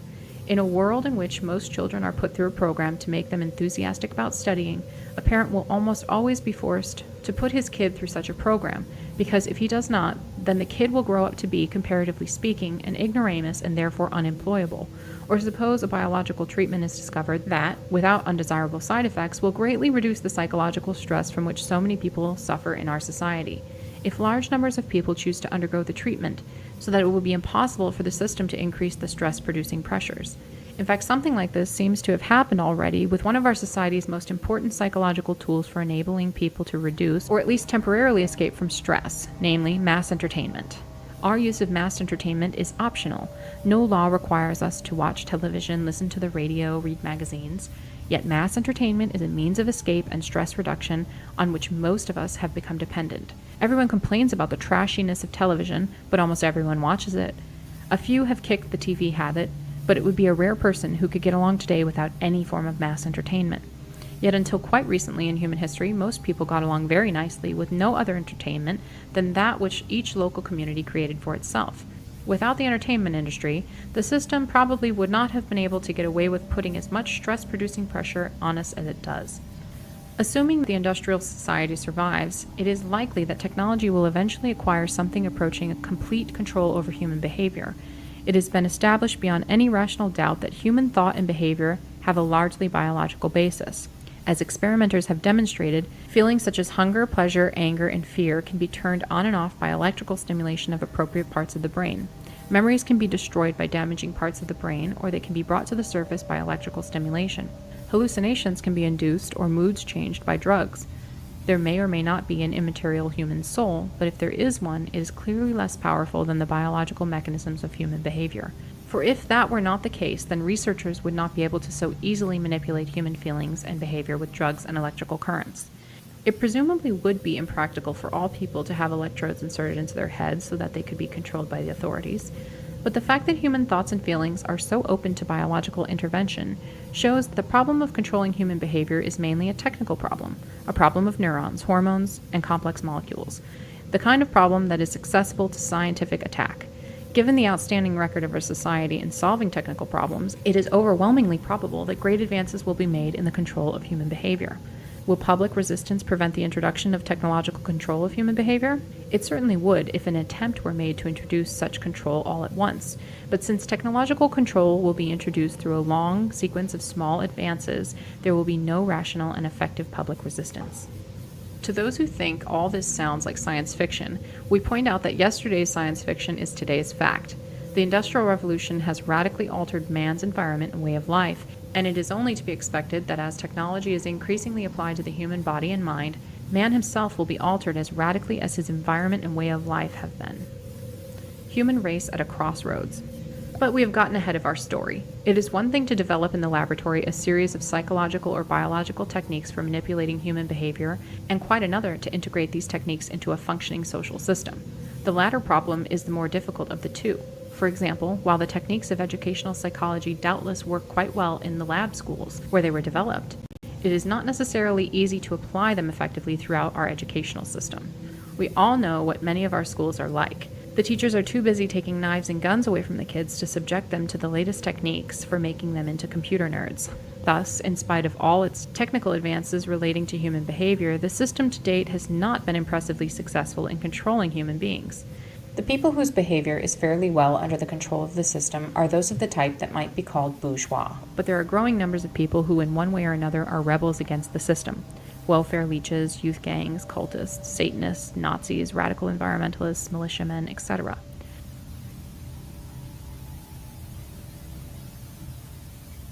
The system is currently engaged in a desperate struggle to overcome certain problems that threaten its survival, among which the problems of human behavior are the most important. If the system succeeds in acquiring sufficient control over human behavior quickly enough, it will probably survive. Otherwise, it will break down. We think the issue will most likely be resolved in the next several decades, say 40 to 100 years. Suppose the system survives the crisis of the next several decades. By that time, it will have to have solved, or at least brought under control, the principal problems that confront it, in particular that of socializing human beings. That is, making people sufficiently docile so that their behavior no longer threatens the system. That being accomplished, it does not appear that there would be any further obstacle to the development of technology, and it would presumably advance towards its logical conclusion, which is complete control over everything on Earth, including human beings and all other important organisms. The system may become a unitary monolithic organization, or it may be more or less fragmented and consist of a number of organizations coexisting in a relationship that includes elements of both cooperation and competition, just as today the government, the corporations, and other large organizations both cooperate and compete with one another. Human freedom will mostly have vanished because individuals and small groups will be impotent vis-a-vis large organizations armed with super technology and an arsenal of advanced psychological and biological tools for manipulating human beings, besides instruments of surveillance and physical coercion. Only a small number of people will have any real power, and even these probably will have only very limited freedom, because their behavior too will be regulated. Just as today, our politicians and corporation executives can retain their positions of power only as long as their behavior remains within fairly narrow limits. Don't imagine that the systems will stop developing further techniques for controlling human beings and nature once the crisis of the next few decades is over and increasing control is no longer necessary for the system's survival. On the contrary, once the hard times are over, the system will increase its control over people and nature more rapidly because it will no longer be hampered by difficulties of the kind that it is currently experiencing. Survival is not the principal motive for extending control. As we explain in paragraphs 87 through 90, technicians and scientists carry on their work largely as a surrogate activity. That is, they satisfy their need for power by solving technical problems. They will continue to do this with unabated enthusiasm, and among the most interesting and challenging problems for them to solve will be those of understanding the human body and mind and intervening in their development, for the good of humanity, of course. But suppose, on the other hand, that the stresses of the coming decades prove to be too much for the system. If the system breaks down, there may be a period of chaos, a time of troubles such as those that history has recorded at various epochs in the past. It is impossible to predict what would emerge from such a time of troubles, but at any rate the human race would be given a new chance. The greatest danger is that the industrial society may begin to reconstitute itself within the first few years after the breakdown. Certainly there will be many people, power-hungry types especially, who will be anxious to get the factories running again. Therefore, two tasks confront those who hate the servitude to which the industrial system is reducing the human race. First, we must work to heighten the social stresses within the system so as to increase the likelihood that it will break down or be weakened sufficiently so that a revolution against it becomes possible. Second, it is necessary to develop and propagate an ideology that opposes technology and the industrial society if and when the system becomes sufficiently weakened. And such an ideology will help to assure that if and when industrial society breaks down, its remnants will be smashed beyond repair so that the system cannot be reconstituted. The factories should be destroyed, technical books burned, etc. Human suffering. The industrial system will not break down purely as a result of revolutionary action. It will not be vulnerable to revolutionary attack unless its own internal problems of development lead it into very serious difficulties. So if the system breaks down, it will do so either spontaneously or through a process that is in part spontaneous, but helped along by revolutionaries. If the breakdown is sudden, many people will die, since the world's population has become so overgrown that it cannot even feed itself any longer without advanced technology. Even if the breakdown is gradual enough so that the reduction of the population can occur more through lowering of the birth rate than through elevations of the death rate, the process of deindustrialization probably will be very chaotic and involve much suffering. It is naive to think it likely that technology can be phased out in a smooth, managed, orderly way, especially since the technophiles will fight stubbornly at every step. Is it therefore cruel to work for the breakdown of the system? Maybe, but maybe not. In the first place, revolutionaries will not be able to break the system down unless it is already in enough trouble so that there will be a good chance of its eventually breaking down by itself anyway. And the bigger the system grows, the more disastrous the consequences of its breakdown will be. So it may be that revolutionaries, by hastening the onset of the breakdown, will be reducing the extent of the disaster. In the second place, one has to balance struggle and death against the loss of freedom and dignity. To many of us, freedom and dignity are more important than a long life or avoidance of physical pain. Besides, we all have to die sometime, and it may be better to die fighting for survival for a cause than to live a long but empty and purposeless life. In the third place, it is not certain that the survival of the system will lead to less suffering than the breakdown of the system would. The system has already caused and is continuing to cause immense suffering all over the world. Ancient cultures that for hundreds of years gave people a satisfactory relationship with each other and with their environment have been shattered by contact with the industrial society, and the result has been a whole catalog of economic, environmental, social, and psychological problems. One of the effects of the intrusion of industrial society has been that over much of the world, traditional controls on population have been thrown out of balance. Hence the population explosion with all that that implies. Then there is the psychological suffering that is widespread throughout the supposedly fortunate countries of the West. No one knows what will happen as a result of ozone depletion, the greenhouse effect, and other environmental problems that cannot yet be foreseen. And, as nuclear proliferation has shown, new technology cannot be kept out of the hands of dictators and the irresponsible third world nations. Would you like to speculate about what Iraq or North Korea will do with genetic engineering? Oh, say the technophiles, science is going to fix all that. We will conquer famine, eliminate psychological suffering, and make everybody healthy and happy. Yeah, sure. That's what they said 200 years ago. The Industrial Revolution was supposed to eliminate poverty, make everybody happy, etc. The actual result has been quite different. The technophiles are hopelessly naive or self-deceiving in their understanding of social problems. They are unaware or choose to ignore the fact that when large changes, even seemingly beneficial ones, are introduced into society, they lead to a long consequence of other changes, most of which are impossible to predict. The result is disruption of the society. So it is very probable that in their attempts to end poverty and disease, engineer docile, happy personalities, and so forth, the technophiles will create social systems that are terribly troubled, even more so than the present ones. For example, scientists boast that they will end famine by creating new genetically engineered food plants. But this will allow the human population to keep expanding indefinitely, and it is well known that crowding leads to increased stress and aggression. This is merely one example of the predictable problems that will arise. We emphasize that, as past experience has shown, technical progress will lead to other new problems that cannot be predicted in advance. In fact, ever since the Industrial Revolution, technology has been creating new problems for society far more rapidly than it has been solving old ones. Thus, it will take a long and difficult period of trial and error for the technophiles to work the bugs out of their brave new world, if they ever do. In the meantime, there will be great suffering. So it is not at all clear that the survival of industrial society would involve less suffering than the breakdown of that society would. Technology has gotten the human race into a fix from which there is not likely to be any escape. The future. But suppose now that industrial society does survive the next several decades, and that the bugs do eventually get worked out of the system so that it functions smoothly. What kind of system will it be? We will consider several possibilities. First, let us postulate that the computer scientists succeed in developing intelligent machines that can do all things better than human beings can do them. In that case, presumably, all work will be done by vast, highly organized systems of machines, and no human effort will be necessary. Either of two cases might occur. The machines might be permitted to make all of their own decisions without human oversight, or else human control over the machines might be retained. If the machines are permitted to make all their own decisions, we can't make any conjectures as to the results, because it is impossible to guess how such machines might behave. We only point out that the fate of the human race would be at the mercy of the machines.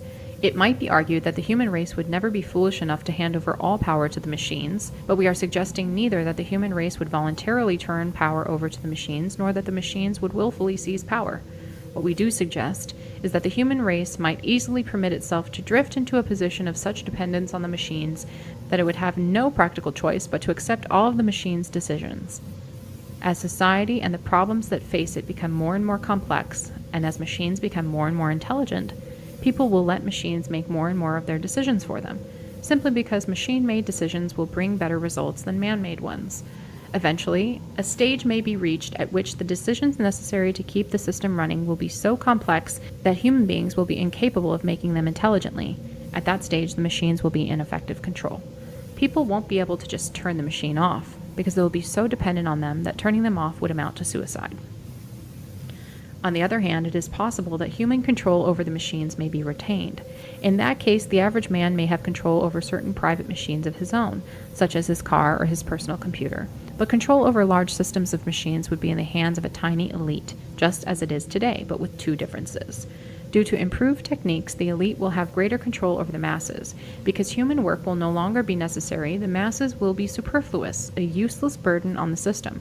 If the elite is ruthless, they may decide to exterminate the mass of humanity. If they are humane, they may use propaganda or other psychological or biological techniques to reduce the birth rate until the mass of humanity has become extinct, leaving the world to the elite. Or, if the elite consists of soft-hearted liberals, they may decide to play the role of good shepherds to the rest of the human race. They will see to it that everyone's physical needs are satisfied, that all children are raised under psychologically hygienic conditions, that everyone has a wholesome hobby to keep him busy, and that anyone who may become dissatisfied undergoes treatment to cure his problem. Of course, life will be so purposeless that people will have to be biologically or psychologically engineered either to remove their need for the power process or to make them sublimate their drive for power into some harmless hobby. These engineered human beings may be happy in such a society, but they will most certainly not be free. They will have been reduced to the status of domestic animals. But suppose now that the computer scientists do not succeed in developing artificial intelligence, so that human work remains necessary. Even so, machines will take care of more and more of the simpler tasks so that there will be an increasing surplus of human workers at the lower levels of ability. We see this happening already. There are many people who find it difficult or impossible to get work because, for intellectual or psychological reasons, they cannot acquire the level of training necessary to make themselves useful in the present system.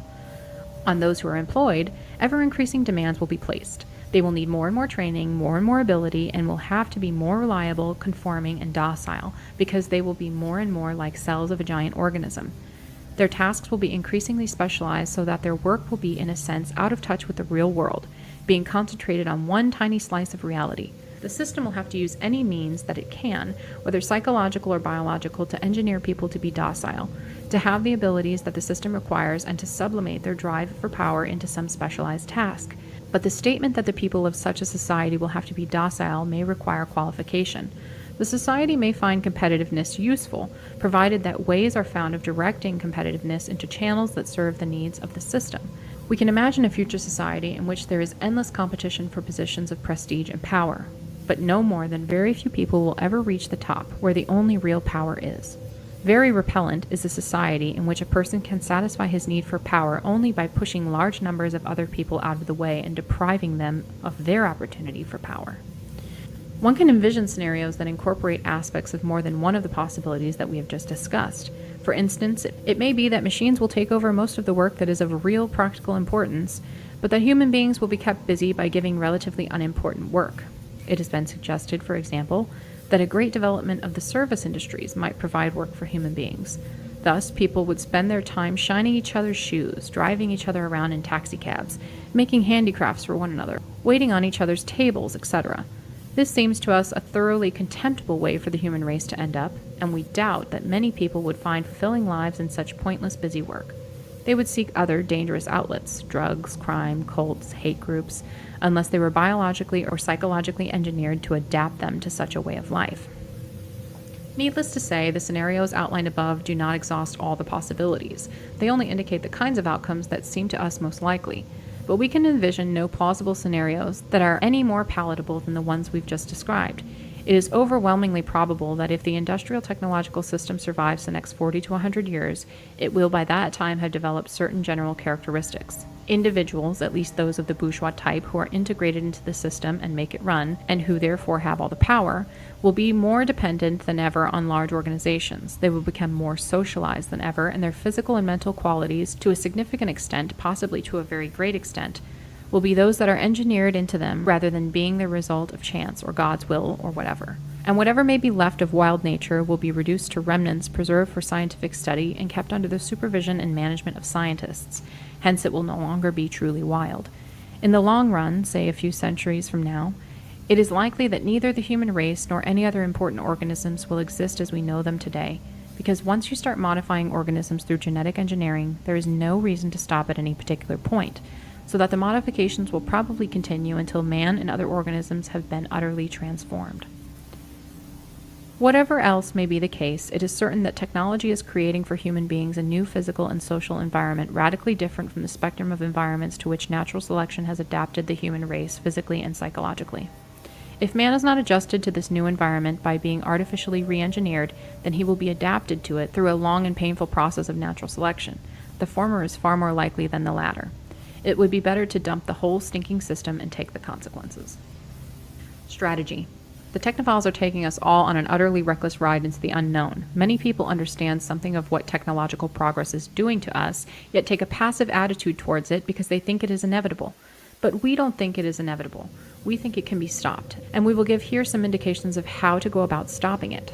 As we stated in paragraph 166, the two main tasks for the present are to promote social stress and instability in industrial society and to develop and propagate an ideology that opposes technology and the industrial system. When the system becomes sufficiently stressed and unstable, a revolution against technology may be possible.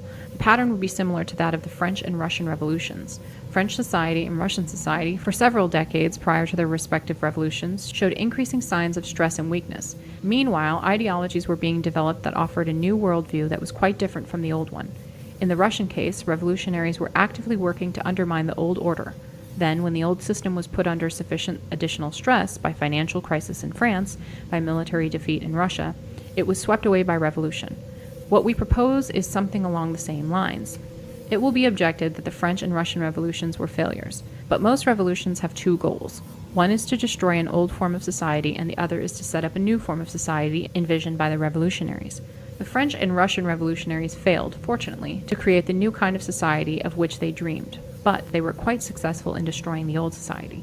We have no illusions about the feasibility of creating a new ideal form of society. Our goal is only to destroy the existing form of society. But an ideology, in order to gain enthusiastic support, must have a positive ideal as well as a negative one. It must be for something as well as against something. The positive ideal that we propose is nature, that is, wild nature. Those aspects of the functioning of the earth and its living things that are independent of human management and free of human interference and control.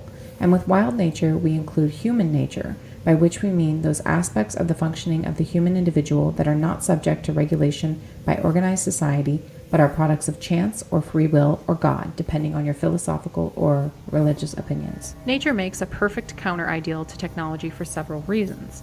Nature, which is outside the power of the system, is the opposite of technology, which seeks to expand indefinitely the power of the system. Most people will agree that nature is beautiful. Certainly, it has tremendous popular appeal. The radical environmentalists already hold an ideology that exalts nature and opposes technology. It is not necessary for the sake of nature to set up some chimerical utopia or any new kind of social order. Nature takes care of itself.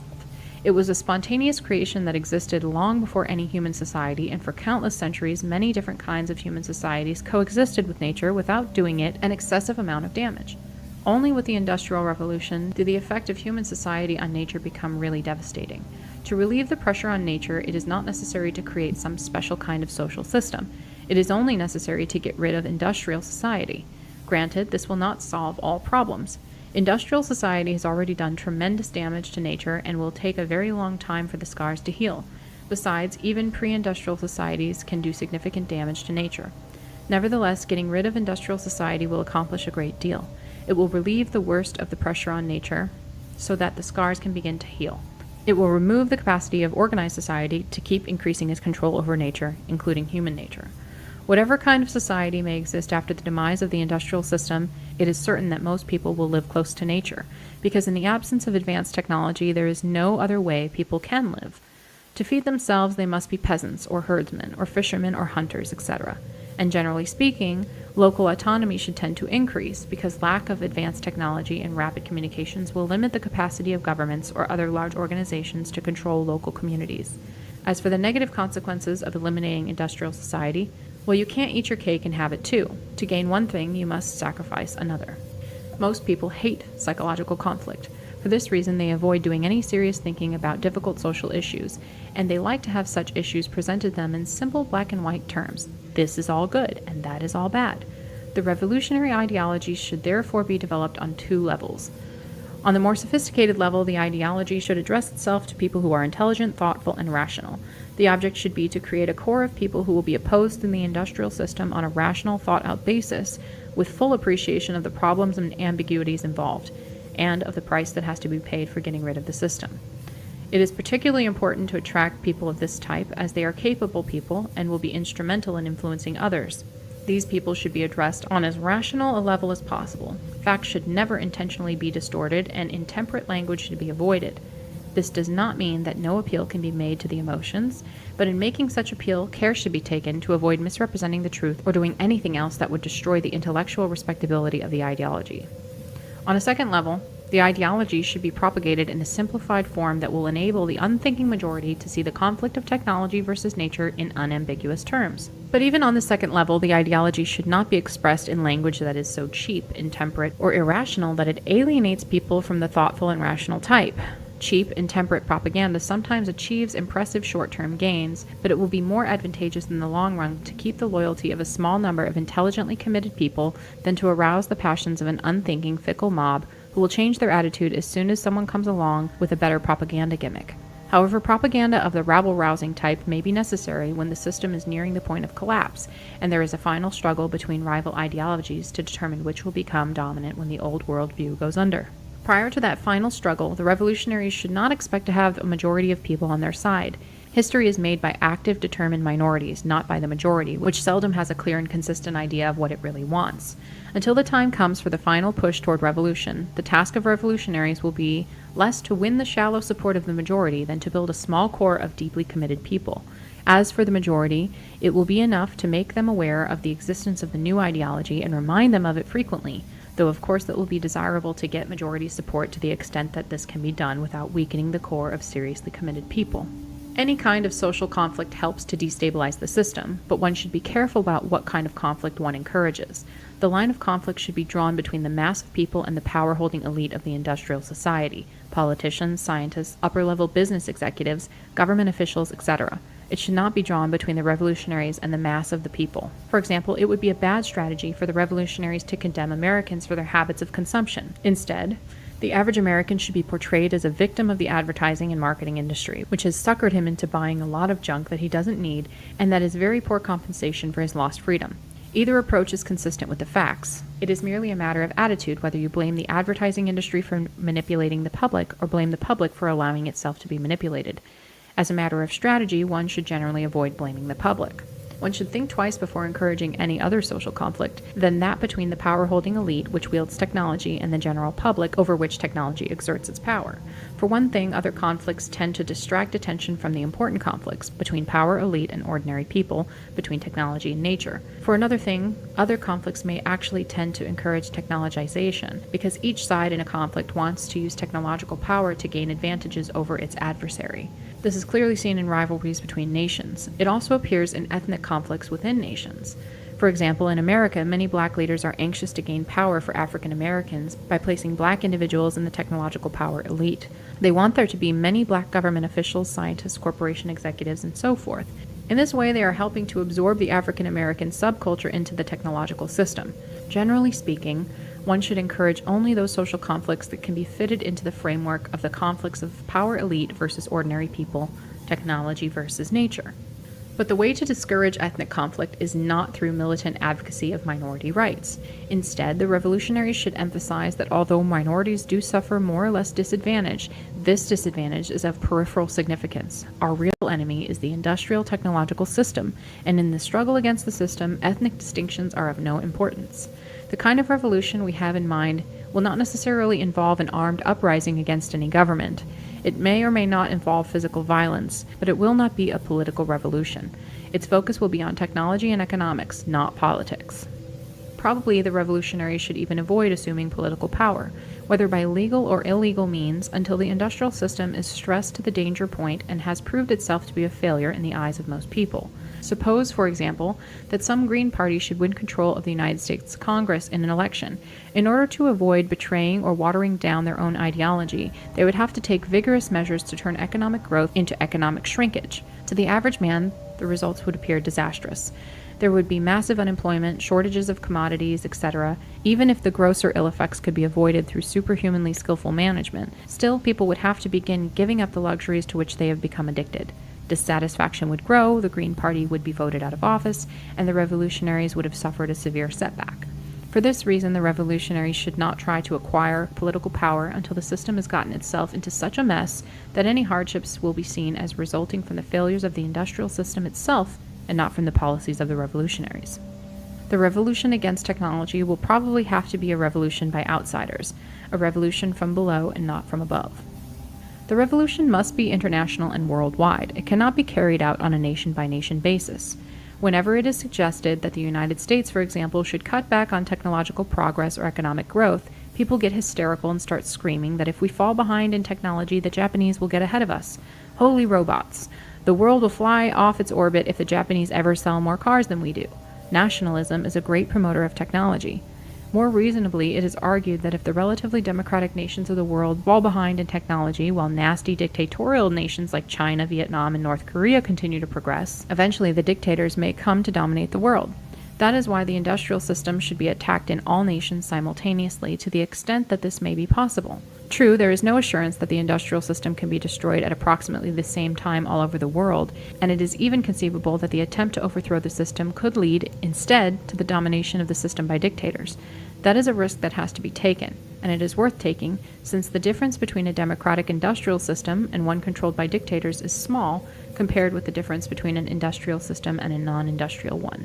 It might even be argued that an industrial system controlled by dictators would be preferable, because dictator-controlled systems usually have proved inefficient, hence they are presumably more likely to break down. Look at Cuba.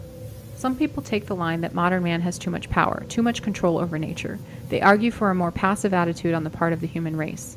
At best, these people are expressing themselves unclearly because they fail to distinguish between power for large organizations and power for individuals and small groups. It is a mistake to argue for powerlessness and passivity because people need power.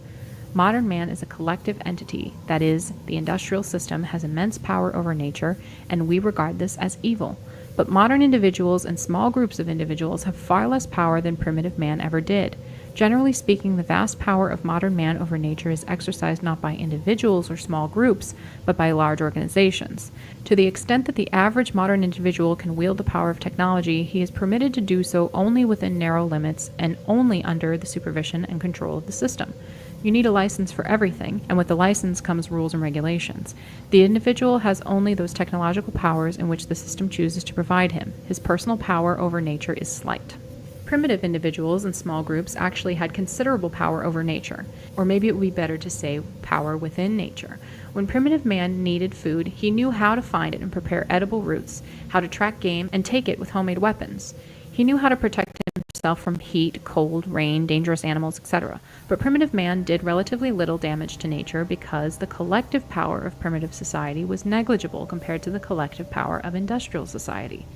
Instead of arguing for powerlessness and passivity, one should argue that the power of the industrial system should be broken, and that this will greatly increase the power and freedom of individuals and small groups. Until the industrial system has been thoroughly wrecked, the destruction of that system must be the revolutionaries' only goal. Other goals would distract attention and energy from the main goal. More importantly, if the revolutionaries permit themselves to have any other goal than the destruction of technology, they will be tempted to use technology as a tool for reaching that other goal. If they give in to that temptation, they will fall right back into the technological trap, because modern technology is a unified, tightly organized system, so that in order to retain some technology, one finds oneself obliged to retain most technology. Hence, one ends up sacrificing only token amounts of technology. Suppose, for example, that the revolutionaries took social justice as a human goal. Human nature being what it is, social justice would not come about spontaneously. It would have to be enforced. In order to enforce it, the revolutionaries would have to retain central organization and control. For that, they would need rapid, long-distance transportation and communication, and therefore all the technology needed to support the transportation and communication systems. To feed and clothe poor people, they would have to use agricultural and manufacturing technology, and so forth. So that the attempt to ensure social justice would force them to retain most parts of the technological system. Not that we have anything against social justice, but it must not be allowed to interfere with the effort to get rid of the technological system.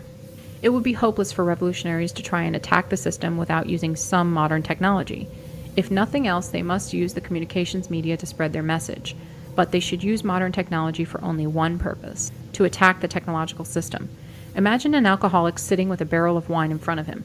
Suppose he starts saying to himself, "Wine isn't bad for you if you drink in moderation.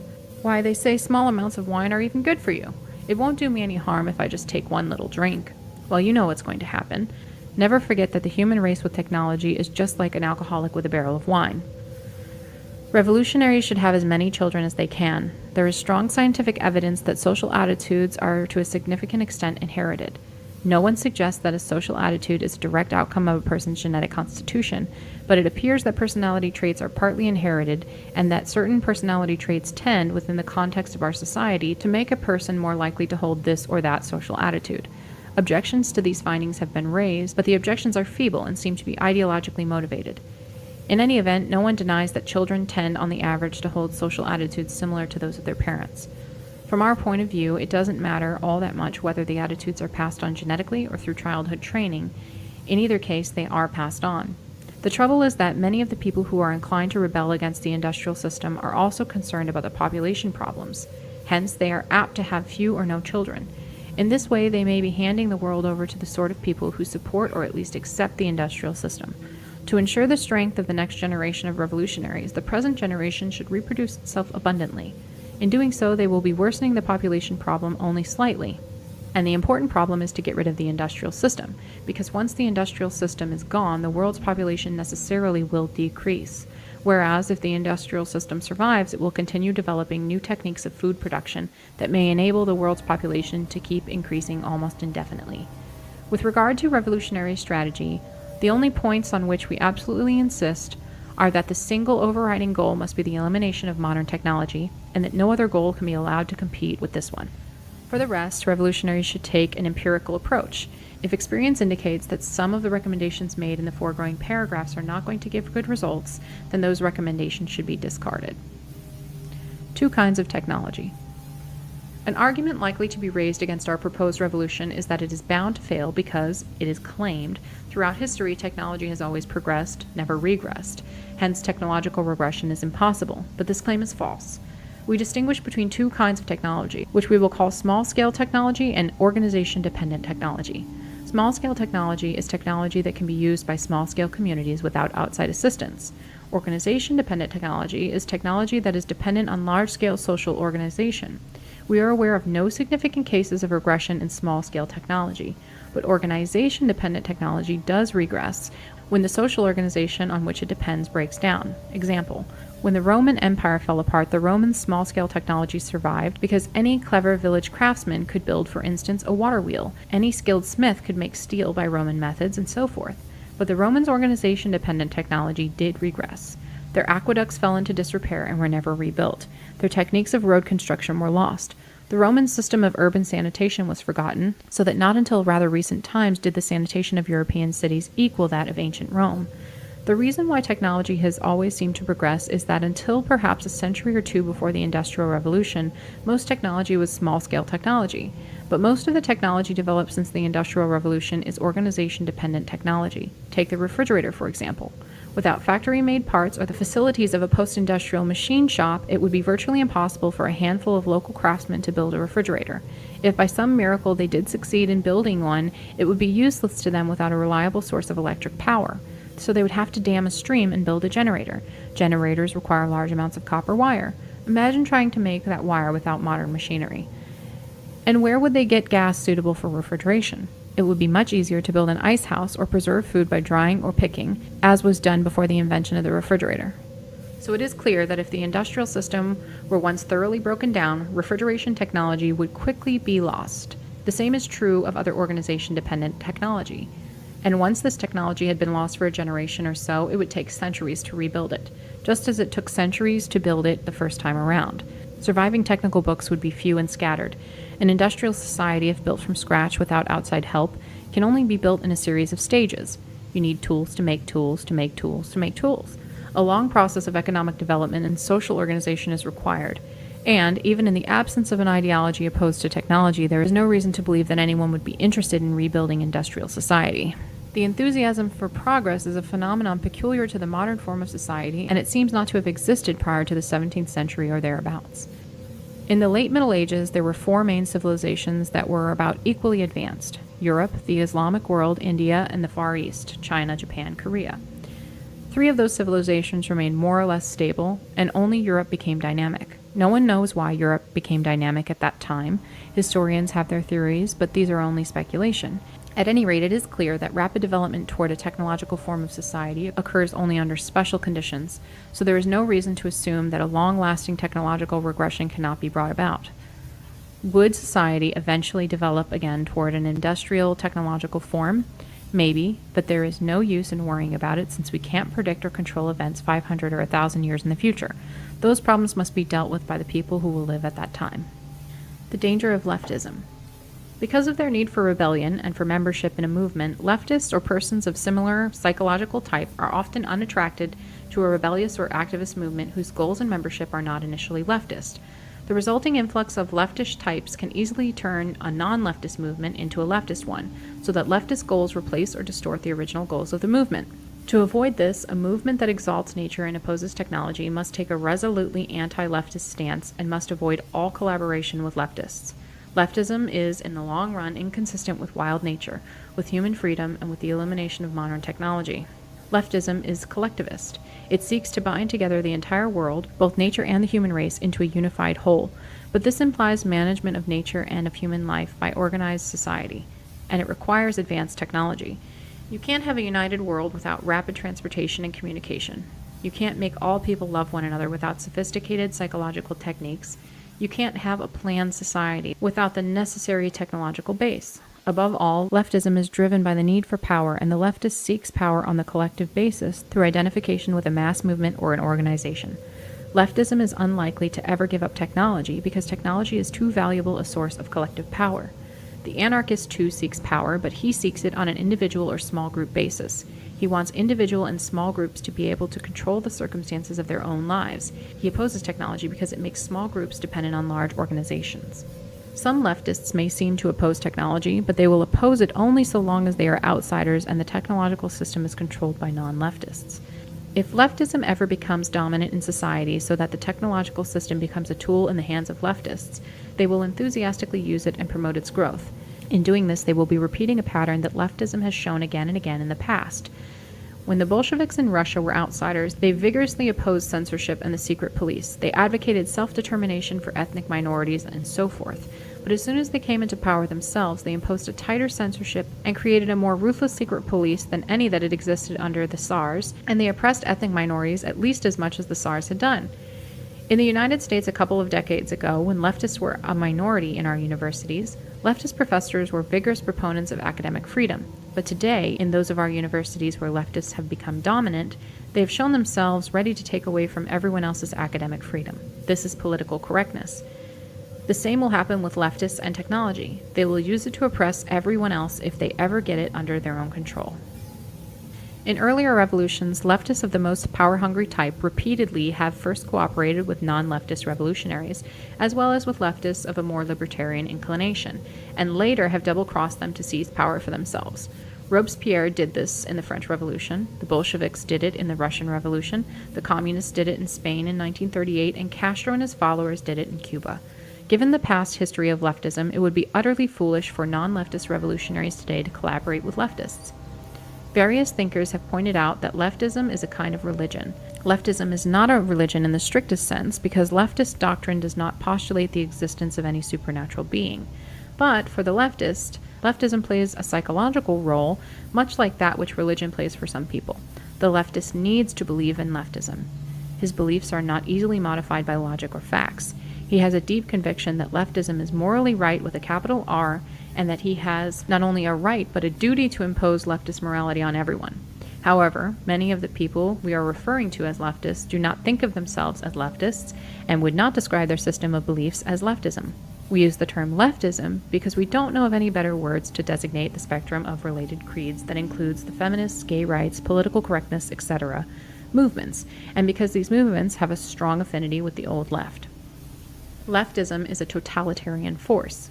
Wherever leftism is in a position of power, it tends to invade every private corner and force every thought into a leftist mold. In part, this is because of the quasi-religious character of leftism. Everything contrary to leftist beliefs represents sin. More importantly, leftism is a totalitarian force because of the leftist drive for power. The leftist seeks to satisfy his need for power through identification with a social movement, and he tries to go through the power process by helping to pursue and attain goals of that movement. But no matter how far the movement has gone in attaining its goals, the leftist is never satisfied because his activism is a surrogate activity. That is, the leftist's real motive is not to attain the ostensible goals of leftism. In reality, he is motivated by the sense of power he gets from struggling for and then reaching a social goal. Consequently, the leftist is never satisfied with the goals he has already attained. His need for the power process leads him always to pursue some new goal. The leftist wants equal opportunities for minorities. When that is attained, he insists on statistical equality of achievement by minorities. And as long as anyone harbors, in some corner of his mind, a negative attitude towards some minority, the leftist has to re-educate him. And ethnic minorities are not enough. No one can be allowed to have a negative attitude toward homosexuals, disabled people, fat people, old people, ugly people, and on and on and on. It is not enough that the public should be informed about the hazards of smoking. A warning has to be stamped on every package of cigarettes. Then cigarette advertising has to be restricted, if not banned. The activists will never be satisfied until tobacco is outlawed, and after that it will be alcohol, then junk food, etc. Activists have fought gross child abuse, which is reasonable, but now they want to stop all spanking. When they've done that, they will want to ban something else they consider unwholesome, and then another thing, and then another. They will never be satisfied until they have complete control over all child-rearing practices, and then they will move on to another cause.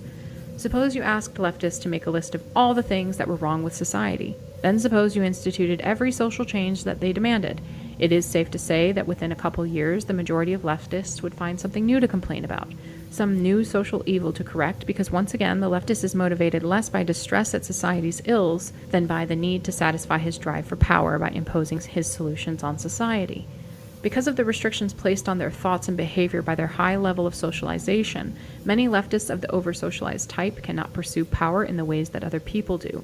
For them, the drive for power has only one morally acceptable outlet, and that is in the struggle to impose their morality on everyone. Leftists, especially those of the over-socialized type, are true believers in the sense of Eric Hoffer's book, The True Believer. But not all true believers are of the same psychological type as leftists. Presumably, a true believing Nazi, for instance, is very different psychologically from a true believing leftist. Because of their capacity for single-minded devotion to a cause, true believers are a useful, perhaps necessary ingredient of any revolutionary movement. This presents a problem with which we must admit we don't know how to deal. We aren't sure how to harness the energies of the true believer to a revolution against technology. At present, all we can say is that no true believer will make a safe recruit to the revolution unless his commitment is exclusively to the destruction of technology.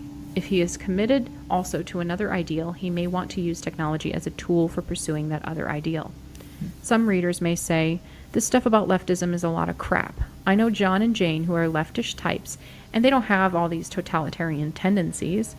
It's quite true that many leftists, possibly even a numerical majority, are decent people who sincerely believe in tolerating others' values, up to a point, and wouldn't want to use high-handed methods to reach their social goals. Our remarks about leftism are not meant to apply to every individual leftist, but to describe the general character of leftism as a movement. And the general character of a movement is not necessarily determined by the numerical proportions of the various kinds of people involved in the movement. The people who rise to positions of power in leftist movements tend to be leftists of the most power-hungry type, because power-hungry people are those who strive hardest to get into positions of power. Once the power-hungry types have captured control of the movement, there are many leftists of a gentler breed who inwardly disapprove of many of the actions of the leaders, but cannot bring themselves to oppose them. They need their faith in the movement, and because they cannot give up this faith, they go along with the leaders. True, some leftists do have the guts to oppose the totalitarian tendencies that emerge, but they generally lose because the power-hungry types are better organized, are more ruthless and Machiavellian, and have taken care to build themselves a strong power base. These phenomena appeared clearly in Russia and other countries that were taken over by leftists. Similarly, before the breakdown of communism in the USSR, leftish types in the West would seldom criticize that country. If prodded, they would admit that the USSR did many things wrong, but then they would try to find excuses for the communists and begin talking about the faults of the West. They always opposed Western military resistance to communist aggression. Leftish types all over the world vigorously protested the U.S. military action in Vietnam, but when the USSR invaded Afghanistan, they did nothing. Not that they approved of the Soviet actions, but because of their leftist faith, they just couldn't bear to put themselves in opposition to communism. Today, in those of our universities where political correctness has become dominant, there are probably many leftish types who privately disapprove of the suppression of academic freedom, but they go along with it anyway.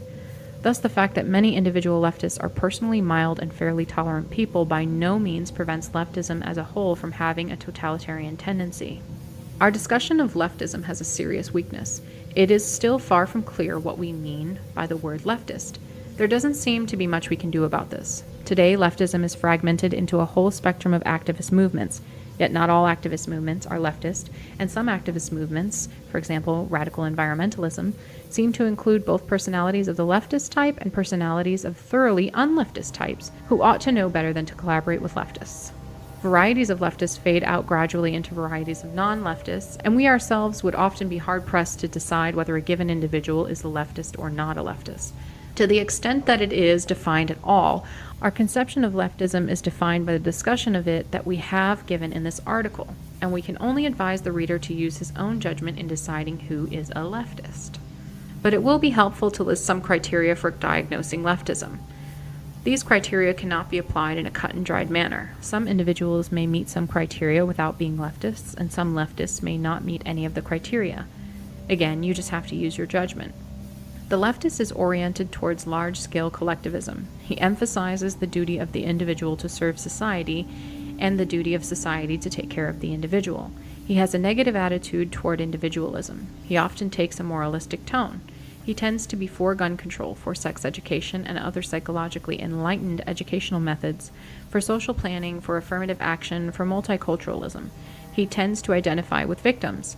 He tends to be against competition and against violence, but he often finds excuses for those leftists who do commit violence. He is fond of using the common catchphrases of the left like racism, sexism, homophobia, capitalism, imperialism, neocolonialism, genocide, social change, social justice, social responsibility. Maybe the best diagnostic trait of the leftist is his tendency to sympathize with the following movements: feminism, gay rights, ethnic rights, disability rights, animal rights, political correctness. Anyone who strongly sympathizes with all of these